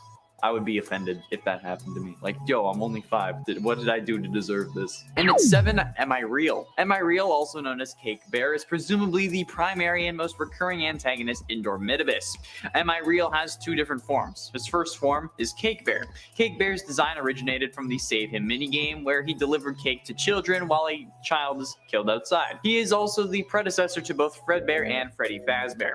Cake Bear is a brown bear animatronic that also acts as a Springlock suit that appears in most of the main nights. Although they look slightly similar, the only similarities that he has to Freddy Fazbear is that they're both bears, and they wear a top hat, are brown, and have blue eyes. That's about it. Am I Real's second form is Am I Real, and is a form that resembles Springtrap. This form has a green color, much like Springtrap, and contains human remains, because of course it does. His right eye socket has gotten bigger on the side, and a big hole can be seen on the right side of his head. His top hat has received some withering on it as well, and his lower jaw is slanted and worn down. No longer circular like Cake Bear's. He has a sizable hole in the right side of his torso, revealing organs inside. Rips and tears also cover his arms, revealing even more human remains. He appears to be missing at least one finger on his right hand, and is absolutely terrifying to look at. Of course, a decent amount of these are going to be from Dormitibus, because, like, have you seen the Dormitibus animatronics? They're just horrifying. Speaking of which, in at number 6, Garvey, a psychopathic, cold-blooded killer. He stopped being human long ago. That's how Garvey is described in the extras of Dormitibus, the game from which he hails. Garvey is the penultimate antagonist to Dormitibus, and as a human, he was a man who killed the missing children, and later went on to get trapped in Spring Bonnie, becoming Springtrap, and then was burnt to a permanent death in the Fazbear Frights fire. That's where these two differ, okay? Garvey is a much more gory version of Springtrap from FNAF 3, and one that actually dies. However, it is not William Afton, as this game was released before the name reveal, so even before FNAF 4. Springtrap, but with hardly any exosuit or animatronic casing, whatever you want to call it, right? He crawls on all fours, uses his left hand as a foot and his left foot as a hand, like some demon crab thing that I did not want in my life. Okay, like, just look at this thing and tell me that it's right. You'll be lying. You're wrong if you think that this is okay. Halfway through into number 5, Bread Bear. Bread Bear is an animatronic coming from the Day Shift at Freddy's series, who was created by Dave by modifying a Fredbear suit. The character appears in Day Shift at Freddy's 1, 2, and 3. Bread Bear's appearance is oddly similar to Fredbear, albeit wider, I guess because of the gluten. He is a golden colored bear animatronic wearing a purple top hat and bow tie, and 2 black and white buttons on his chest. He has gray metallic eyes, thicker arms and legs, a squarish brown nose, small brown pupils, small white teeth, round ears, with the insides being a lighter shade of color, and a very circular shaped stomach with brownish shades scattered amongst it. He has rips around his feet joints and arm joints, and he appears for real when Dave modifies an empty Fredbear suit and unleashes it during the Sting operation on Friday, in which, depending on which route you took, it either attempts to kill Jack, dies, or it destroys the entire pizza joint and then sets itself on fire. And you know what? We love that. We love the chutzpah. That's the kind of tactics we need in this cutthroat animatronic world. Coming in at 4, Shadow Spring Bonnie. Shadow Spring Bonnie is one of the 2 primary antagonists of Final Nights 2. He is also one of the final animatronics in that game. Shadow Spring Bonnie resembles Springtrap, as to be expected when mentioning Springlock suits, and similar to Springtrap, he lacks the suit on his feet and has the majority of his right ear missing. But overall, he has rips, but is not really missing any limbs or parts at all, which is a stark contrast to the burnt animatronics from the first 4 nights of Final Nights 2. His face glows white, which is notable when he is in the hallway, but also gives him a more sinister appearance, and pushes the something supernatural idea that most of these animatronics have, well, the shadow ones at least. Like Shadow Bonnie from FNAF AR, okay? It's something like the Winchesters are gonna have to hunt. Well, Winchester. Shadow Spring Bonnie takes on the role of Burnt Freddy and Burnt Foxy on night 5. He is very fast, so the player must seal the vent quickly, otherwise they'll get jump scared, and he can also appear in the hallway. Never use the flashlight though, or you will get insta-gibbed. Also, if he appears in the hallway, inspect his face, okay? If he's twitching, close the door, then a rattling sound will let you know when he's left, but if he's not twitching, don't.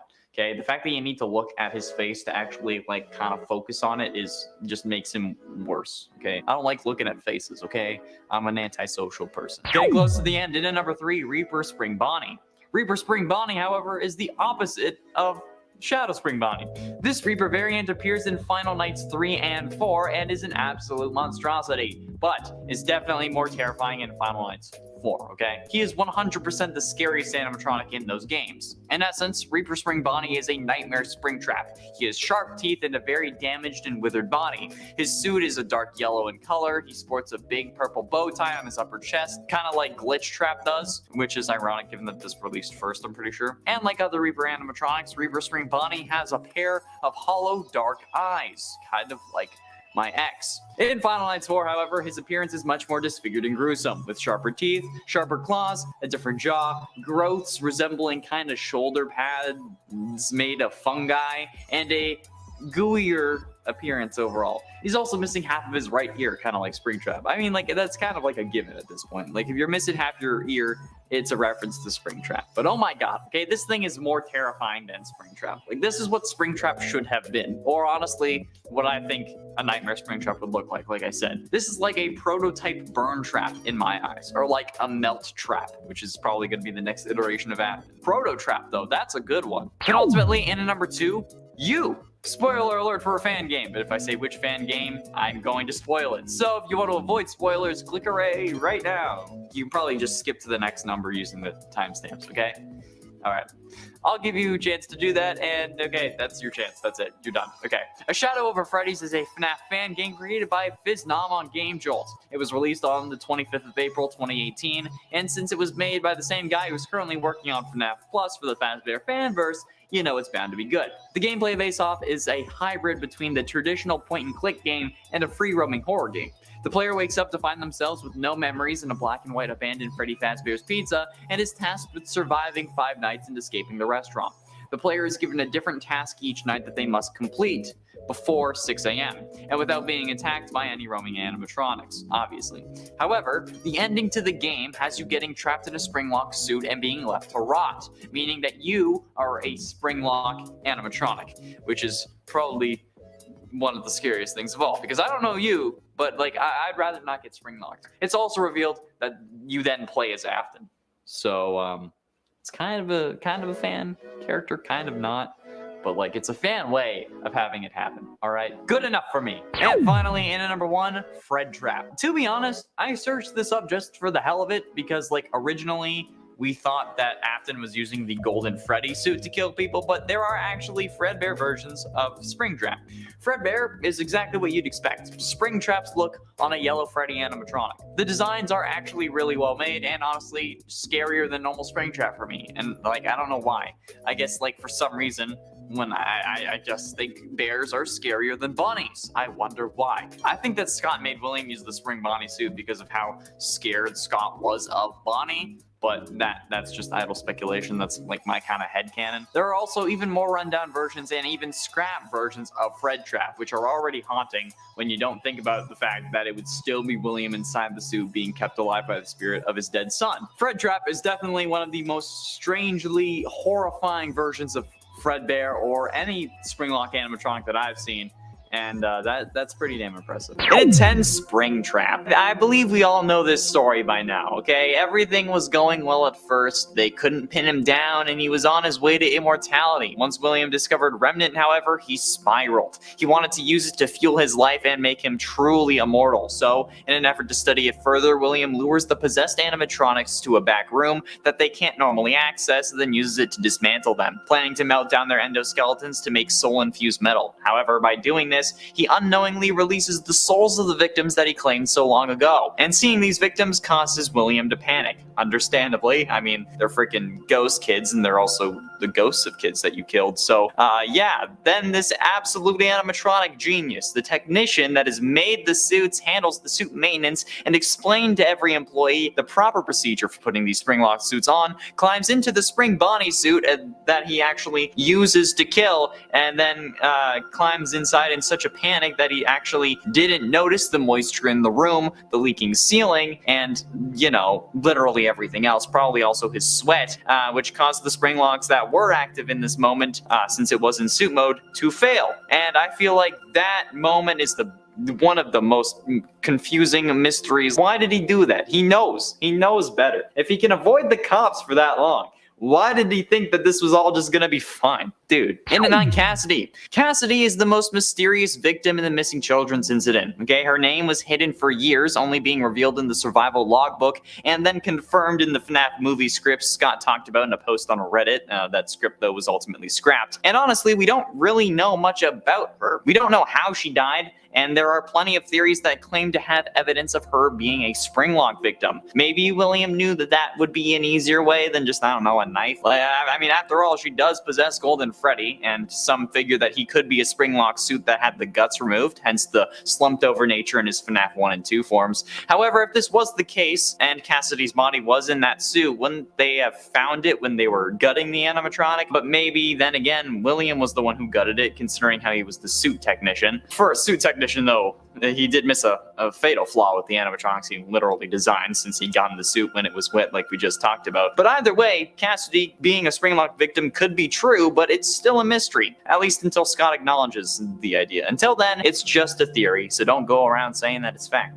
It's a mystery. We don't know. And at 8, Kelsey. Kelsey is in essence the main antagonist of the Fazbear Frights story, The New Kid, from the third Fazbear Frights book 135 AM. Kelsey had just moved to town and ends up becoming friends with the main protagonist, Devin. Devin ends up getting jealous of how much everyone loves Kelsey though, so he hatches a plan with his other friend to trap Kelsey in a Springlock suit for a few hours. However, when they unleash their plan, the Springlock suit fails and kills Kelsey. I mean, if you're going to trap him in a Springlock suit, I mean, isn't that isn't that how you would have trapped him normally? I didn't think you really thought that plan through. But at least they thought it killed him. Since a week later, Devin returns to make sure that Kelsey is still in there, only to find a different body in the suit. He knows that it's someone else because the hair color is different. And then Devin gets stuck inside the suit because he reached his arm in and then he bleeds out. Only for the story to cut back to Kelsey meeting two more kids at his new school. It is definitely an interesting story because while Kelsey did get Springlock, he ended up being fine. So what really happened? Some think that Kelsey is a ghost, some think that he's supposed to be the one you should not have killed, but no matter what, we all feel like that there's a high possibility that Kelsey was a Springlock victim,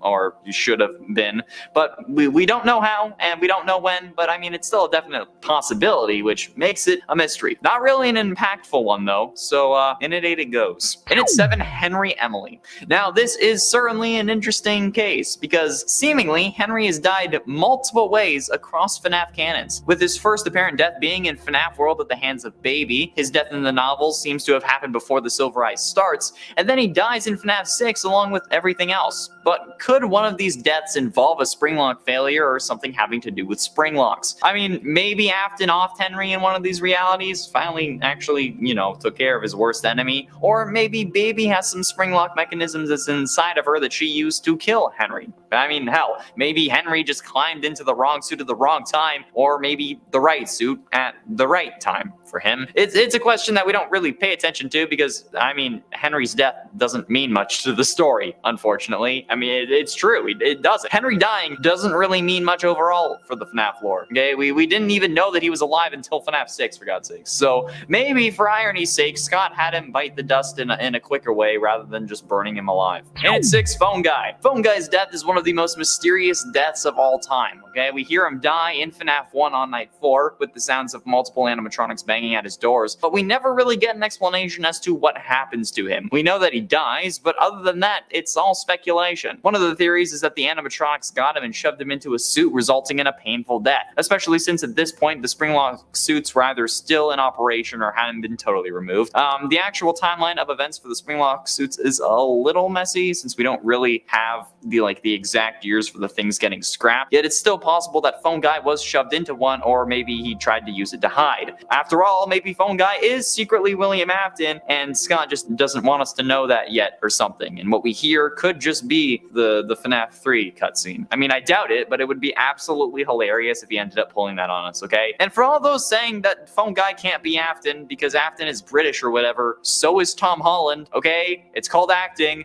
You can fake an accent, especially if you're a serial killer who's trying to evade everything, yeah, it's a thing. Halfway through at number 5, Crying Child. Okay, now this one is certainly going to get at least a little controversial, but there is no way that I could do this list without mentioning one of the greatest debates of my Instagram DMs ever. The amount of people who message me on Instagram not asking about literally anything else aside from the bite of 83 and how it had to have been the Springlocks kind of bothers me, and it does so to my core, okay? I say it every time that I brought it up, but it couldn't have been a Springlock failure. That being said, though, if it is possible, that's kind of what this list is talking about, mysteries, who knows? The reason I don't think it was a Springlock failure is because the Fredbear suit was already an animatronic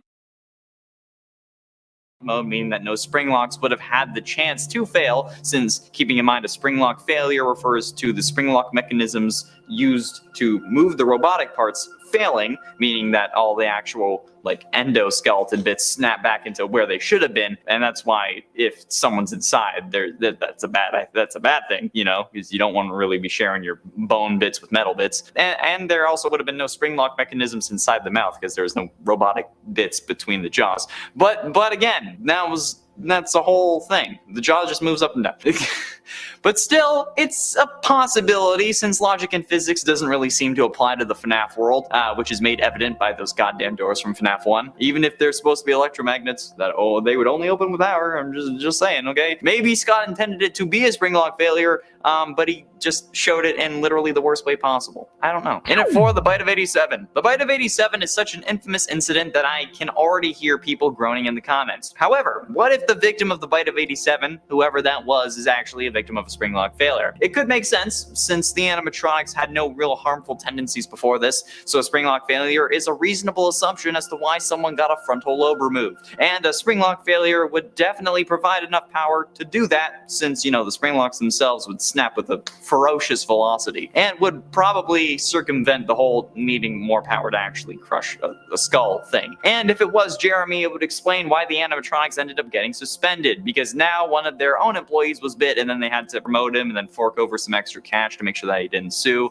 So yeah, was the Bite of 87 a spring lock failure? Maybe. And was it the moment that caused the spring lock suits to be retired? I don't know. Okay, it also could have been the FNAF 4 bite. But considering the FNAF 3 phone calls, it actually seems to be this bite though, since in FNAF 2 we hear about someone using one of the yellow suits and not mentioning the spring locks until FNAF 3, meaning that they were probably still in use normally come 1985, and Crying Child died in 1983. So it was probably the Bite of 87 that got them suspended. So there you go. Getting close to the end in number 3, Golden Fredbear. One theory I've seen plenty of times, and I'm pretty sure was mostly the start of FNAF 4 theory, was that Golden Freddy and Fredbear are the same animatronic, suggesting that the reason Golden Freddy is all limp in the original FNAF and FNAF 2 is because his endoskeleton was removed after Crying Child's bite in 1983, and that's why the suit has to teleport around and cause hallucinations, because it can't actually move. This would also probably mean that Crying Child was the one in the Golden Freddy suit. However, we know that this isn't true based on the characters being separate in Ultimate Custom Night and not just coloring and size, since Golden Freddy is much smaller than Fredbear would have been,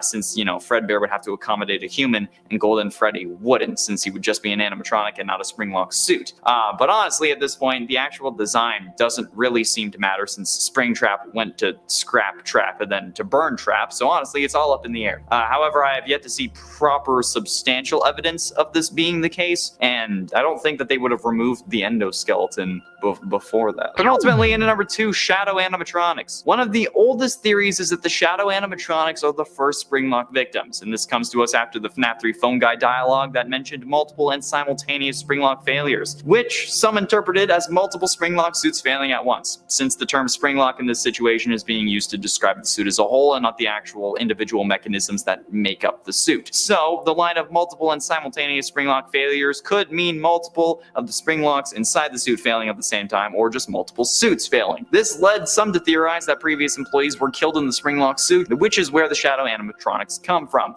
This is supported by the fact that these are both shadows of Freddy and Bonnie, the two animatronics that have Springlock versions. I mean, there are some holes in this theory, because, one of them looks like Toy Bonnie, and Toy Bonnie's not a Springlock suit, but there is potential that this is the case, because again, design's consistency doesn't really seem to matter anymore. And finally, in number 1, Double Trouble. Could William have suffered a Springlock failure before getting trapped in the Springlock Bonnie suit that we see in FNAF 3? It is possible, okay, and it certainly appears like this could be the case in the FNAF novels. Well, it is the case in the FNAF novels, but because of that, it could be the case in the games. Since William in the books is described to have scars that are consistent with a Springlock failure before actually becoming Springtrap in the books. So, could it have happened in the games? Could William have been the reason that the Springlock suits were actually retired? Since we do hear of the unfortunate incident at a sister location, so is that unfortunate incident instead William? There are plenty of people that it could be, but William having to deal with it would certainly get them put out of commission, because, he's kind of up there, and I mean, he doesn't really seem to care about anyone else, so if they failed on them, why would he retire them? But with William continuing to use the suit and putting it on after, when like the room was wet in FNAF 3, this could be unlikely unless he just doesn't have the capacity for trauma, but it's still possible either way, okay? So since this list is about mysteries, I feel like this deserves to be on it. And you know what? Be the capstone. And a 10-second times the charm. Could William have suffered a Springlock failure before getting trapped in the Spring Bonnie suit like we see happen in FNAF 3? In a way, it's possible, and it appears like that's the case in the FNAF novels, since William is described as having scars that are consistent with a Springlock failure before becoming Springtrap in the books. So could it have happened in the games? Could William have been the reason the Springlock suits were retired in the first place? Since we hear of an unfortunate incident at the sister location, so is that unfortunate incident actually William? There are plenty of other people that it could be as well, but William having to deal with it would certainly get them put out of commission, at least for a time. But with William continuing to use the suits afterwards and putting it on, like we hear in FNAF 3, and then again he ends up failing in FNAF 3 as well, it's unlikely. So no. And at 9, Golden Fredbear. One theory that I've seen plenty of times, and I'm pretty sure mostly started around FNAF 4, was that Golden Freddy and Fredbear are the same animatronic, suggesting that the reason Golden Freddy is all limp and lifeless in the original FNAF and FNAF 2 is because his endoskeleton was removed after Crying Child's bite in 1983, and that's why the suit has to teleport around and cause hallucinations, because it can't physically move.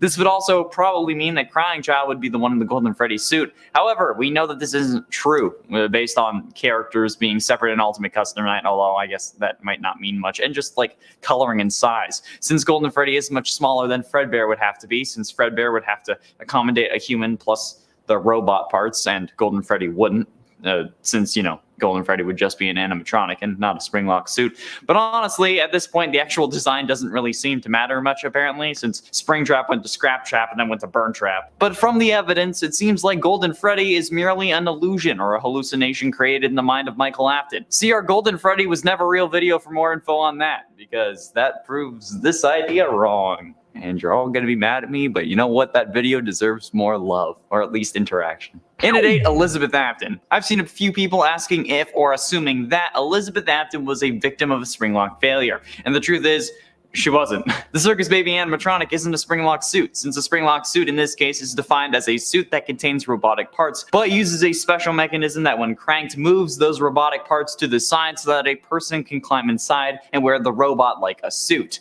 The Baby animatronic isn't one of those, because there's no way to actually wear this animatronic. Baby it's just a robot, so there is no way that she could have Springlocked Elizabeth. Elizabeth is just a normal victim of her father's killing spree, which resulted in her somehow wanting to make him proud, despite him being the reason she's dead. Directly. Like, not even an, he just because he made the animatronic thing. No. Nobody else had a hand in her death aside from him. But she still wants to make him proud. I don't know. I guess Baby crushed her body and then her sanity too. Which, I mean, I'd understand.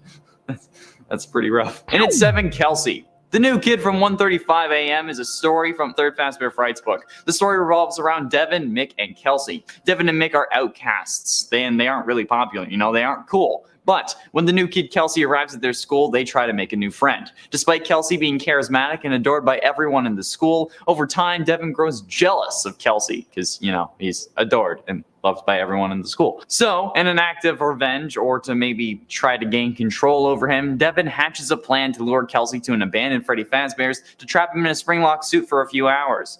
I guess to try to humble him, I guess. I don't know. I don't know why you thought that this would be a good thing, but obviously the plan goes horribly wrong because it's a FNAF book. After getting in the suit, the Springlocks ended up failing, as expected, because it's a FNAF book, causing all of the blood to soak into the fur of the animatronic and pool around the ground. Devin and Mick leave Kelsey for dead so that they won't get in trouble, but then something doesn't feel right. So a week later, Devin returns to the scene of the crime to make sure Kelsey's body is still there. He sticks his hand in the animatronic's mouth because he doesn't think about fingerprints, and snap. Springlocks fail yet again, as per usual, and Devin gets his hand stuck inside the suit and bleeds out. But not before seeing a body in the suit, with black hair instead of Kelsey's blonde hair. I don't know, okay? Could this be a character that we have yet to see in the games? Probably not. It's just a character in the book, all right? This doesn't happen in the games, okay? It's a myth. This is just a book thing, okay? Stop. And at 6, unintentional. You see, there are a decent amount of people that for some reason think that these Springlock suits were made with pure intentions by William Afton. This kind of goes hand in hand with the idea that William started killing after losing his kids, but we know that that is not the case. Since thanks to the fast facts found in FNAF AR's files, we know that the Funtime animatronics were some of the first ones ever made. And considering the abilities of Baby, at the very least, we know that these were made in order to kill. We know that was a thought in his brain, meaning that even if the Springlock animatronics were the very first animatronics ever, it's reasonable to think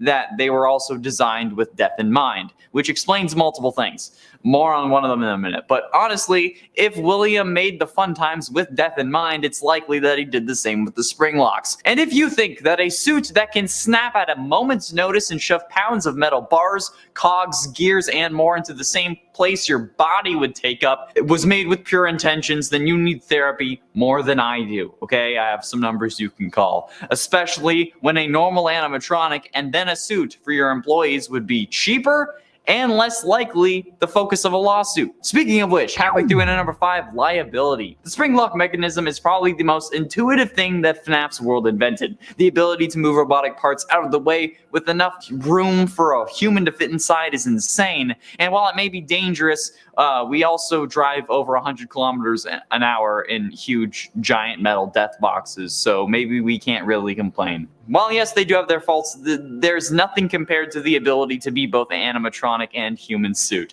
It's an incredible feat of technology, even if just absolutely the dumbest idea ever. Because it's terrifying for the same reasons that it would be in game. Someone can dress in it and pretend to be a robot, okay? It can clamp down on you in any second, and it has done so multiple times before. The Springlock suits themselves are an occupational hazard that they did not need to end up creating, but like, I don't know, like these things are so hella deadly. Why would both William and Henry allow for their employees to wear them? Especially Henry, like goddamn. Just make a separate suit for the animatronic. Okay, like make a separate suit that your employee can wear. It's the employees, the people who run your business. They make you money, so they don't end up dying from robotic bits replacing their normal human organic bits in a hot suit that fails when it gets moist. Sweat, breathing. Yeah, I would never get in one of those things. Even if there hadn't been an incident before, okay, that just seems like a lawsuit waiting to happen. And I don't want to be the one whose family sues because I'm too dead to do it myself, all right? So, no, it's a myth that they shouldn't have gotten sued. And a poor crying child. Okay, now this one's certainly going to make people mad, but there's no way that I could do this list without mentioning the greatest debate of literally anyone yelling at me ever. The amount of people who have messaged me on Instagram or on TikTok yelling at me in my TikTok comments or in the YouTube comments telling me that the Bite of 83 is somehow a Springlock incident bothers me to my core. I say this every time I bring it up.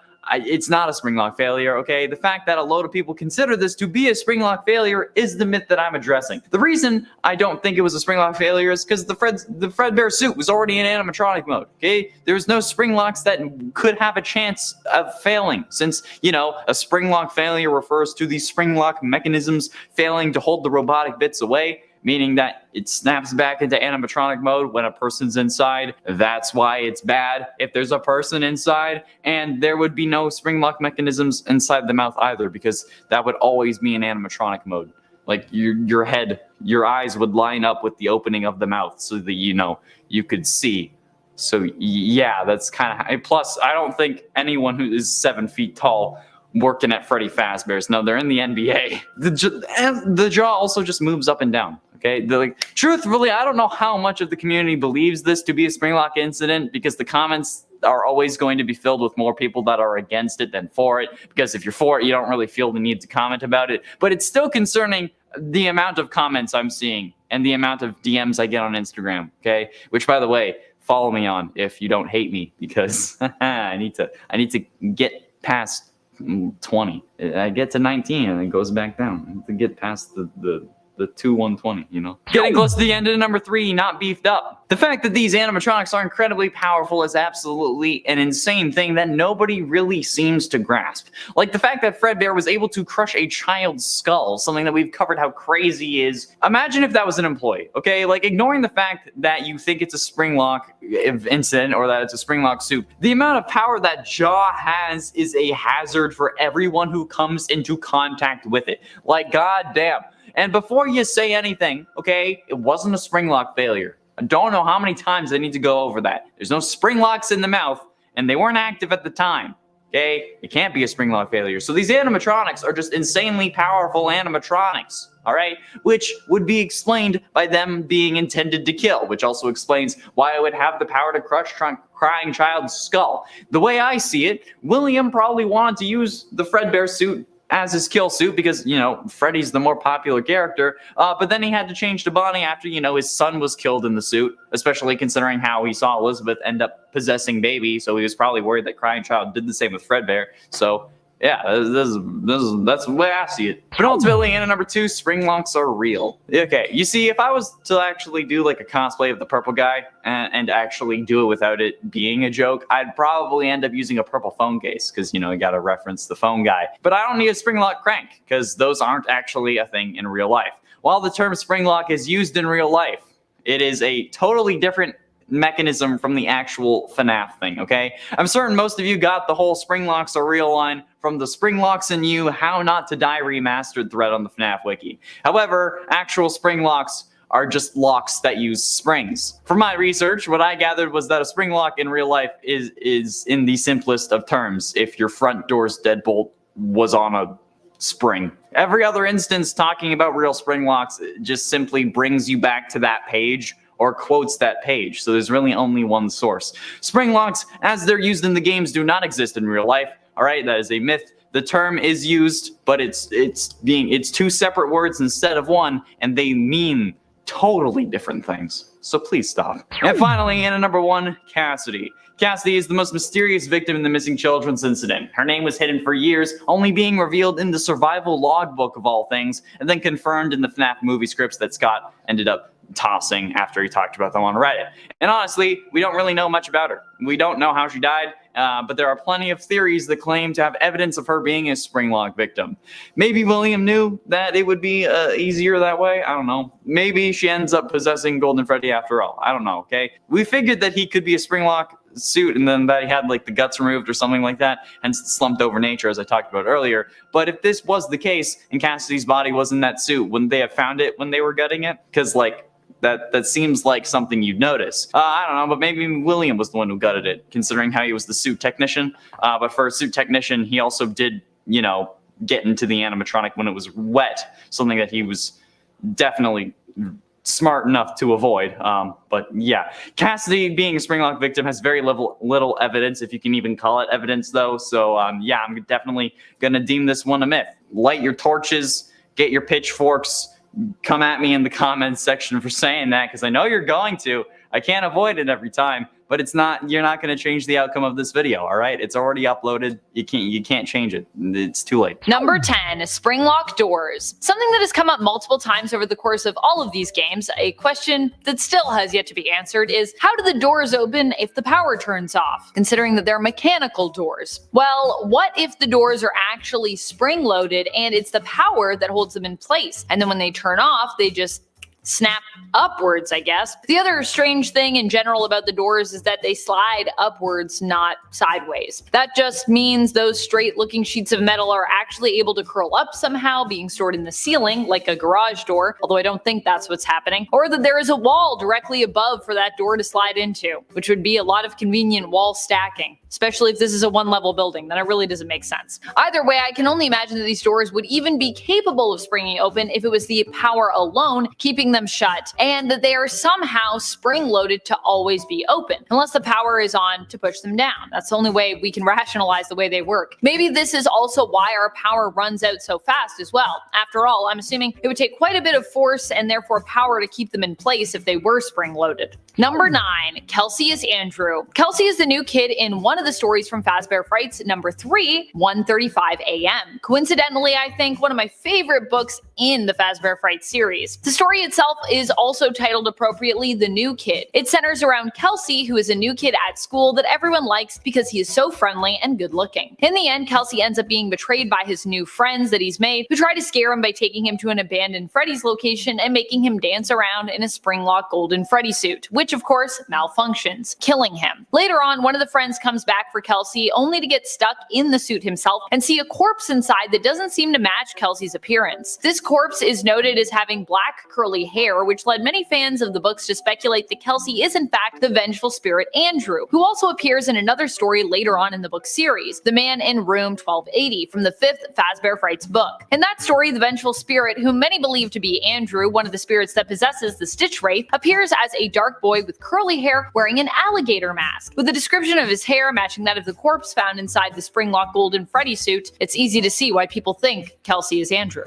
And friends, before we move on to our next spot, if you are loving this list and you want more lists about all of the Springlocks, so many Springlock things, so springy, so locky, be sure to let us know by giving this video a thumbs up. Number 8, Plush Trap is from Sister Location. And what's more, might also be an older model Springlock suit. Based on what Circus Baby says about the Springlock suit we are stuck in coming from her old location, we could theorize that Plush Trap is also a Sister Location Springlock suit, especially since Plush Trap looks much older by comparison. But why do we think Plush Trap is also a Springlock suit? Well, it's interesting that in the book Fetch, we learn more about the Plush Trap animatronic, where it is implied that it can mimic the voices of other folks, something that prior to Fetch's release, only Sister Location animatronics seem to be capable of. This is what makes us think that Plush Trap comes from Sister Location and perhaps was an older animatronic brought over from Circus Baby's previous location. While Plush Trap doesn't really fit in with the overall aesthetic of Circus Baby's entertainment and rental, we do know that an older Springlock suit was also kept there. Does that mean that Plush Trap is also an old Springlock that initially was its sister location, just based on the voice mimicking? If so, how did they get to be with the Nightmare animatronics? And also, who wore the Plush Trap suits, if they were ever worn, if they were Springlocks in that way? Was it designed for a shorter employee or possibly for kids to wear? Also, just to be clear, I'm not implying that that is the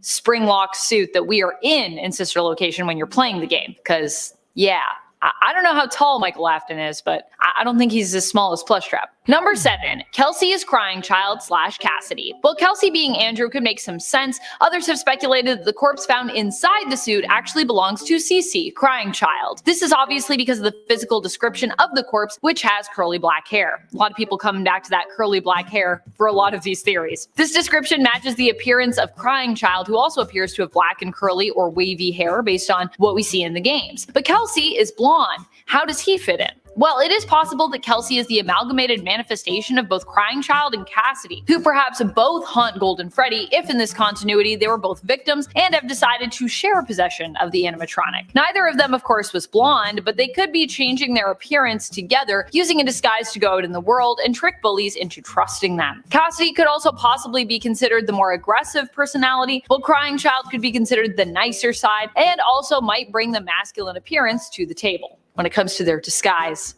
because obviously Cassidy was a girl, so yeah. Number 6, Shadow Freddy and RWQFSFASXC. I think I said that all right.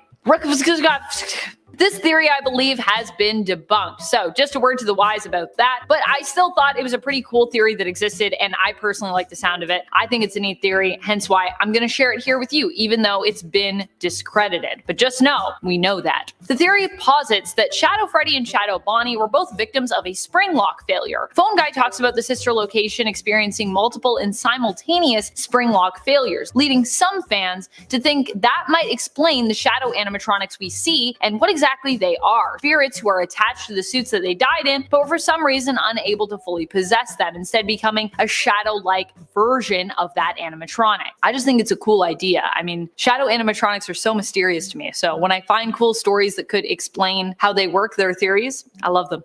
Number 5, Yellow Suit. In FNAF 2 on night 6, Phone Guy's call reveals that he is surprised you came into work at the location, as it is meant to be shut down for a while. He tells you that there was an incident that happened involving the yellow suit in the back, which many have theorized to be the Springlock suit used in the missing children incident, where 5 victims went missing. Some even think that this phone call is referring to that incident. Phone Guy claims that someone wore the yellow suit, and ever since, the animatronics have been acting strangely. Is it because they had victims stuffed into them, and possibly because those victims' souls are making the animatronics behave more aggressively because they're possessing them? I don't know, but it makes sense. Number 4, Bite of 83. We know that Fredbear was the one behind the Bite of 83 based on the minigames we see in FNAF 4. And we also know that CC was the victim of said bite and eventually died of his injuries. But what we don't know is why the bite happened. However, if you look deep into the lore surrounding Springlocks, it feels like a no-brainer here. Sorry, no pun intended, crying child. Sorry about that. We already know that Springlock failures have pretty much been an ongoing problem since the creation of the suits. And we also know that Springlock failures on a massive scale eventually got these kinds of suits retired. So what if the Bite of 83 was the major beginning of that? What if the bite happened because of a Springlock failure itself? All the clues seem to be pointing us in this direction. A technical issue is the only real explanation, is the animatronics themselves seem to have not been inherently malicious, not until they were bonded with spirit, which lingered inside them, making them vengeful. And so if there wasn't a spirit in there, then we must assume there was a technical error, a Springlock malfunction. Number 3, Funtime Bonnie is a Springlock suit. Funtime Bonnie really only appears in Sister Location as an empty head. But what if there is something else going on with this animatronic? After all, there is one animatronic who we also don't get a good look at in the game, but who we are pretty familiar with by the end of it, just based on our experiences. That would be the Springlock animatronic that we are stuck in temporarily. While we never see it explicitly, we also never get to see Funtime Bonnie explicitly either. This has led some to theorize that Funtime Bonnie is said Springlock suit and is the older animatronic that Circus Baby was referring to. The only thing that seems odd is how new we'd imagine Funtime Bonnie to look. But then again, it's more likely that the animatronics at Sister Location are actually really old and have just been well maintained and possibly refurbished and possibly, hidden away there. After all, Circus Baby's Pizza World seems to be one of the first locations, I think. This timeline is hard to keep track of, so forgive me if I'm wrong about something that has not actually been confirmed. So I guess we can't really be wrong about much. Number 2, Springlock suits were designed to malfunction. You have to wonder, when you learn how easy it is for a suit to malfunction, if the suits themselves were ever actually made with the intention of functioning in a safe manner. It seems more likely that they were made with the intention to do harm. The Springlocks can malfunction if not wound up securely and properly before the wearer dons the suit. Not winding up the springs properly can result in them simply going back to their original position, impaling the wearer. The thing that I find very suspicious is how a small amount of moisture, such as that which comes from heavy breathing or even just moisture in the air, can cause the Springlocks to completely loosen. These are also suits that you'd think were intended for you to move around in, acting as the character you were dressed up as. And yet in Sister Location, we are warned not to move too much, as this can actually set off the Springlocks, implying either the locks were not at all secure when the suit was put on us, or that they are so temperamental that basic movements could set them off. Never mind jumping around, dancing, or in general performing as the character that you happen to be dressed as, which is what I'd assume would be expected normally of an employee donning a mascot suit. Number 1, Henry sabotaged the Springlock suits. We don't really have a lot of clearly defined lore from the games that lets us know who really made all of the animatronics between William and his business partner Henry. In some continuities, it's implied that William is more the inventive one, whereas in others, William is more business savvy and Henry is more robotic savvy. It could be possible that the two were actually a little bit of both. I think that makes the most sense just based on everything we've learned about them. If this is the case, who's to say that Henry wasn't the one behind the Springlocks and perhaps after losing his daughter, sabotaged said Springlock suits while in a vengeful state. When William, however, did not die from Springlocks impaling him, Henry had to resort to other means later down the road, like what we see in Pizzeria Simulator, with him rounding up all of the former animatronics and then burning the place to the ground. Or potentially with Henry being behind the burning down of Fazbear Fright, which also was a suspicious thing that happened, and we don't really know who's behind it, but I feel like Henry could make sense there. And at 10, Crying Child. Okay, so I'm putting this one at number 10 because I personally don't think that the Crying Child is a Springlock victim. To me, there's just no logical way that that animatronic jaw should have crushed his skull, because, the Springlocks were already active and that would require a lot of power to crush a skull anyway. However, it is possible that since this is a series about haunted animatronics possessed by spirit metal, that logic kind of gets thrown out the window. So assuming that he is a Springlock victim, that's brutally scary.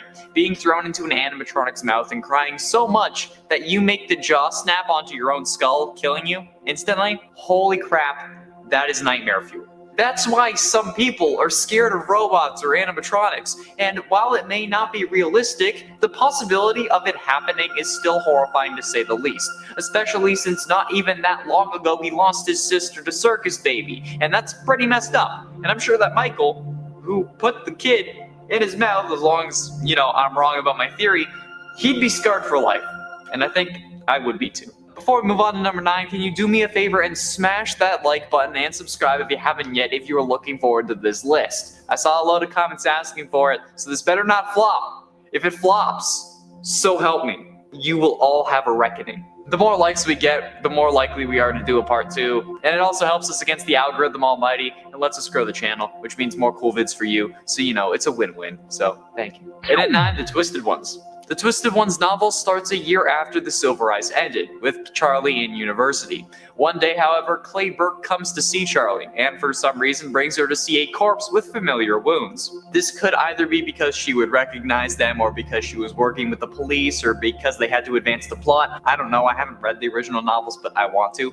However, looking at the wounds, she confirms that they are in fact a Springlock failure, meaning that we have an unnamed Springlock victim in the Twisted Ones novel. If this character does have a name, like if it's revealed in later down the line or something, please let me know, because I couldn't find one online. However, while this may seem insignificant to you, the real horror of this number comes from what it signifies. This Springlock marks the return of William Afton, since at the same time, Clay also tells her that a blood sample they took from Afton showed that the body was a fake, or at least it was fake blood. The return of a killer, and the purple guy of all of them, that's pretty damn scary if you ask me. And at 8, The New Kid. Continuing with the theme of FNAF books, what about the story The New Kid from one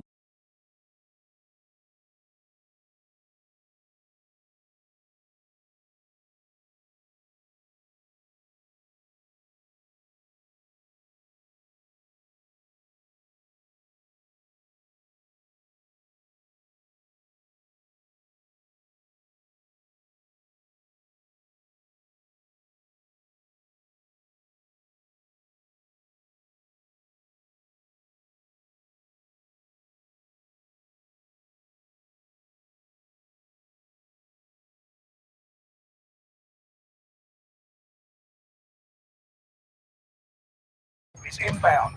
Intercept and seize the cargo.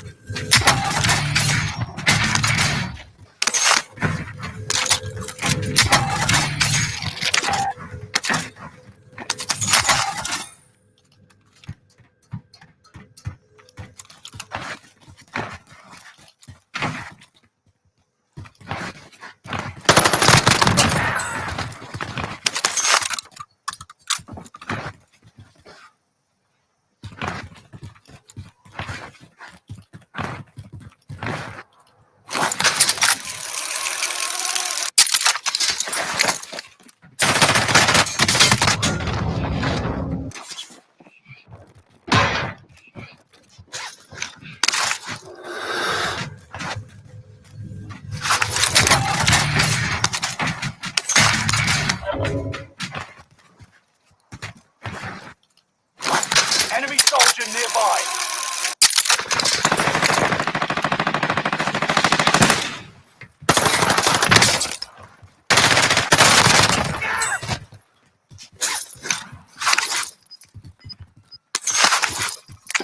Loadout drop headed your way.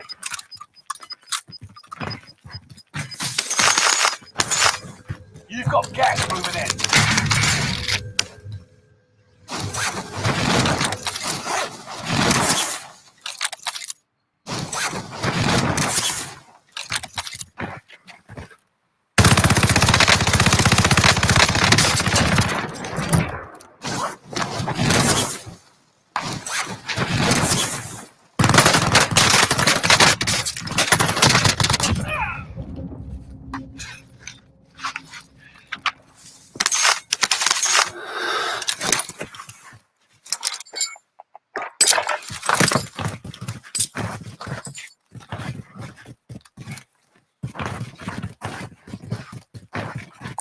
Marking vendor. Got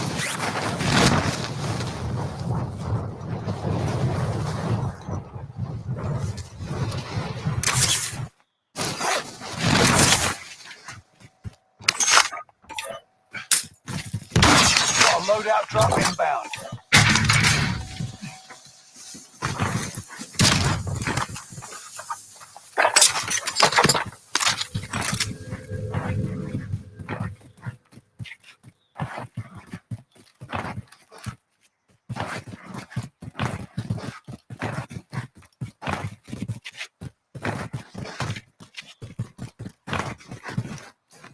There's a strange device nearby.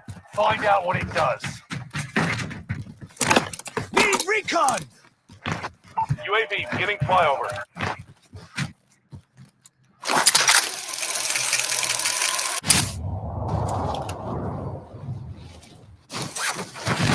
There's a mysterious contraption around. Move, sniff it out.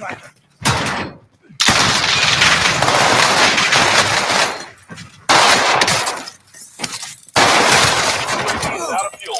Returning for resupply.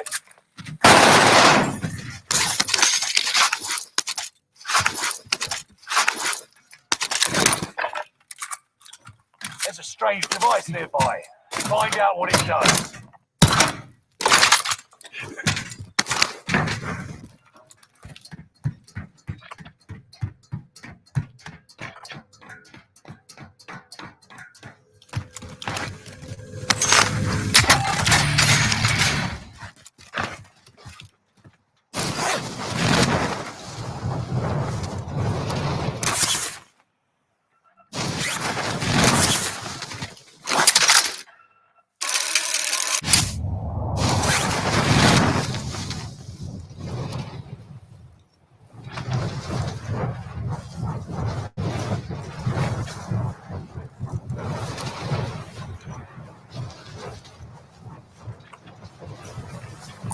Located bounty contract.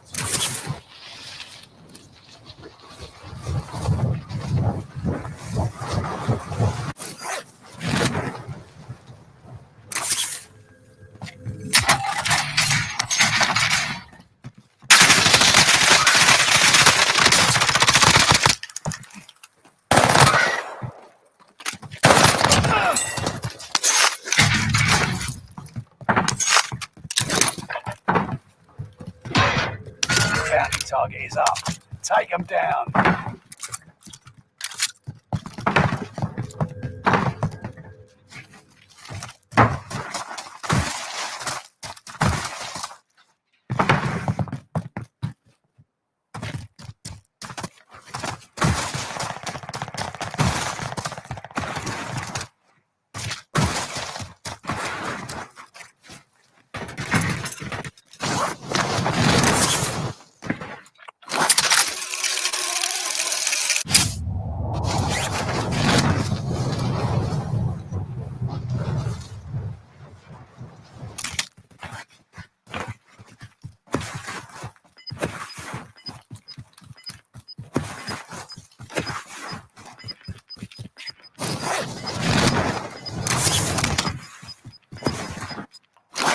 Safe zone. Gas is closing in.